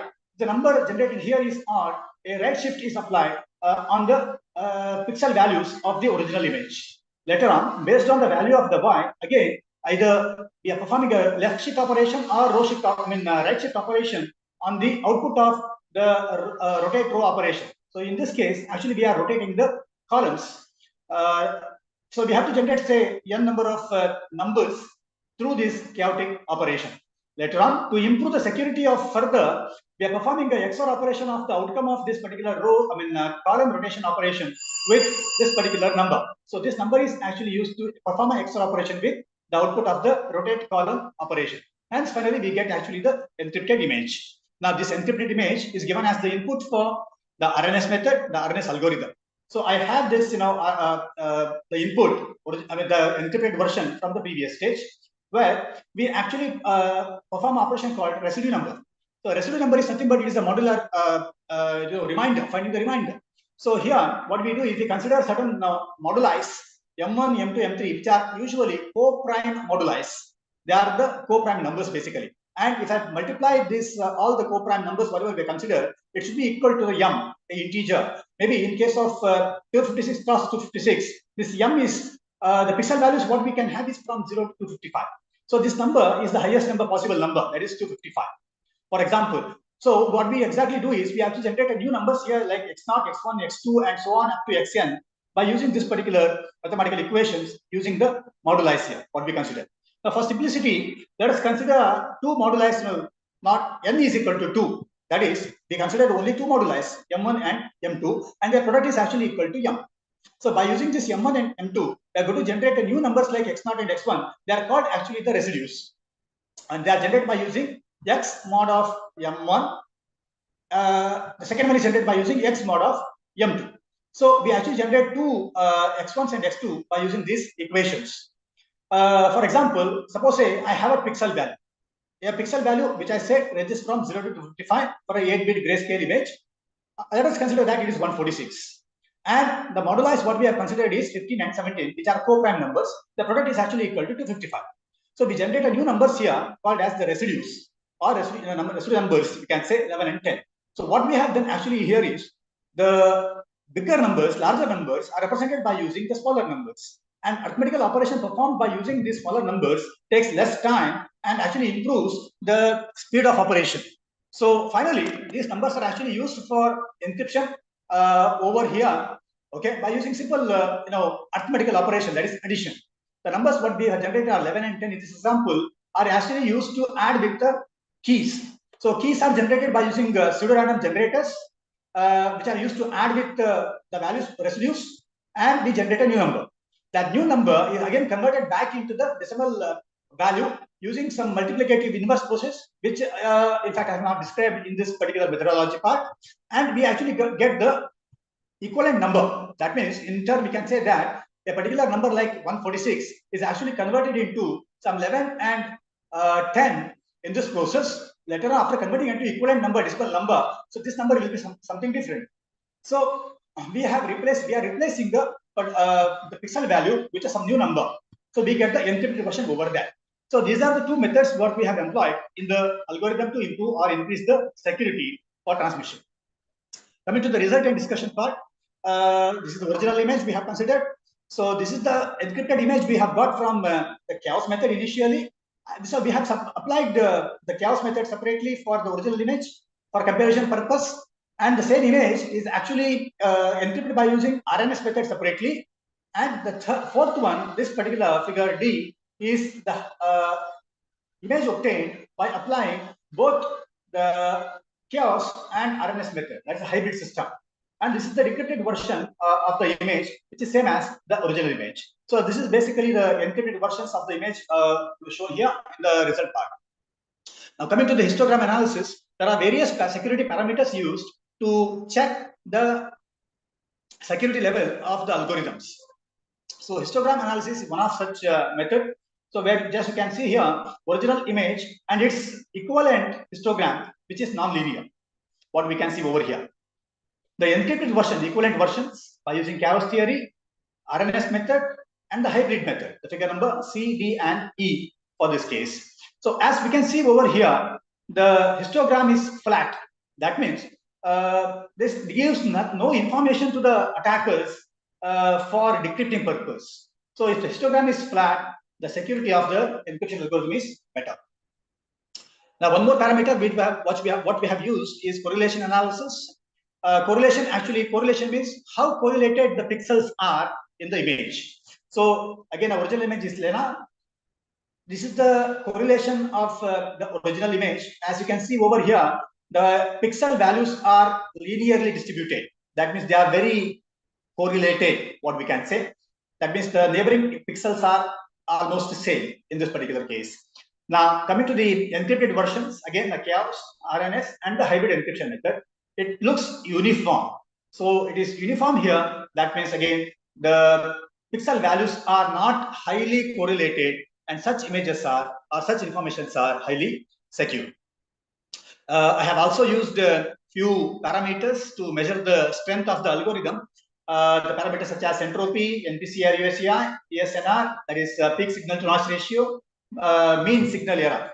So again, proposed a hybrid method, Cavos method separately, RNS method separately, also compared with a few reference papers here. As you can see, for entropy actually explains the randomness in the image. So the entropy here for a 8-bit grayscale image, it should be around close to 8. Ideally, it should be close to 8. So in the proposed method, I have got the value which is 7.9858. A Chaos method alone, we got this particular number. RNS method again is close to 8, but proposed method is bit higher compared to these methods, and also as well as to the compared to the reference paper. Now coming to the NPCR, that is non-pixel change rate and unified average change intensity, which actually used to compare the plain image, that's the original image, as well as the encrypted image. The difference between the plain image and the encrypted image. Ideally, the value should be around 99.9 for NPCR and 33.4 for USEI. And the proposed method, chaos method, and the RNS method separately one when applied and applied together, as we can compare over here, the results are very close to the ideal case. And also compared with some reference paper over here, it is better than the reference paper. Peak signal to noise ratio, again, and peak signal to noise ratio and MSE are opposite parameters. I can say if this is low, it should be low. The mean square error should be high. So as we can see over here, it is 15.04 in the hybrid method, and the chaos method and RNS method are bit higher side. Even the compared to the reference paper also, the method hybrid method actually shows that the signal to noise ratio is lower here. Peak signal to noise ratio between the plain image and original image, sorry, chaos, the encrypted image is lower, and mean square error that actually gives the information about the difference in terms of plain image and the original image. So the encrypted image is the permutation of pixel is higher. That's why there is always a larger difference in terms of the pixel values between the original image and the encrypted image. And coming to the conclusion and the references here, the image what we have, the method what we have adopted here, the hybrid technique for improving the security is performing better compared to few references as well as when applied individually. And these are the few reference papers which we have referred during this process of research. And coming to the acknowledgement, I would like to acknowledge the support given by Mr. Ganesh Shetty and Mr. Nagaraj Rao, my co-authors, as well as the management and the principal of my college, which is the academic partner of this conference. And also, I would like to thank the organizers for providing this opportunity. Thank you so much. Thank you so much, Mr. Arun. Are there any questions from the session chairs?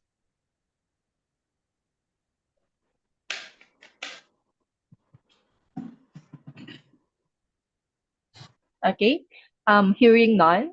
Thank you once again, Mr. Arun. We will proceed now to the next presenter. I would like to welcome Ganesh Srinivasa Shetty to present the paper Portable Medical Graded Refrigeration System.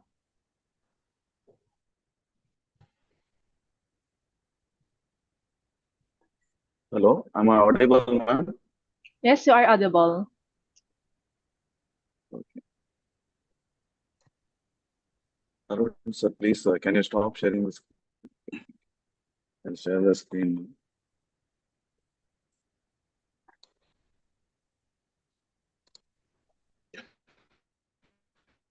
Okay.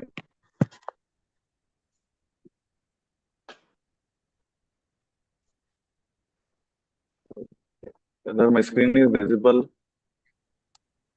Your screen, yeah, it's visible. Okay. Good afternoon, everyone. I am Ganesh Shetty. With my co-authors, Mr. Arun Upadhyaya and Raghunatha. We are from Assistant Professor Seniors from Sri Madhva Raja Institute of Technology and Management, Bantakal, India. And we belongs to Electronics and Communication Department. Today, I am going to present portable medical grade refrigeration system. So these are the contents. So first, I'm going to explain about the background of the research, then methodology, then results and discussions, conclusion, and the references.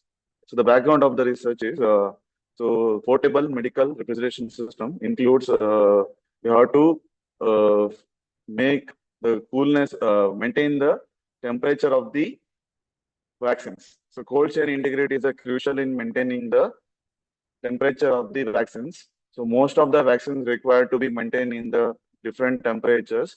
So the exposure to the temperature, they may lead to the irreversible loss or effectiveness of the vaccines. So the most of these vaccines require to be maintained under the temperature of 2 degrees centigrade to the 8 degrees centigrade. According to the World Health Organization, it estimates up to 50% of the vaccines were wasted due to balance chain failure, cold chain failure, especially in the rural areas with the poor performance on poor infrastructure. So the conventional methods uses the passive cooling methods. So they usually uses the gel packs, ice packs, and passive containers. They're usually used for maintaining the temperature. But these passive cooling methods suffer from unreliable temperature. That means if any temperature changes in the outside, that may lead to the vaccine freezing, that is overcooling of the vaccine, as well as overheat the vaccine. So in order to avoid this limit, we have proposed a method known as thermoelectric cooling by using a Peltier effect. So the Peltier effect is a means. So by applying the temperature or by applying the voltage for the different terminals of the metal conductors or dissimilar metals, that leads to absorption of the temperature as well as increase in the temperature. So if you apply the voltage across the two terminals of the dissimilar metals, temperature either it can be increased or decreased. That effect is used in order to offer a promising alternative for a portable regulated refrigeration system. So reduces the vaccine spoilage. So not only save it does not only save the cost. That means for vaccine, COVID vaccine, that the dose costs up to 500 to 900. We can reduce the and also we can improve the public trust and also immunization against under various reasons. So this is the conventional ice pack. We can see here. The conventional ice pack uses the container. This is a container. The ice packs are frozen in a freezer. These frozen ice packs are placed in the insulated box. So these vaccines are placed in the insulated box. So the insulation slows down the melting ice and keeping the temperature inside the box for certain hours. So that is limited to the certain hours as well as certain time. The box is in the rural areas for remote health posts during the immunization and campaigns. So the limitations of the existing method. The existing method uses a passive system, which is poor temperature control. The temperature control is restricted only for few. After that, the temperature will not be maintained. Then they have the low temperature coefficient. That is, many thermoelectric devices have low coefficient of performance, meaning they are less efficient. They are less efficient compared to the vapor compression method. Then there is a heat dissipation effect in conventional method. Then they are purely dependent upon electricity. So only for certain duration time it will maintain the temperature. Then you have to apply the electricity. These design limitation and the portability issues so made us to design a new system that is known as portable vaccine refrigeration system. And we are also employing the solar system for cooling it. And we are also employing the IoT system to sense the data as well as to measure the data or to monitor the temperature of the container. This is the overall methodology. As we can see here, So we are using a solar panel in order to charge the battery. We are using a 12-volt battery. So the battery supplies the power to the temperature control meter.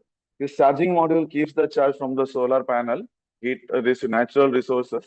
So that will use to give the charge to the battery. And the temperature control meter, which is used to control the temperature, that is controlled by the Peltier module, then cooling fan as well as exhaust fan. So we are using a temperature meter to read the temperature. So the temperature is read by the sensor, which is given by the DHT11 sensor, which is used to measure the temperature as well as humidity of the container. So through ESP8266 module, we are going to measure the temperature. So here, based on the temperature measure, the cooling fan and exhaust fans are controlled.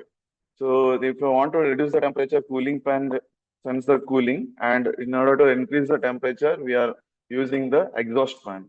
So this is the explanation about of the block diagram. Then result and discussion. So in order to test the module, we have used 4 different conditions. The 4 different Peltier voltages we have used, that is condition 1, 11 volt, 10 volt, 9 volt, and 8 volt. Under these 4 different voltages, and we have monitored the temperature and temperature difference between the hot temperature as well as cool temperature. So this is the result. So this is the temperature versus time curve for 11 volt. So as you can see here, for 11 volt, this red line shows the hot temperature and blue shows the cool temperature. The temperature difference between the hot temperature and cool temperature is very, very high. That means we can, for the 11 volt, we can measure, maintain the cooling very, very high. For 10 volts, we can hot temperature as well as cool temperature. Here, temperature difference is less compared to the 11 volt. The temperature difference is less compared to the 11 volt. The next, the same test is applied for the 9 volt. So as the volt decreases, as we can see, the temperature depletion. So the cool temperature depletion and the temperature differences also decreases. For 8 volt, we can see here, the temperature is the temperature difference is very, very less as compared to the temperature difference at 11 volt. So that means as the volt increases, the temperature difference is more, and keeping the temperature of the container and making it very, very cool desired temperature. And this is the overall setup of our prototype. And we have seen we have a temperature of 3.9 degrees centigrade at the ambient temperature of 34 degrees centigrade. This is the conclusion. The thermoelectric module can cool the system effectively without the need of the compressor as well as refrigerants. For our system, we are using a Peltier effect, which does not require compressor as well as refrigerants. Then it is forced air circulation on the cold side improves the overall cooling, as well as it ensures the even temperature distribution through the container. The proper heat dissipation on the heat side as well as cool side that maintains the efficiency of the system, and it prevents the component damage. This system is very much suitable for the application like vaccine, transport, medical storage, ambulances, remote healthcare system, and we can keep the temperature constant over a longer duration as compared to the conventional method. And these are the references.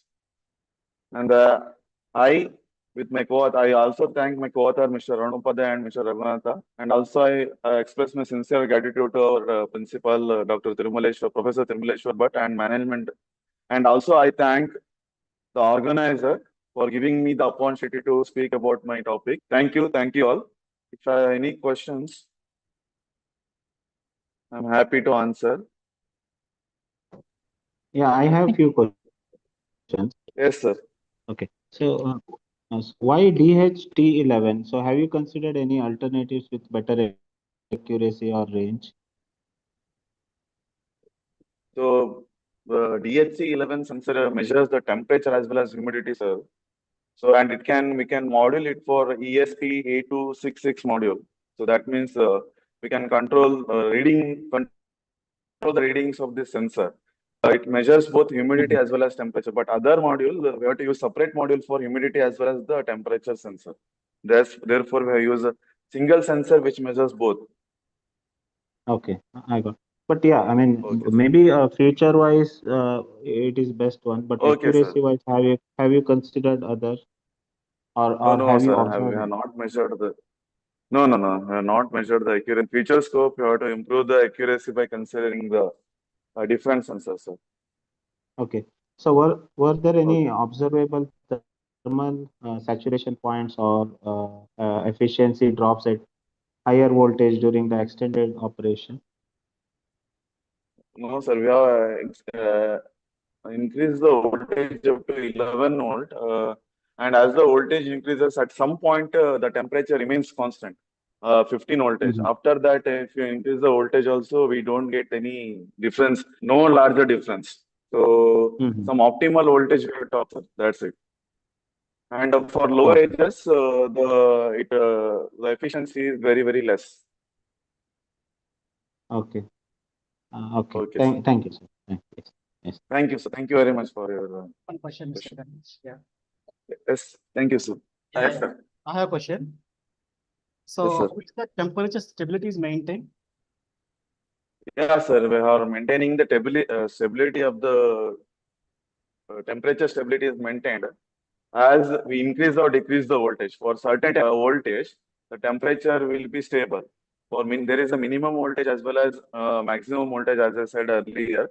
So below some 7 voltage, 5 voltage, the temperature will be maintained, and after some voltage, the temperature is maintained. The temperature difference, what we say, that will be maintained. After that voltage, the temperature stability is not there. So what is the range of storage, internal storage? What is the range? So what is the minimum and what is the max? 2 Storage. degree, we have maintained up to maximum temperature we got 4.9 and minimum temperature we got a 3.9 degrees I'm asking centigrade. about Sir. the storage capacity. Storage capacity, I didn't get you, sir. Okay. What Temperature. storage capacity? Yeah, temperature, right? Yeah, temperature capacity. So what is the minimum? What is the maximum levels? Minimum is the 3.9 degrees centigrade and maximum we got is the after testing we got 4.9 degrees centigrade. Sir. Thank you, sir. Thank you, sir. Thank you very much. All right. Thank you, Mr. Ganesh. Moving forward, let's welcome our next presenter, um, Ajesh, to present the paper design and implementation of a controller-based automatic cooking machine for time-efficient and quality food preparation.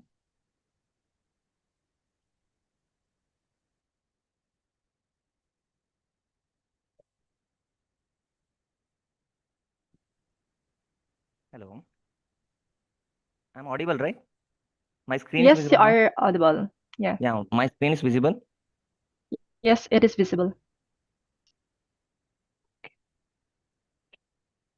Okay.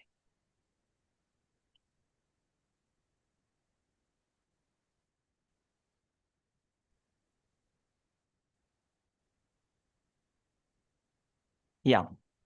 Yeah, I am Ajesh, Assistant Professor in the Department of Electronics and Communication, SMVITM Bantakal.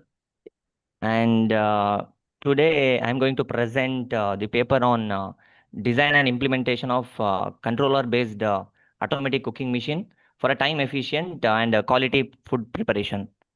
And my co-authors are Sachin Prabhu and Ganesh UG from the Department of ENC, SMVITM Bantakal. Okay.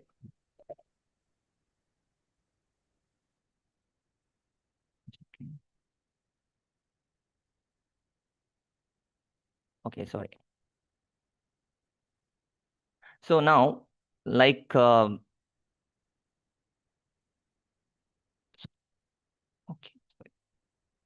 Screen is visible, right, ma'am? Yes, it is visible. Yeah, okay, thank you, sorry.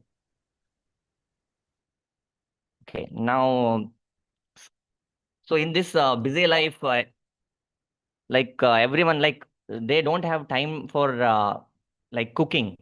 Like so many people, they are ordering from outside and they are eating, and they don't have the time for cooking. So keeping such concepts in mind, and especially to help bachelors who are staying outside and students or working professional, so helping to them. So we have designed one automatic cooking machine to help these people. And this is automatic cooking machine based on controller, and here we are using Arduino microcontroller.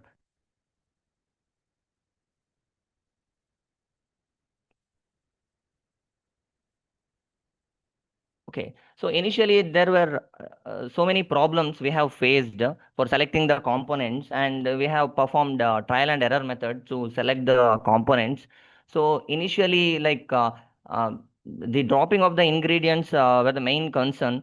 So for that, we are storing the components in the canisters, and for that we have used stepper motor. And later it was not working using stepper motor. For that we have later we have used a DC motor, and we got the solution for that. And next, for steering purpose, we have used same stepper motor for that. And later the torque was not I mean, it's not sufficient. So then the stepper motor was replaced by wiper motor. So it was after that it was working fine. And next, for stirrer blade, we have used initially we have used GI sheets, and later it is not good for food. That's why we have changed it to wood stirrer. After that, wood is not taking that much strength. For that, we have replaced wood stirrer with stainless steel blades.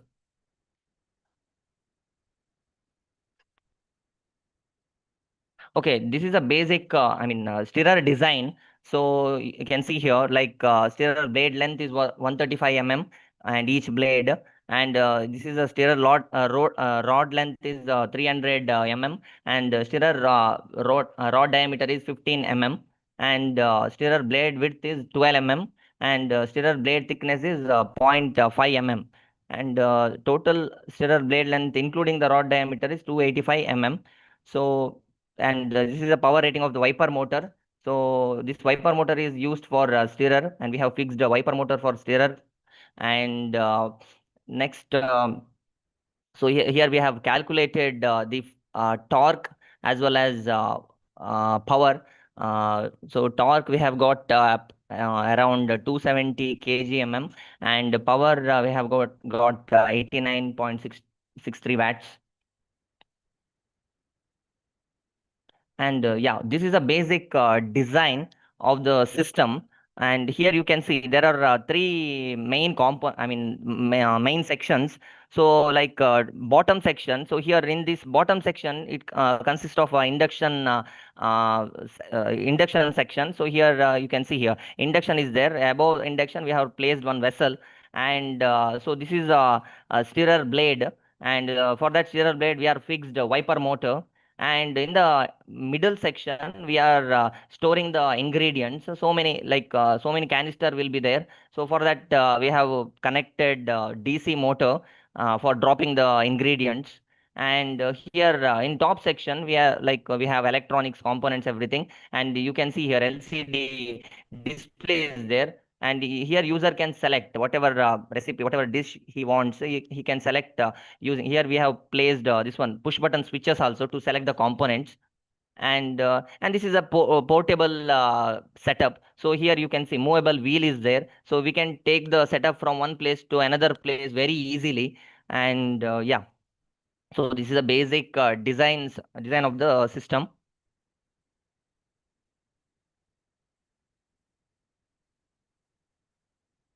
And so this is a working. And here you can see, so main here main component in this system is what Arduino Mega board. It is a microcontroller, so it will control all the system.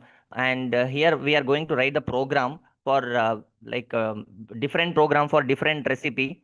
and you can see here. So here we are connected motor driver, 7 motor driver. So in that 7 motor driver, it's like in one motor driver we can control two motors, two DC motors. So we have used 10 DC motors. That 10 DC motor is fixed to canisters to drop the various ingredients, and two solenoid valves. So here why we have used solenoid valve is because to drop the liquid items, for example water or ghee, for that we are using solenoid valves.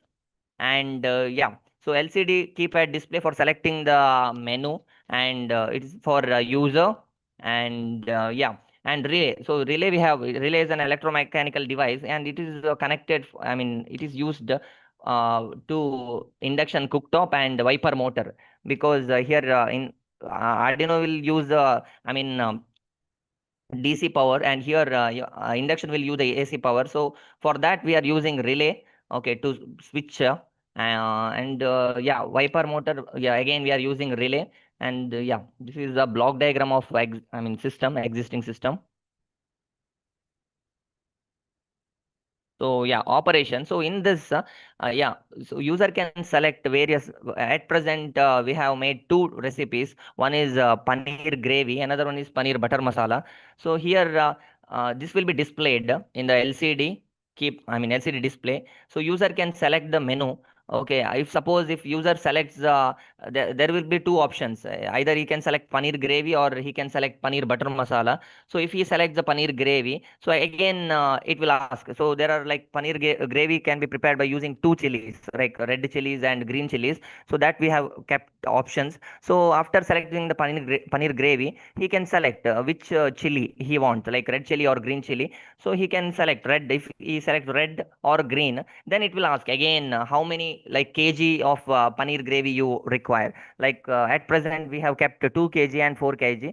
If suppose if he selects 2 kg, then 2 kg, that preparation will start automatically. No need of like after the preparation, food preparation, so you will be indicated by the buzzer.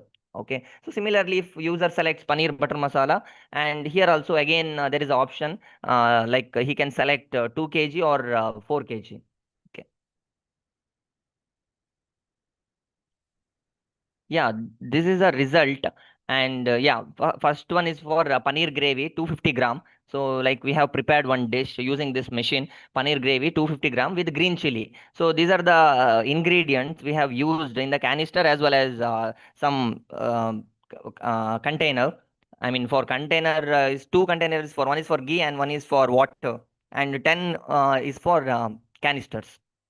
So he can see here, like this is the dropping time is for ghee is what 147 we got, like then this is what stirrer rotation time. And sometimes work after dropping the ingredients, we require that stirrer rotation, otherwise our food will be like it will not be so good. Okay, so next this is the cooking time, how much we have to cook. Then this is the overall time we have calculated here for various after the like adding all the components, and after once our food is ready, so this is the overall time taken by the machine, 22.64 minutes, okay, for paneer gravy. And next similarly for paneer butter masala, so we have calculated this. The time taken by the machine is like 20.51 minutes. Yeah, so here in this the time taken by the various components, and the weight, okay, it's in a kilogram. So, so for example, ghee is what 147. It will take time 147 seconds, and weight in kilogram is 0.059 kg. So similarly for remaining paneer we have used 250 grams, so 0.250. And this is a rate comparison, like the food, okay, prepared by the machine, and the food, okay, charged by the hotel. Okay, so here we have compared the the food prepared by the machine will take approximately 90 rupees, and hotel price at present approximately like 160 rupees. So it's like exactly half of the price variations are there using this machine, and outside price. Yeah, these are the references. And yeah, then I would like to express my sincere gratitude to the organizers of this conference, especially like NEUST Philippines and SMVITM Bantakal and CERADA and my Department of Electronics and Communication, SMVITM Bantakal. Yeah, this is a photograph of the final machine you can see here. And here, yeah, this is the final this picture of the machine. So you can see here. And this is the middle section. The component consists of various, I mean, canister consists of various components. Yeah, thank you. Thank you, Mr. Ajesh. Okay, are there any questions from the session chairs? Rajesh, yeah. Yeah, Rajesh, yes, sir. how much space we require to implement this? Sorry, sir. Space. How much space we require? Space, So, sir. Yeah. Space, Like yeah, space. So space is normally 3 like by 3 by 3, sir. 3 by okay. 3. Is it feasible in the kitchens, in Indian kitchens normally? It will Yeah, adopt it will not take much space, sir. Like it will not take much space. Like it is a like approximately size of a small fridge. Okay. Okay. Okay, small fridge will come, no, sir. Single door fridge. Okay, so it is operable by everyone, like every No, citizen, sir. like Now, see, at present, like the approximate cost of this machine is what 30 to 40K. We have spent 30 to 40,000 Indian rupees. okay, how many items Okay, we so have it is a programmed in that, like Indian dishes? sorry, sir. How many dishes we have programmed in that? How many dishes? Now at present 3, sir. We can maximize, sir. We can maximize. Now at present only 3 dishes like Okay. paneer gravy and paneer butter masala. In paneer gravy, we have used 2 different chilies. Paneer, using green chili as well as red chilies, and we can maximize also. Okay, if we are using a recipe, using same components, we can add. We can write the program for that separate. Okay, so what are the technical challenges have you faced? What are the technical Technical challenges, sir. Yeah, technical challenges. That starting one, sir. I have mentioned, no, sir. So initially we have faced like which motor we have to use for dropping the ingredients, and like we have used initially stepper motor. So that time it was like not dropping. The components are not dropping. I mean sufficiently, and that, later we changed into DC motor, DC vending motors. So for that, yeah, we got the solution. Then everything after like dropping the components, we have noted down the time taken by the motor. So it's like, for example, if I rotate DC motor one time, so some amount of component will come out from the canister. So like that we have performed the trial and error. Okay, thank you, Rajesh. Thank you. Okay, okay, thank you, sir. So I have a few questions. Yes, sir. Truly, it's a really nice work and interesting work. My question is, so I think you have used multiple motors, DC motors.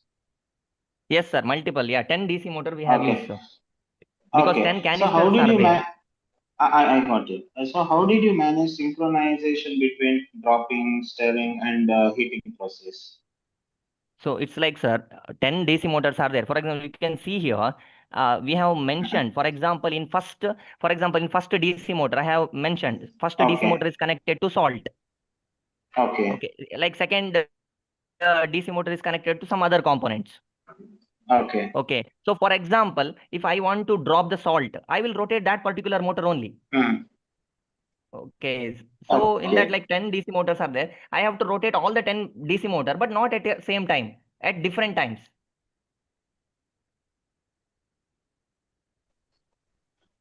So initially, for example, if I want to drop salt, I will rotate only salt, canister ka DC motor. Then after that, next.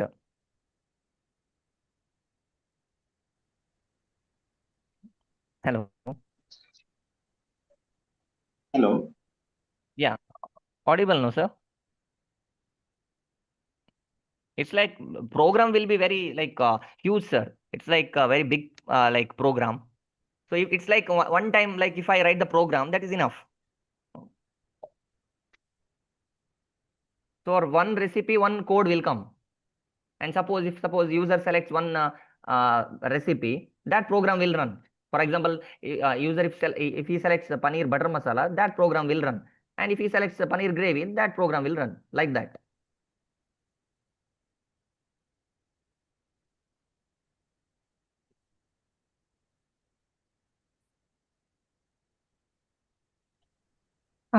Dr. Nagaraja?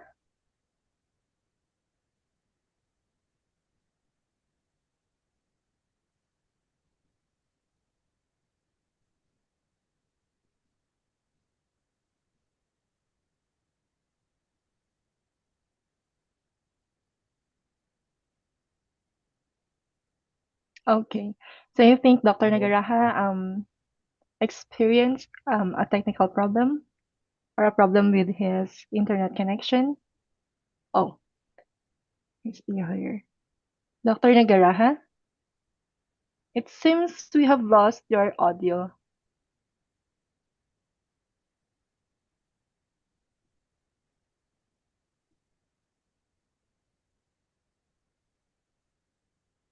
Not audible, We sir. can no longer hear Dr. Nagaraja.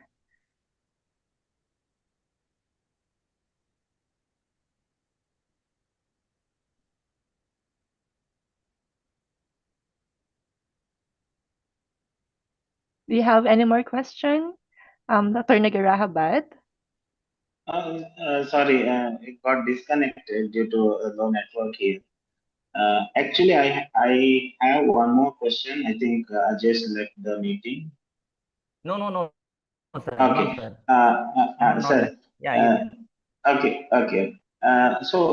Okay, it's a good project, and can you adopt IoT concept here? I mean, remote cooking concept. Yeah, yes, sir. Is Yes, it sir. possible in Actually, future? sir, Yes. this is the first phase, sir.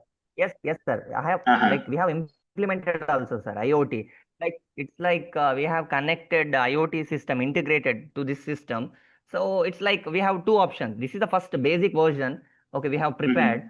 So for this product only, like we are integrating the IoT concept so that the person, if it is suppose if he is in office or if he is in some outside. So what he will do is like before coming to the home, if he selects the dishes online, okay, suppose if he is at office, he will select the dish, and after coming home the food will be ready.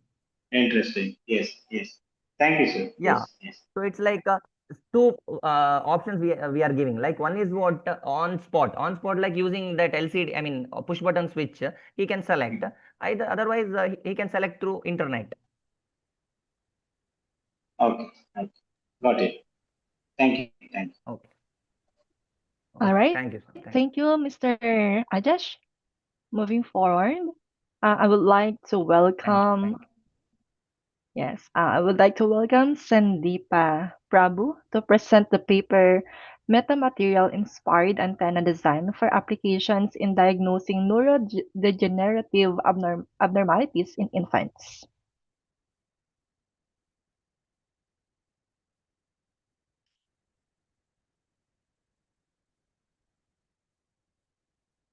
Is Mr. or Miss Sandeepa Prabhu here? Sorry to interrupt. Could you please announce Dr. Nagaraj Rao name? Because after Ajish, Nagaraj Rao paper is there. Oh, sorry. Yeah. Next will be Mr. Nagaraja Rao to present modeling and performance analysis of a BLDC motor using sliding mode control and PID controller.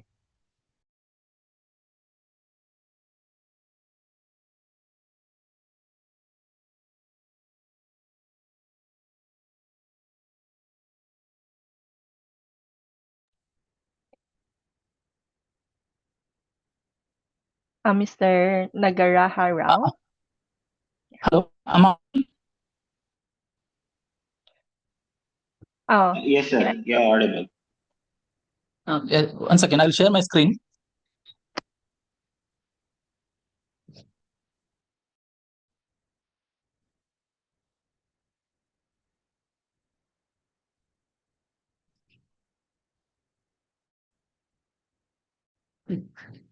Is it visible?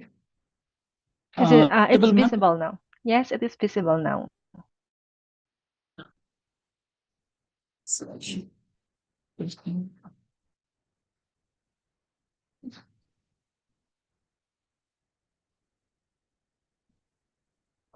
good morning, everybody.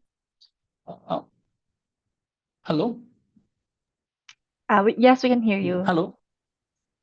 Yeah, my name is Nagaraj Rao, and I'm going to present a paper on modeling and performance analysis of a BLDC motor using a sliding mode control and PID controller.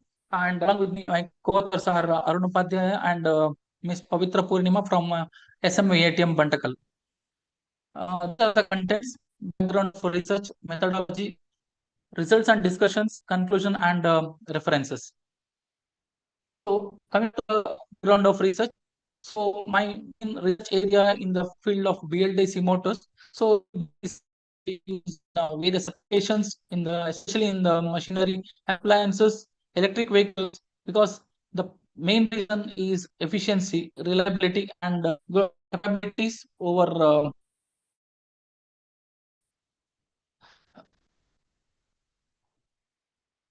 the BLDC motors is an motor that utilizes Sorry, magnet Mr. rotor. Nagaraha.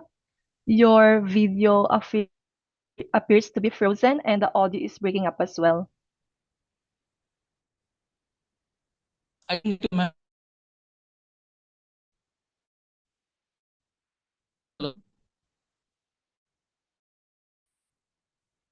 Hello. Yeah, we can hear you now, but then your video is still frozen. Yeah, it's moving now. Yeah. Permanent permanent magnet is a because it is a rotating part in the DC machine. This high performance motor drives and is very much essential for the industrial application because the permanent magnet DC motors are having a good dynamic speed control and good regulating response. It's because having categories of motors. One is brushed motor, another one is brushless motor. But here in this brushless DC motor, it is connected with the internal shaft and it is connected with the feedback, and it tells which winding we have to connect, which winding we have to switch on to get the exact moment. So brushless DC motors develop a maximum torque. So we are focusing mainly on torque as well as speed. So it is developing a maximum torque when it is stationary, and linearly it is getting decreased as the velocity or speed increases. So the thing is what we are going to discuss in this particular thing is one is performance, efficiency, and the size of permanent magnet BLDC motor is better over other DC motor because we are focusing mainly efficient how much machine what we have chosen, because this BLDC motor or permanent mag BLDC motor, it is coming under a special machine, and we performance as well as efficiency. And another reason why we chosen permanent BLDC motor is because the star characteristics. Whenever we are designing any particular motor, how to focus on characteristics, and it's better that AC motors, whether it is an induction motor or maybe on the generator, speed characteristics is better. So now my topic, whatever it is there, that is the performance analysis of BLDC using as well. So we are having different categories, and it is mainly categorized into sensor and sensorless mode. So we have to adopt any one of the control to get the good performance, good results. So having a lot of controller technique in this one, mainly it is starting with the PID controller, FLC, that is fuzzy logic controller, sliding mode controller, and NNC, that is the neural network controller and analysis controller.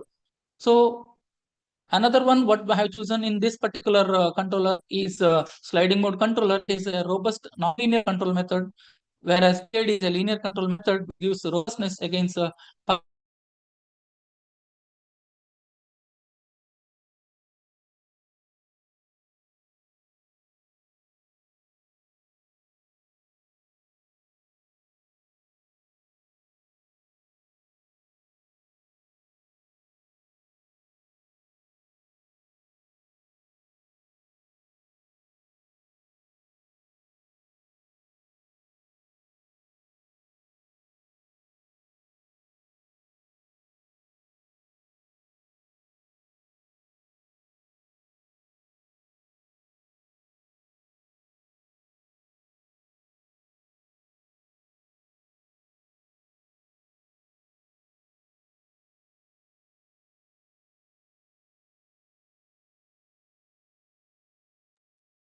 Oh, hello, Mr. Rao.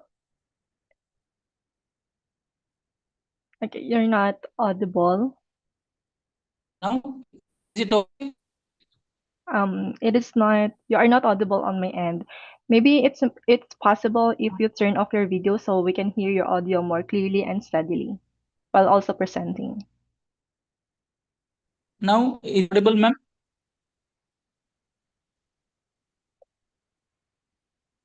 Hello? Yeah, we can hear you, but it is not that stable.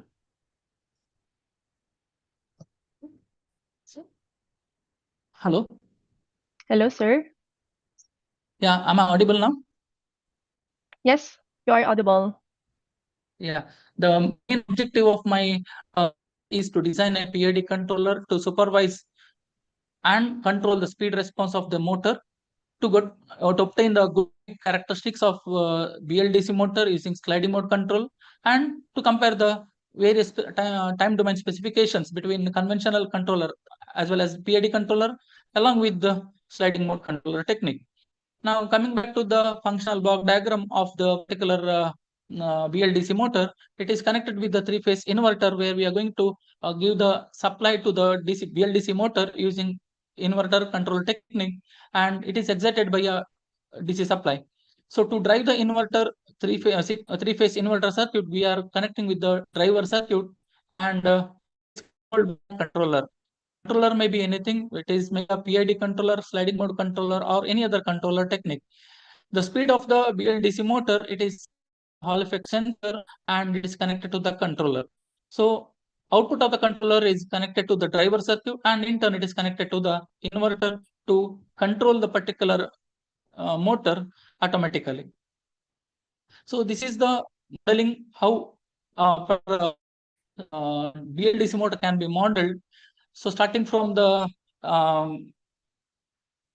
here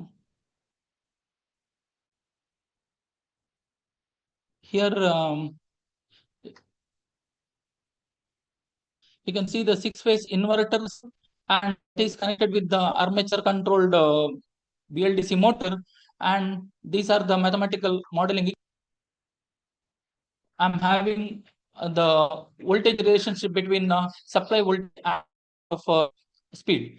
So whenever we are controlling a speed of the DC machine, the output always will be a speed and input will be a voltage. So it is like an armature controlled speed control of a machine, and in turn in between we have to make a relationship between the torque generated and the current, and finally we are going to get the result with respect to the torque as well as the motor parameters such as moment of inertia and damping and the load torque, so which is given by the torque equal to J d omega by dt plus b omega r plus load torque. So in turn, this one, whatever the design based on parameters, whenever we are designing anything, the settling time, it should be minimized to get a quick response. That is, another one is overshoot. It should be minimized to avoid speed oscillations. Rise time, it should be minimized for rapid response. Steady state error, it should be minimized for getting accurate speed control. So to do this, I'm assuming the sum of the parameters, especially moment of inertia, damping ratio, electromotive force constant, electric resistance, electric inductance. These are the values I have chosen for my design purpose. And first one is design of PID controller.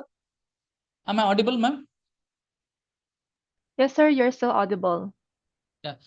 So this is a block diagram of PID controller where it is connected to the particular plant. Plant in the sense it is a BLDC motor, and output is a measured position.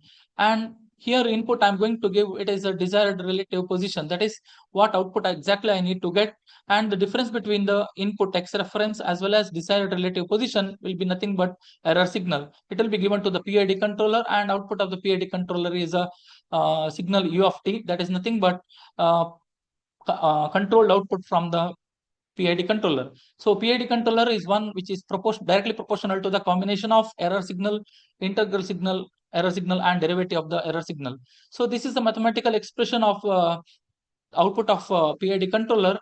It is Kp into E of t plus Ki into integral of E of t, that is error signal, plus derivative constant Kd into d E of t by dt. So we have to adjust this particular control signal U of t to get the good speed response as well as torque what we are going to generate, get it in the motor. And the next one is about how best we can get the performance of a PID controller is based on the tuning of parameter. So we have to choose proper values of Kp, Ki and Kd to get the good performance or speed control performance. So by implementing a well-tuned PID controller, it is possible to achieve precise speed control of BLDC motor, and we can get the enhanced performance and compared to the other type of controller. Next, second controller, whatever I have used is sliding mode controller. It is robust, as I said in the beginning, it is a robust controller technique, and it is a nonlinear controller design, and which is mainly focusing on the state trajectories and sliding based on the surface area of this particular state space. So here objective is to force the system onto the sliding surface, and there is from there we are going to get the optimum result, that is nothing but the speed. Sliding mode control is particularly used for the systems of uncertainties and disturbances and external variations. There are some variations are occurring, and we have to concentrate on that, and we have to take that particular parameter to get into the result. And this is a block diagram of a sliding mode controller technique. It is similar to that of PID controller. Only thing is slide modification is the sliding mode controller I'm introducing, and the input to the sliding mode controller is the one of the reference speed as well as the speed from the motor what I have generated or get it from this. So here it is the estimated speed, and it is sensed and connected to the reference or current generator, and it is connected to the hysteresis controller, and output of that one it is going to again three-phase voltage source inverter how it was there earlier. And implementation of sliding mode controller technique to BLDC motor, it uses two control laws. One is sliding surface in design for desired system dynamics, because we have to design particular parameters, and based on that we have to choose sliding surface. And second one is switching control law, and that forces mainly the system states to meet the specific condition. So sliding surface is nothing but the difference of the reference speed and the actual speed. So actual speed is nothing but the rotor speed. And also we have to form the control law equation, which is nothing but U equal to, that is in terms of torque. Now here whatever I'm going to implement, it is torque equal to minus K into sine of S. S is nothing but the sliding surface. And so I have to define the control law equation S1 and S2, where S1 and S2 indicates the switching functions, because at what time it is going to on and off based on the inverter conditions. So +1 and -1 based on the sliding surfaces sigma x1 and sigma x2. Here I have mentioned x1 and x2 are the speed error and derivative of speed error. So based on this together sliding surface, I'm going to define the switching functions. Here it represents a simple block diagram which represents the control law equation. So this is the overall block diagram whatever we have implemented by using the Simulink model, and the input whatever I have given it is 100 volt, and this is three-phase inverter circuit, and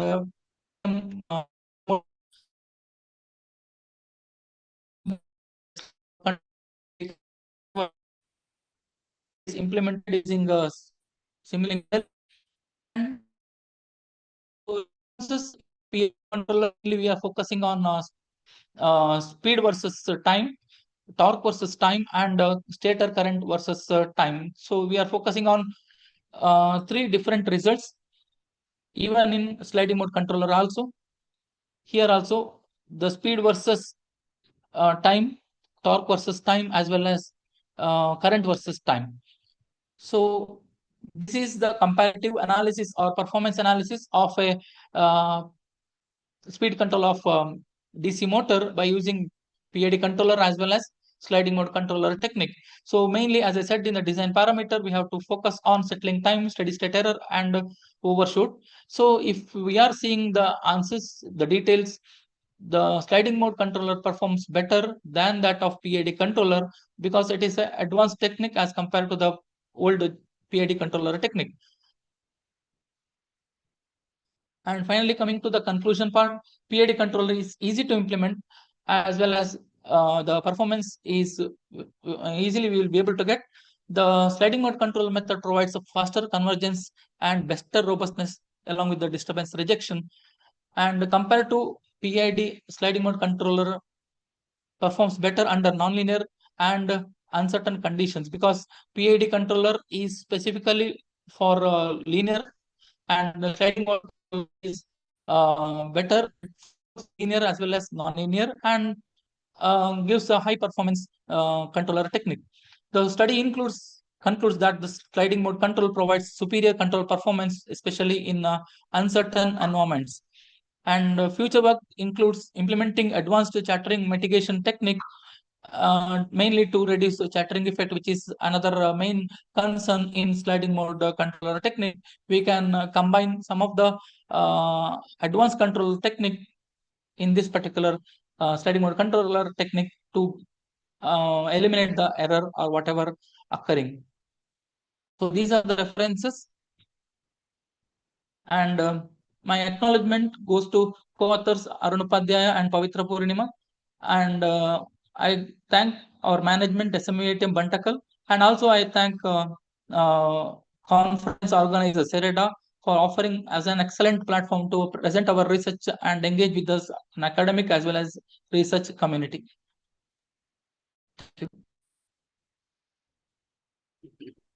Thank you, Mr. Rao. Are there any questions from the session chairs? Yeah, hi sir. Good afternoon, Shra. Yeah. Good afternoon. Sir, I have a doubt. So your presentation is good, sir. So I have a doubt. So how we can tune the PID gain, sir, when we are connecting for the BLDC control? How we can tune the gain, Yes. PID controller gain? How we can tune to conduct the BLDC control? First we have to randomly we have to assume, sir, for KP, KI, and KD based on how much, whether it is as per my requirement, as per my design. If it is not attained, then we have to tune the values. Okay. So what are the parameters we have taken, sir, for SMC, like sliding model control and PID? What are the parameters you have compared?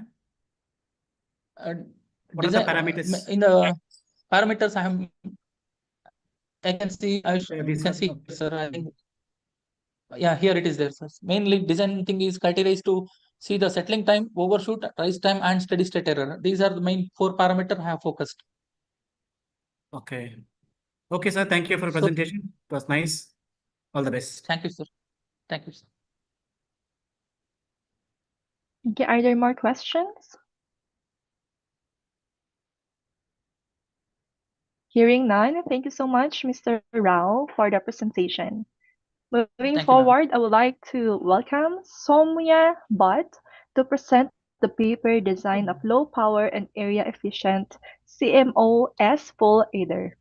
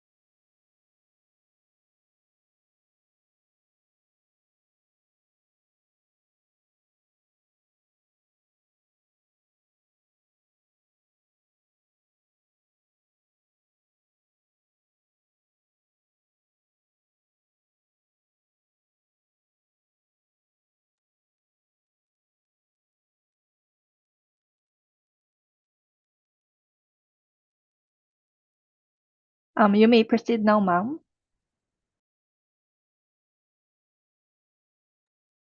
Sorry, I think your mic is on mute.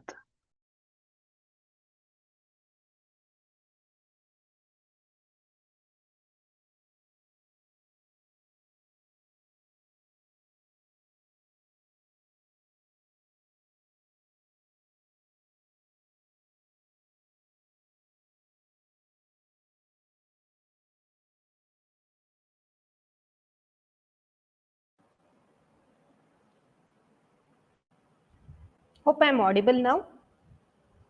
Yeah, you are audible now. Yeah, thank you, ma'am.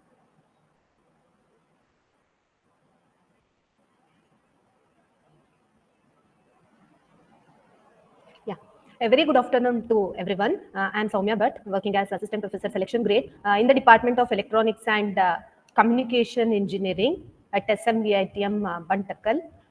These are my co-authors, Prerna P, Reshma Nayak, Suprita S. Rao, and Suvida. So our research topic is on design of low power and area efficient CMOS full adder. So this research is mainly based upon the concept of VLSI, that is very large scale integrated circuit. So these are the contents for my today's presentation. So starting with the research background, followed with methodology, results and discussion, conclusion, references, as well as acknowledgement. So moving over to the background for carrying out this research work. So this is the flow chart, which is going to give a structured explanation in order to start with the fundamental research on efficient, that is in terms of power as well as area, especially in the design of full adder circuits. So why we have chosen this topic is we are dealing with the digital era where the digital system, for example, DSPs, microprocessors, IoTs, all these are playing a very essential role in the computing process. That is, there is a very much need for the efficient arithmetic as well as logic circuits to be designed. So our intention was to focus mainly upon the full adders. So full adder, how we can try to reduce the number of transistor count, so that in turn it is going to reduce the power dissipation as well as the delay, which is going to take so much in terms of computation, especially when we go with the adders when designed for multiple number of bits. So this was one of the research what we thought, which could have challenges in terms of different trade-offs, starting with the power consumption, power delay, transistor count, as well as the noise margin. So taking this into consideration, we made a research on different papers where they had used different types of technologies, especially in the complementary metal oxide semiconductor technology, focusing on different number of transistor count. So we started with 28 transistor, 24 transistor, 20 transistor research work, where we got an idea of what was the power consumption, what was the delay in terms of propagation delay, as well as what was the area consumption, especially in terms of transistor count for these types of technologies used. So we thought of designing something which can be very much efficient when compared to these types of implemented designs. As we already know, in terms of CMOS, there are different types of logic structures which we can use for the implementation of different digital circuits. So it starts with the pass transistor logic, transmission gates and all. So all these are having its own advantages as well as disadvantages. Uh, One thing I want to tell is in terms of VLSI technology, whatever may be the methodology we are going to make use, still it is very much difficult to compromise with all the trade-off together, power consumption, delay, and transistor count, everything at a time. So based upon the requirement, we have to make such compromises with the different types of CMOS logic structures which are existing nowadays. So this was the background of research, what we did, followed with the methodology. So this is the detailed methodology of the research work, what we have carried out in terms of full adder design. So to start with any of the simulation based design. So since we have done with the simulation, we have concentrated only on the simulation part. So we started our design with the following the specification part. What are the requirements, which type of design can be followed, which type of design already exists, and what is the manipulation we can make in the existing scenario so that we can attain our objective. This is the specification which we started with. Then the conceptual design using the hybrid logic. So here right side we can see the block diagram, which is comprising of an XOR gate as well as a multiplexer. We focus mainly on three different objectives for this particular research work. My end goal is to design a full adder which is area efficient as well as power efficient. We know that for the design of a full adder cell or any arithmetic as well as the logic cell, the basic foundation is the XOR. So we thought we will be trying to reduce the CMOS logic structure for the XOR gate, which we will be using for the implementation in terms of an adder circuit.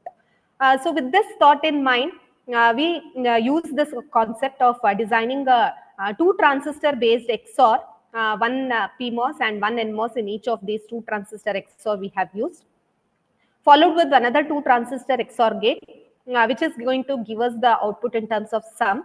And to get the carry output, because carry output depends whether there is a carry input present or not. So for that, we thought we will be using a multiplexer, which will be having an option for the provision of the select line, which is in terms of a carry signal, whether it is equal to 0 or 1, depending upon that, the multiplexer will select the exact input and it will give us the carry output. So this was the methodology what we followed. For this, we tried out with the schematic as well as the simulation result we have obtained. And then following with prior to this, we have also used the different logics which are obtained through the research work. So for that, we implemented what is the advantage, what is the disadvantage. We studied that part, and then we followed the same structure of two transistor type of design for XOR gate will be the most suitable one when compared to the other logics. After that, we did a comparative analysis for the different existing type as well as our proposed method, for which we did a comparative analysis in terms of power consumption, delay, as well as the power delay product along with the transistor count. So at the last, we started with the documentation as well as the reporting part. So these were the different designs which we followed in order to attain our objective one, that is to minimize the number of transistor count for the design of XOR gate. So these were the different designs which were already followed in terms of 8 transistor XOR gate, 5 transistor, right side we can see here. So all these transistor logics what we have used, it is a CMOS logic type of approach, which is comprising of P MOSFET as well as N MOSFET. Also, it can be in terms of an hybrid logic, which is comprising of PTL, that is pass transistor logic, as well as TGs, transmission gate logics. So as I already told, each of these CMOS logic structures, which will be having its own advantage as well as disadvantage. For example, if we consider this particular 8 transistor type of XOR logic, it is combining both the PMOS as well as NMOS. Here we can see these two are the P MOSFETs what we have used, and this one is the N MOSFET. Usually in the CMOS logic structures, pull up will be reserved for the PMOS type of logic, as well as pull down will be reserved for NMOS type of logic. So as the name itself suggests, it's a 8 transistor based, it's a 5 transistor based of XOR logic, which is going to consume large number of transistors. So assume this is just for a single XOR gate, what I am speaking about, which will be a combination of many in the larger application, in the higher advanced applications, where if I just speak about 1 bit full adder itself, I have to perform A XOR B XOR C. So for that, if it is yielding so many number of transistor, obviously the space requirement or the area requirement will be very much high, which is in turn contributing to the full adder circuit comprising of sum as well as the carry output. That is just for a single 1 bit full adder circuit design. But when I talk about the cascading of different adder cells, again it is a hectic job for us to analyze such a tedious or complex circuit when it comes for million number of transistors which are getting embedded in a single chip. So the second circuit, when compared to the first one, it is having better transistor count, that is reduction in the transistor count. Obviously, I will be discussing the results what we have obtained for these different types of logic structures what we have used. So this slide is representing another type of approach by making use of a 4 transistor type. The arrangement of each and every individual transistor, the application of the inputs, and usage of the number of terminals, either it is a 3-terminal device or a 4-terminal device, inclusion of substrate, or whether substrate is connected to the VDD as well as ground, because this is one of the major thing what we have to take into consideration in the design of any VLSI systems. So the MOSFETs will be considered as a 4-terminal device, which will be comprising of a substrate terminal in addition to the gate, drain, as well as the source. So mandatorily every time we have to connect the substrate terminal of a PMOSFET to the VDD as well as substrate terminal of NMOSFET to the ground in order to avoid the threshold voltage effect, which is one of the major effect what we find in the digital electronic application, especially because there we have to obtain the values exactly in terms of either logic 0 state or logic 1 state. So these were the different types of versions which we used in terms of a 4 transistor type of XOR design. These are the logics which we used in terms of 3 transistor type of XOR design. And the most interesting one is the last part, that is figure number 7, which is a 2 transistor based XOR. So this is a design which we used in order to implement our full adder cell. Later on, we have designed a 2-bit carry ripple adder cell by making use of this particular 2 transistor XOR based design. So in this 2 transistor based XOR design, we have only 2 number of transistors. The pull up here is a P MOSFET type and pull down here is an N MOSFET here. So here we have considered a MOSFET as a 4-terminal device where we have connected the substrate terminal. This is the N MOSFET whose substrate terminal is connected to the ground. Again, this one is the P MOSFET whose substrate terminal is connected to the supply. That is the VDD, which is given in terms of 5 volts in this particular case. So by making use of this particular circuit, the number of transistor count has reduced. We are getting the output in terms of an XOR gate. So when we have similar input, the output is 0. When we have dissimilar inputs, the output is 1. This is the scenario which is represented for the XOR truth table. So this was the design which we found best suited in order to go for our second objective, that is the design for a full adder cell. So this is the implementation part what we have used in order to design a 1-bit full adder, especially by making use of the last logic which we designed using 2 transistor based XOR. So here we have the inputs in terms of input A as well as the input B. Along with that, we have the carry inputs, and we have 2 main outputs, that is the sum as well as the carry. So this is a 2 transistor based logic what we have used. So 2 transistor XOR, again 2 transistor XOR, again 2 transistor based multiplexer in order to decide whether the carry input is equal to logical 1 state or logical 0 state, so that I can get an exact carry output. So this is the implementation of our 1-bit full adder by making use of 2 transistor XOR based logic. Further, moving towards the application part, we use the same 1-bit full adder because when it comes to the application purpose, we are not only using a 1-bit full adder, it will be a replica of so many such 1-bit full adder cell. If I am trying to reduce the number of transistor count for an initial base, that is the foundation what I am going to make use in terms of a 1-bit full adder, obviously it has to get cascaded with the remaining 1-bit full adder cell, which in turn will reduce the propagation delay as well as the power dissipation or the consumption from the CMOS circuits. So this is the application part of that which we have designed for 2-bit ripple carry adder, that is RCA cell, by making use of 2 transistor XOR. So this is my 1-bit full adder cell by making use of 6 transistors. This is again 1-bit full adder cell by making use of 6 transistors. Again, if I want to repeat 2 transistor XOR, 2 transistor XOR we have for the implementation by making use of again 2 transistor based multiplexer, which is going to select which type of carry input it is having, whether it is 0 or logical 1 state. So according to this, different circuits started from 8 transistor and till moving on to the 2 transistor base. These were the results, simulated results what we have obtained. So in this, the first 2, that is the first 2 waveforms in all the pics, we can see it is result for the input A as well as the input B. whereas the last row, it is going to represent the output what we have obtained for a XOR gate implementation, that is for attaining our first objective.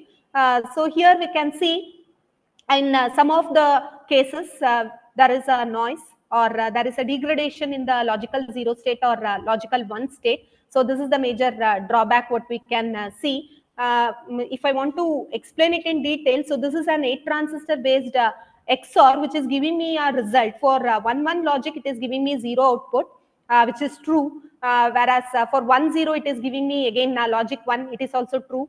And for 0-1 logic, we can see here it is not giving me a perfect logic 1 state, but the output is degraded a bit. So this is not capable enough to give me the exact logical or good logic 1 state, I can call it as. This mainly occurs due to the threshold voltage effect. So there is an output voltage swing either in the attainment of exact logical 0 state or exact logical 1 state. So here also we can see a bit distorted type of output, which is not giving us exact 1 or exact 0 logic. But comparatively, we can see here 4 transistor based XOR logic by making use of type 2 version.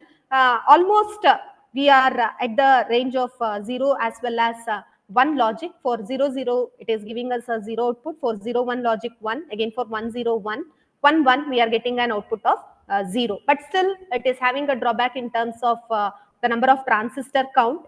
Here, if we see 8 transistor has got reduced to a 5 transistor, but the degradation in the logic 1 state is further more when compared with the 8 transistors. So here it is approximately in the range of 2.7 to 3 volts, whereas here it is exactly ending at 2.5 volt, which is failing to yield us an exact logic 1, that is 5 volt as per our specification.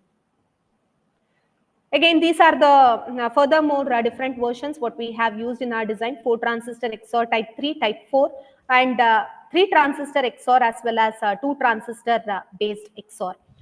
So here we can see this is our interested result, where we have used this particular logic in that is the CMOS logic structure in order to design a full adder cell. So here, when compared with the others, it has reduced in terms of area, that is the transistor count. Also, it is capable enough to give me the logic 0 as well as the logic 1 state, except a swing over here, for which we can further enhance or further modify the circuit in the future implementation, where we can consider this as the drawback or the limitation which can be overcome in our future work. So this is the design what we have used in order to design a 1-bit full adder as well as the 2-bit carry ripple adder cell by making use of 2 transistor XOR. So here we can see it is giving us an output in terms of logical 0 state as well as a logical 1 state, but with a slight degradation in the outputs over here as well as here. So this we thought of considering it as a limitation which we can further carry out in our further research work. So this was the third objective according to our research work, that is we had to compare the performance in terms of the number of transistors, in terms of power consumption, delay, as well as the power delay product, depending upon which we found what is the logic swing, whether it is having any degraded logic 0, logic 1 state, or whether it is having any sort of noise margin and all. So these were the results we got from the referred papers. Along with that, we have compared our proposed work. So in terms of the transistor count, it has reduced. In terms of power consumption, it has reduced. In terms of delay also, it has reduced. But in terms of logic swing, there is a big degradation which has to be taken into consideration in our future research work. So this is the graph plot of the same tabular column which we have listed over here. So in conclusion, we have proposed a hybrid CMOS logic structure, which is giving us low power as well as area efficient to design the full adder as well as the application version in terms of carry ripple adder cell.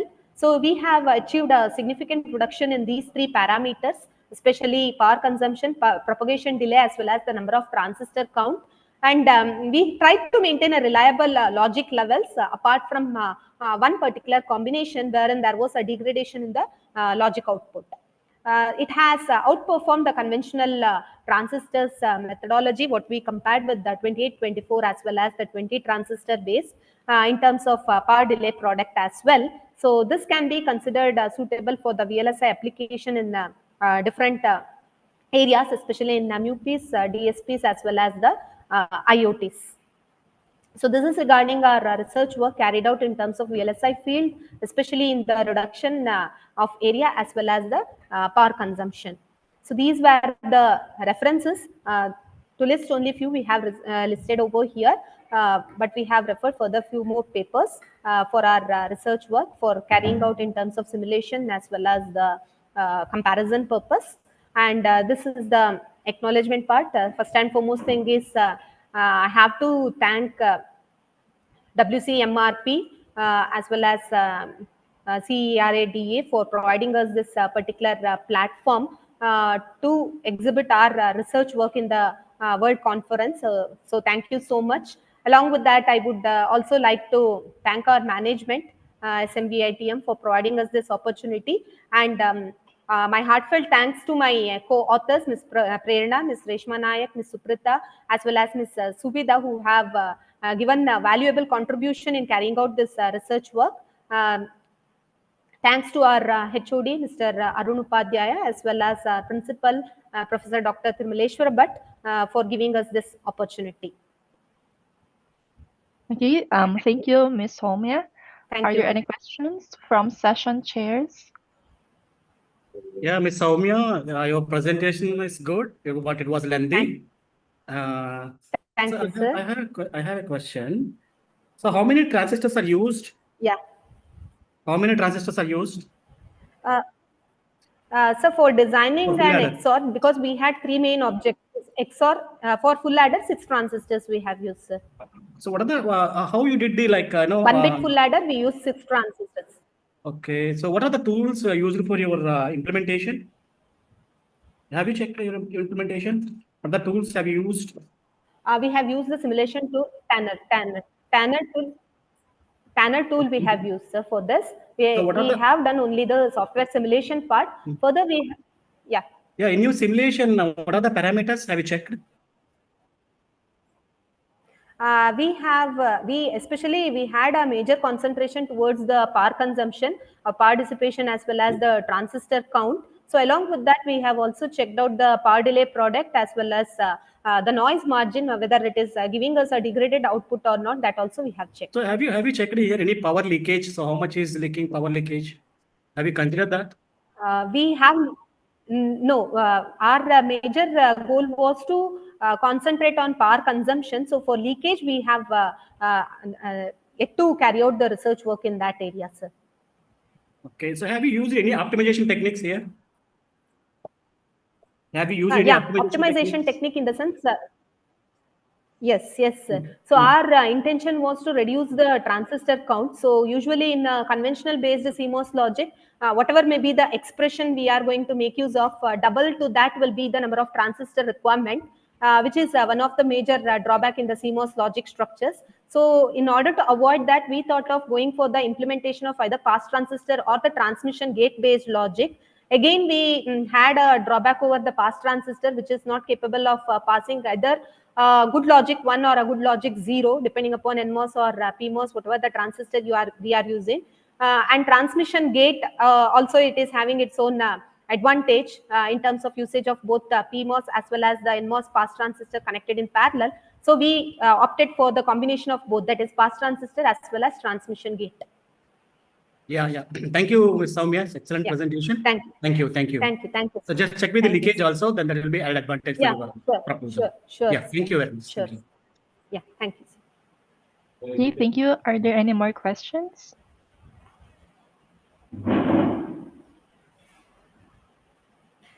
Hearing none, thank you, Ms. Soumya, for the presentation. Next, I would like to welcome Ravindra H.J. to present the paper Synthesis and Characterization of Donor Substituted Dibenzyl Acetone as a Sensitizer in Dye-Sensitized Solar Cells Application. Thank you.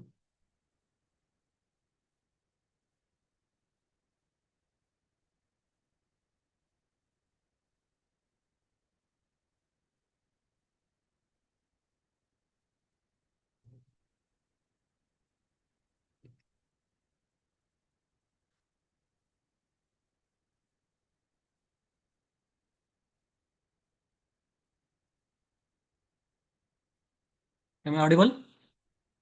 Yes, sir, you are. Okay, myself, Dr. Ravindra, will be making a presentation regarding the synthesis and characterization of a donor substituted a chalcone molecule as a sensitizer for dye-sensitized solar cell applications. So this work has been carried out in our lab at Sri Madhva Institute of Technology and Management, Bantakal. So background of our research. So basically there are three types of solar cell generations are there.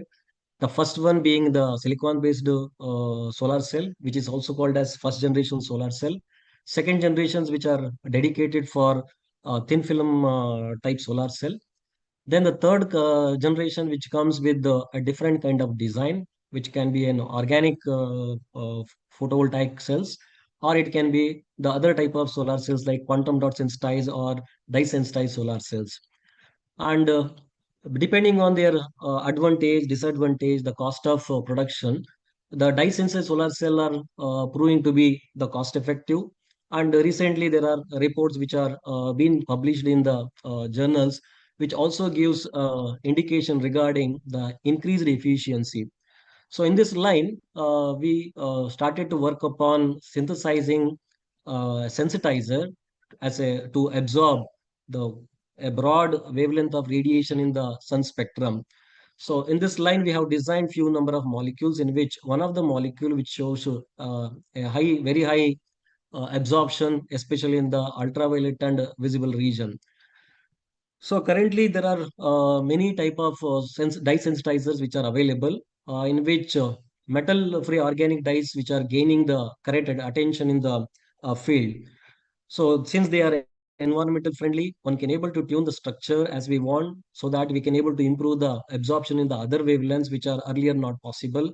And also their unique production cost, which is low production cost, which makes them most attractive material in the case of dye-sensitized solar cell applications.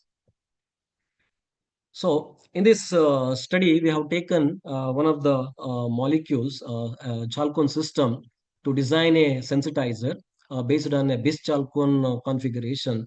Chalcones are basically a conjugated alpha beta unsaturated ketones, and due to their push-pull effect, since there are donors at one end and acceptor at the other end, so which can able to create a structure which is push-pull in nature. So due to which these donor substituted DBA, which are nothing but dibenzene acetone, will show enhanced intermolecular charge transfer, so which will enhance the improvement in the light absorption, especially in the visible region. So one can able to increase the number of double bonds, or one can able to change the central chain, or by changing the donor or acceptor group, one can able to increase the light absorption in the sun spectrum. So this will give you a advantage in the sense that more the light absorption in the given spectrum, so there is a possibility of increasing the efficiency of these solar cells. So the essential part is the light absorption that need to be promoted, so that can be done through the sensitizers. So the question comes, why we are looking at this particular molecule? Because one can able to produce this molecule at a very low cost, and one can able to make the modification in the structure in a easiest way. Therefore, by substituting the substituent at different location, for example, this is the para position in one side, another para position in the other side. So one side, when you substitute with a donor group like methyl or maybe methoxy or dimethyl amino group, in the other end, you can substitute with the acceptor group like nitro, NO2, or you can go with the CN group. So these are all the good acceptor which are available. At the center, we have a carbon C double bond group, which is called as carbonyl group, which is also act like a acceptor. That I'm going to provide the information regarding. So what are the component in this particular skeletal molecule? Act like an acceptor, act like a donor. Therefore, one can able to create a push-pull system where the charge transfer which will going to occur from one end of the molecule to other end of the molecule, increasing the intermolecular charge transfer. So by increasing the intermolecular charge transfer, one can able to enhance the absorption properties of the material. So therefore, we have selected this particular chalcone molecule as one of the target material for as a sensitizer in the case of dye-sensitized solar cell. The advantage associated with this dibenzylene molecule is they are pi conjugated system. Therefore, they can able to absorb the visible light to a great extent. So depending on the donor and acceptor substitution which is made at the either end, so that will also give a flexibility in terms of tuning the molecular structure and also the absorption characteristics of these molecules. Not only that, the other advantage what we get is these materials are totally metal free and also non-toxic, environmental friendly, and most of these materials also have been utilized in pharmacological applications, antibacterial, antifungal applications also possible for this molecule. So makes them one of the suitable material for designing sensitizer for dye-sensitized solar cell.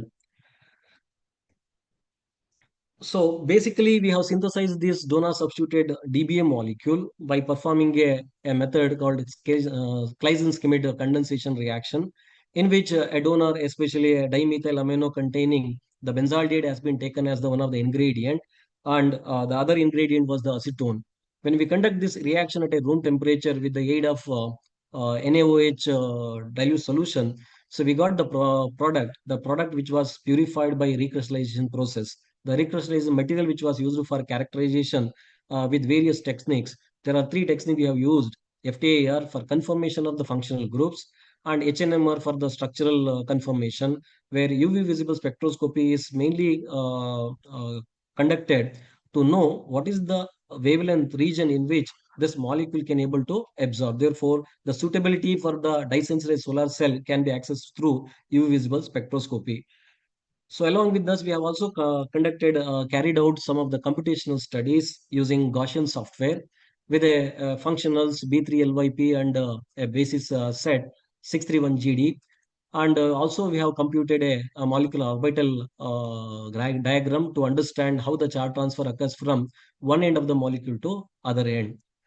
Along with that, we have also simulated the UV visible spectra with the quantum chemical calculation to understand and also correlate. So how better we can able to utilize this material for dye-sensitized solar cell applications.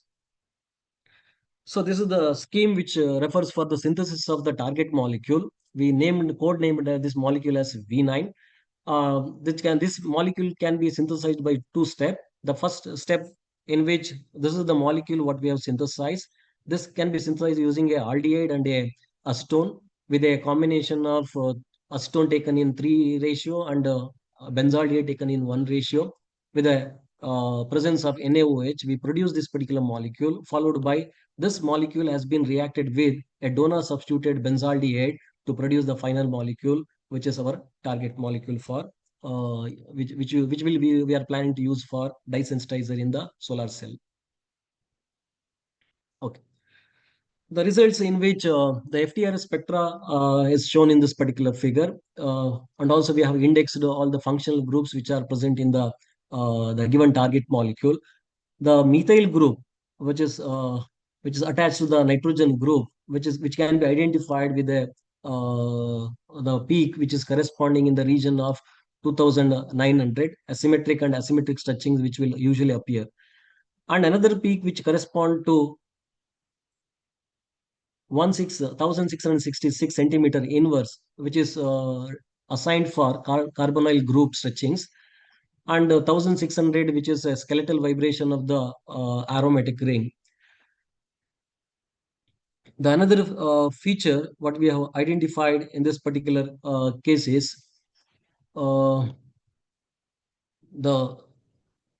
aromatic ring in plane vibrations, which are observed at 1090 centimeter inverse, that comes somewhere here. The NMR spectra has been collected to confirm the present molecule, and we have assigned the vibration as follows. So totally there are 14 hydrogens which are present, and all those 14 hydrogens which are indexed over here.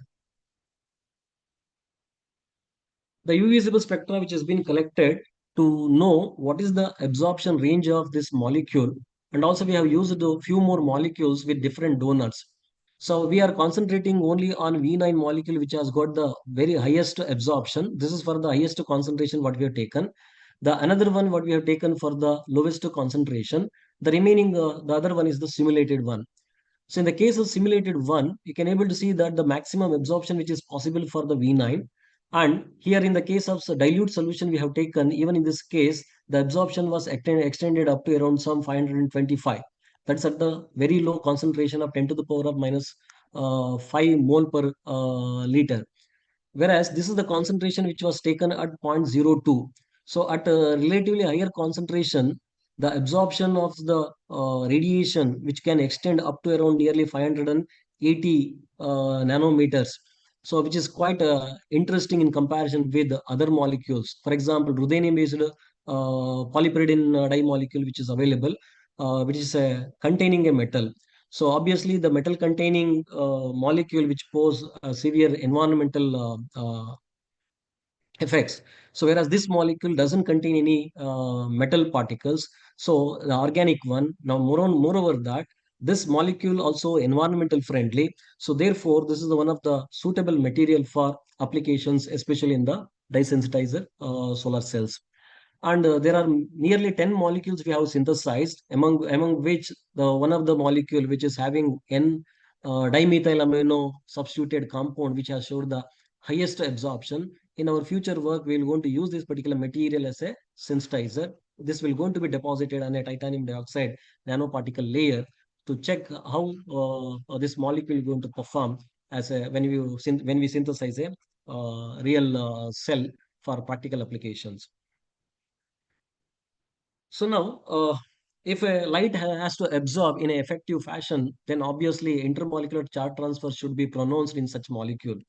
So the diagram which is given, which is a simulated one, where we have computed the molecular orbitals HOMO and LUMO for the molecule, donor substituted molecule, where in the HOMO, the highest occupied molecular orbital, in which the charge concentrated on the donor and especially in the phenyl 2 ring. So the HOMO, the total charge position is 76%.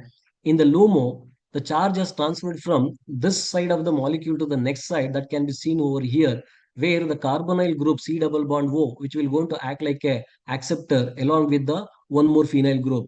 That phenyl group we have computed in the ground state, the charge position was just 1%.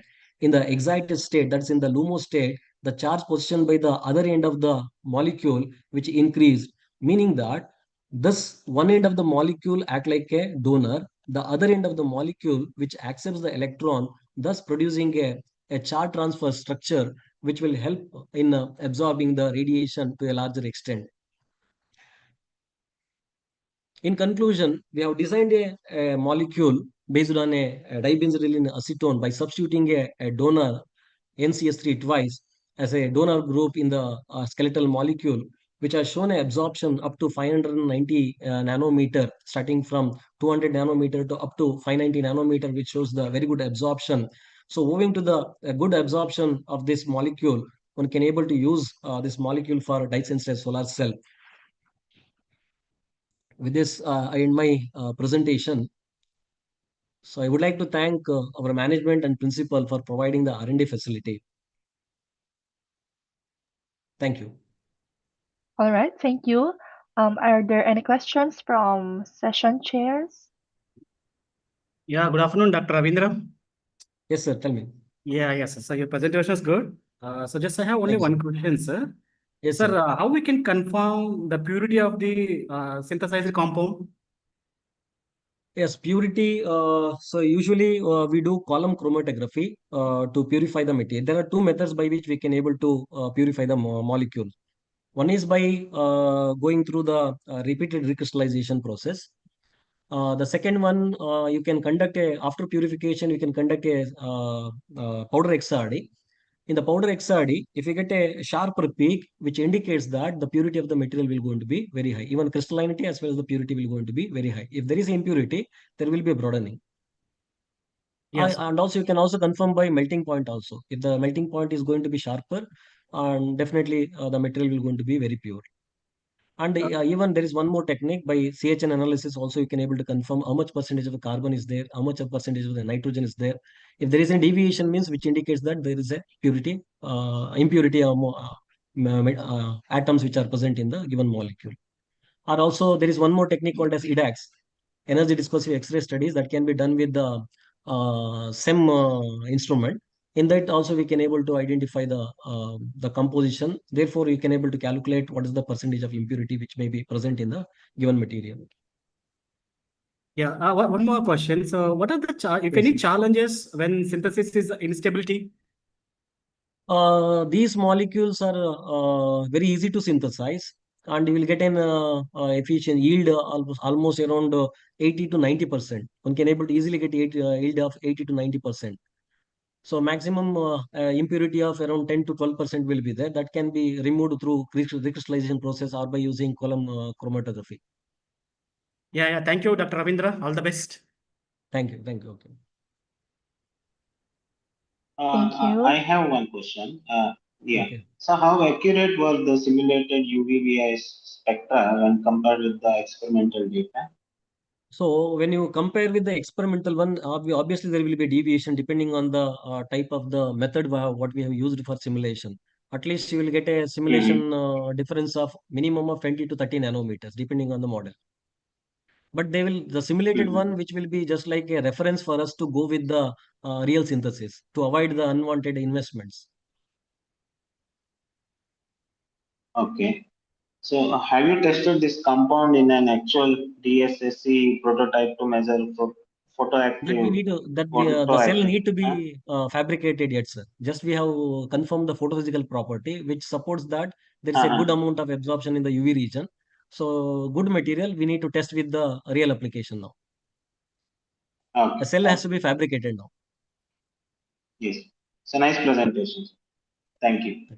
Thank you, sir. Thank you. All right. Thank you, Doc Ravindra. Next, I would like to welcome Raksha to present the paper, A Novel Approach in Optical Mark Recognition Using Image Processing.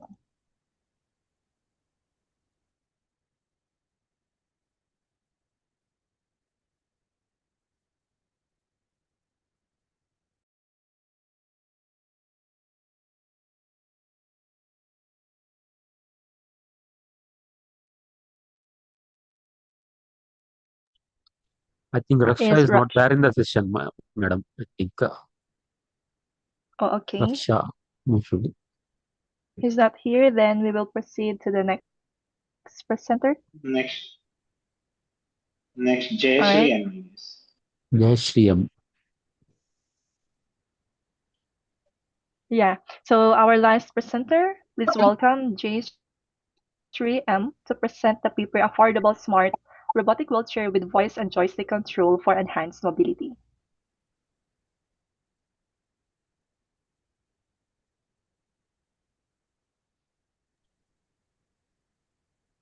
Hello. Yes, ma'am.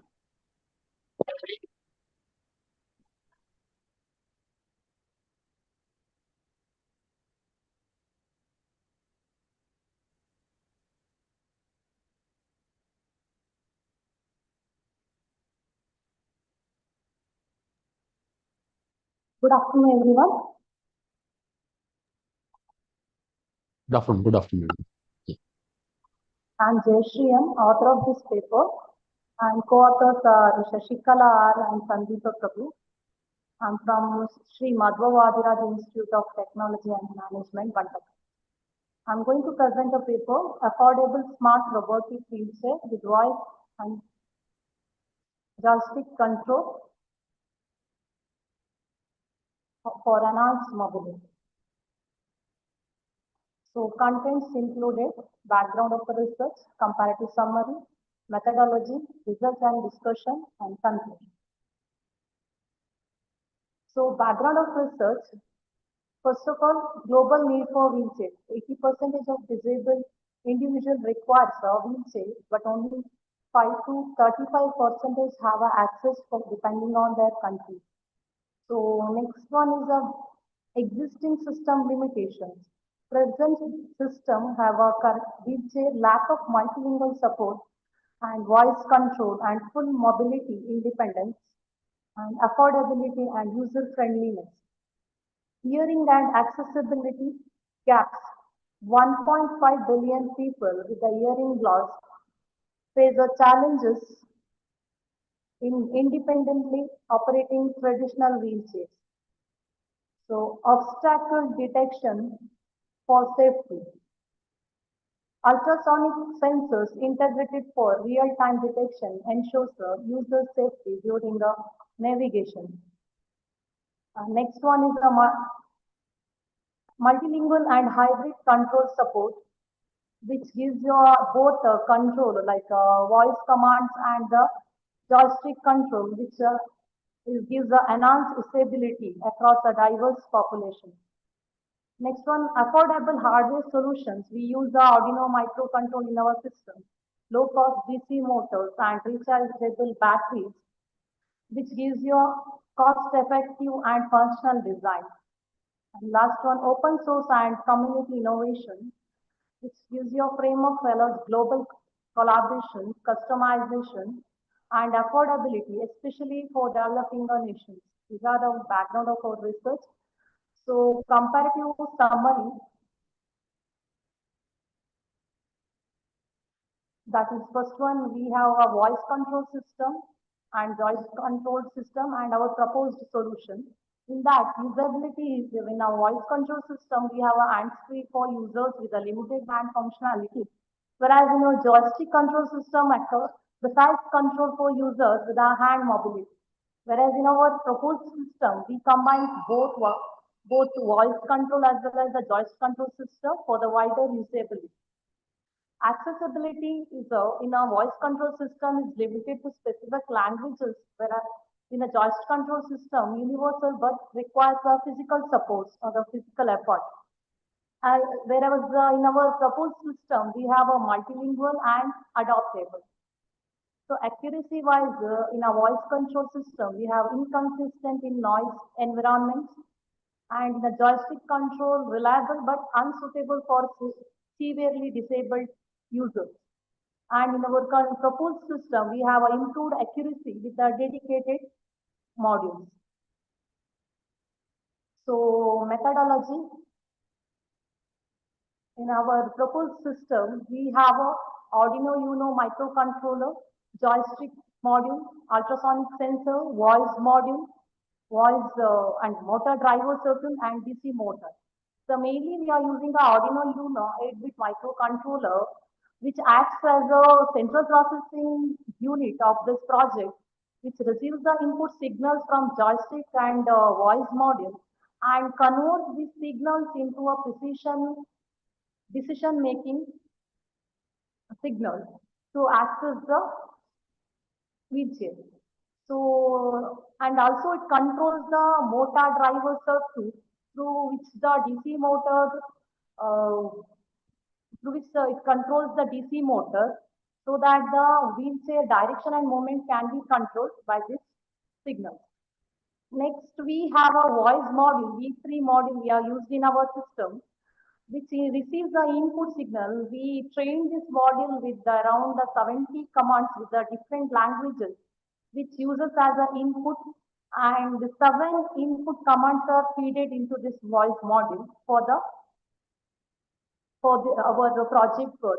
And mainly we feed left, right commands and voice commands and forward, backward and stop commands, through which these signals are given to the Arduino Uno. This voice input commands are converted into a digital signal which is given to the Arduino Uno, and thereby this Arduino Uno sends the signals to the motor driver through which the DC motor works. Next, we have a joystick module. In this, we have a 4 movements. That is, one is the left direction, right direction, forward direction, and the backward direction. Again, this input signal also given to the Arduino Uno so that we can control the wheelchair. Main additional components which we included in our project is the ultrasonic sensor. Suppose the user, if it is not able to identify any unsudden obstacles, then this sensor detect these sudden obstacles and stop the wheelchair automatically so that it gives the safety for the user. And additional components which is we are used is the motor driver circuit and the DC motor, which is 4 DC motor we are used in our system, which is driven by the driver circuit. The signal received from the Arduino Uno is given to the motor driver circuit, which gives the corresponding signals to the DC motor and controls the DC motor direction and the movement. So these two driver circuit and motor, DC motor is a higher power circuit. So this can be inputted by 12-volt ion lithium rechargeable battery. This is my methodology and the working of the project. These are also already discussed. So this is my prototype of the model which we developed, and in this we have a dual mode control, joystick and voice control module is used for controlling the wheelchair, and because of this we have improved response of responsive navigation, and users experience smoother control with a low latency and consistent directional accuracy, and enable hands-free operation with a 90% of accuracy for basic directional commands like a forward, left, stop, and backward, right.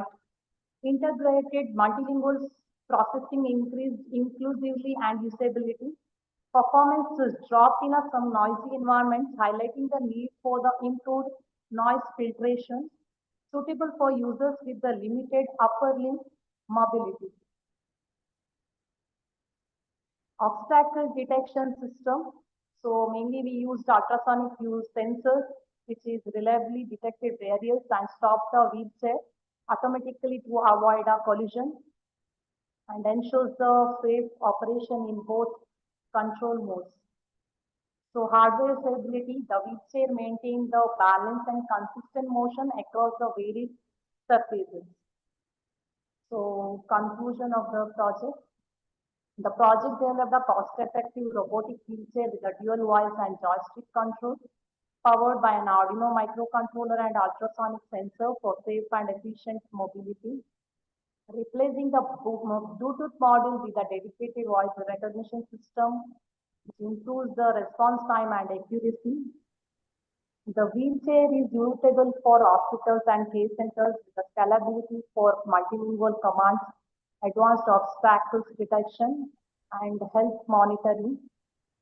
Future enhancements in battery life, touch controls, and materials can make it a vitally assistive device, improving independence and quality of life for users.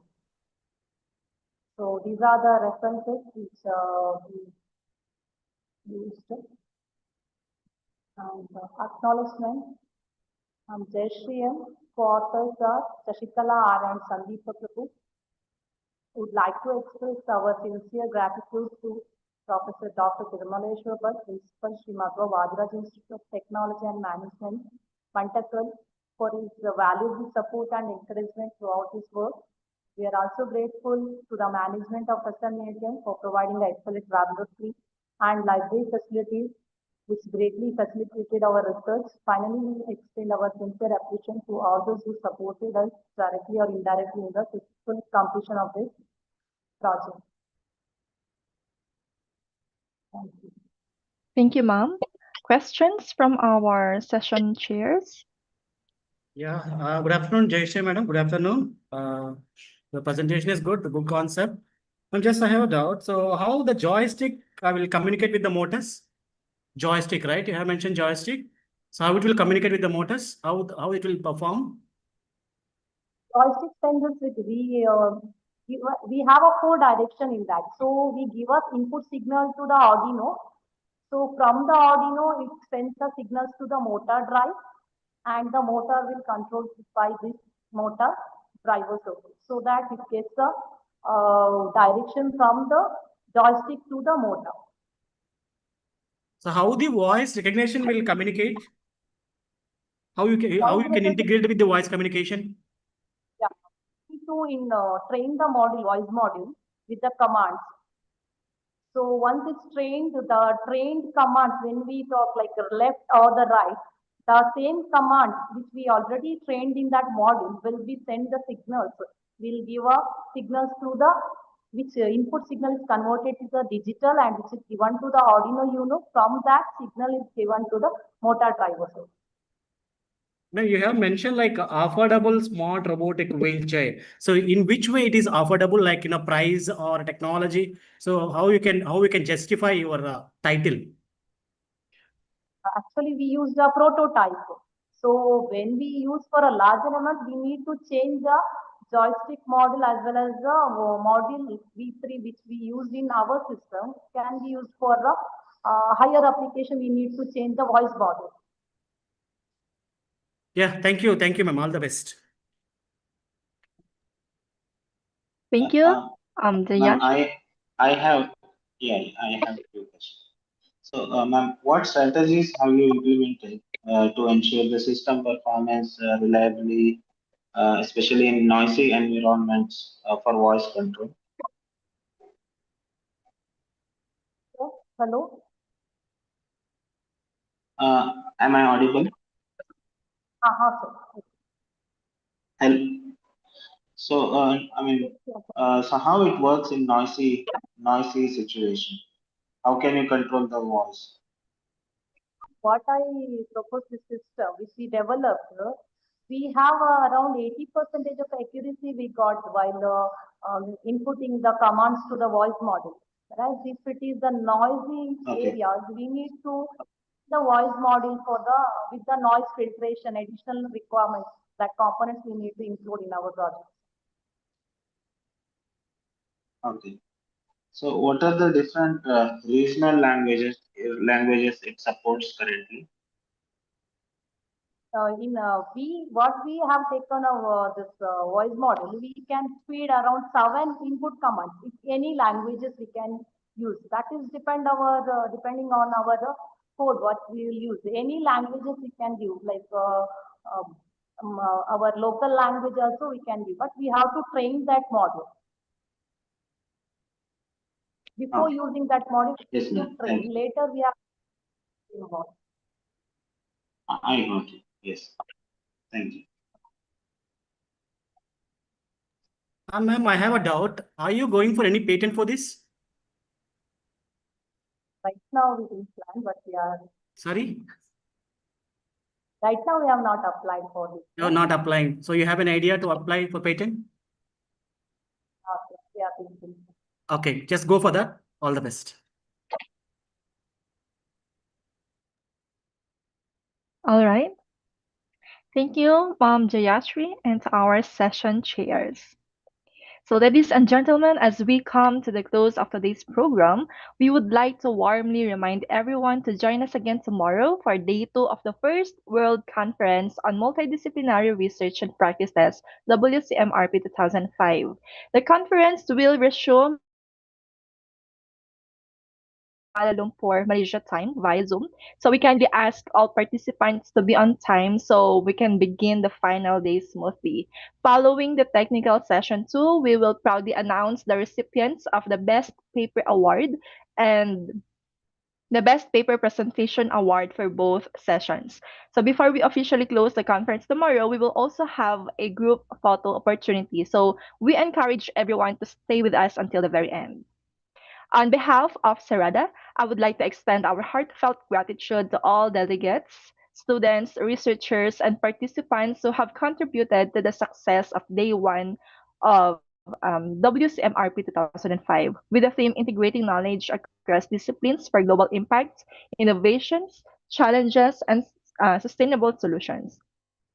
So today's sessions were greatly enriched by the insightful presentation and thought-provoking discussions led by our keynote speakers and presenters from esteemed institutions. So we sincerely thank all our speakers, delegates, and participants for your active engagement and invaluable support. A special note of appreciation goes to the organizing committee members and editorial board for their unwavering dedication and hard work, which made this event possible. So that concludes day 1 of the first World Conference on Multidisciplinary Research and Practices. Thank you once again to all our esteemed guests and contributors for making today a success. And we look forward to seeing you all again tomorrow for another day of meaningful exchange, collaboration, and inspiration. Have a pleasant evening.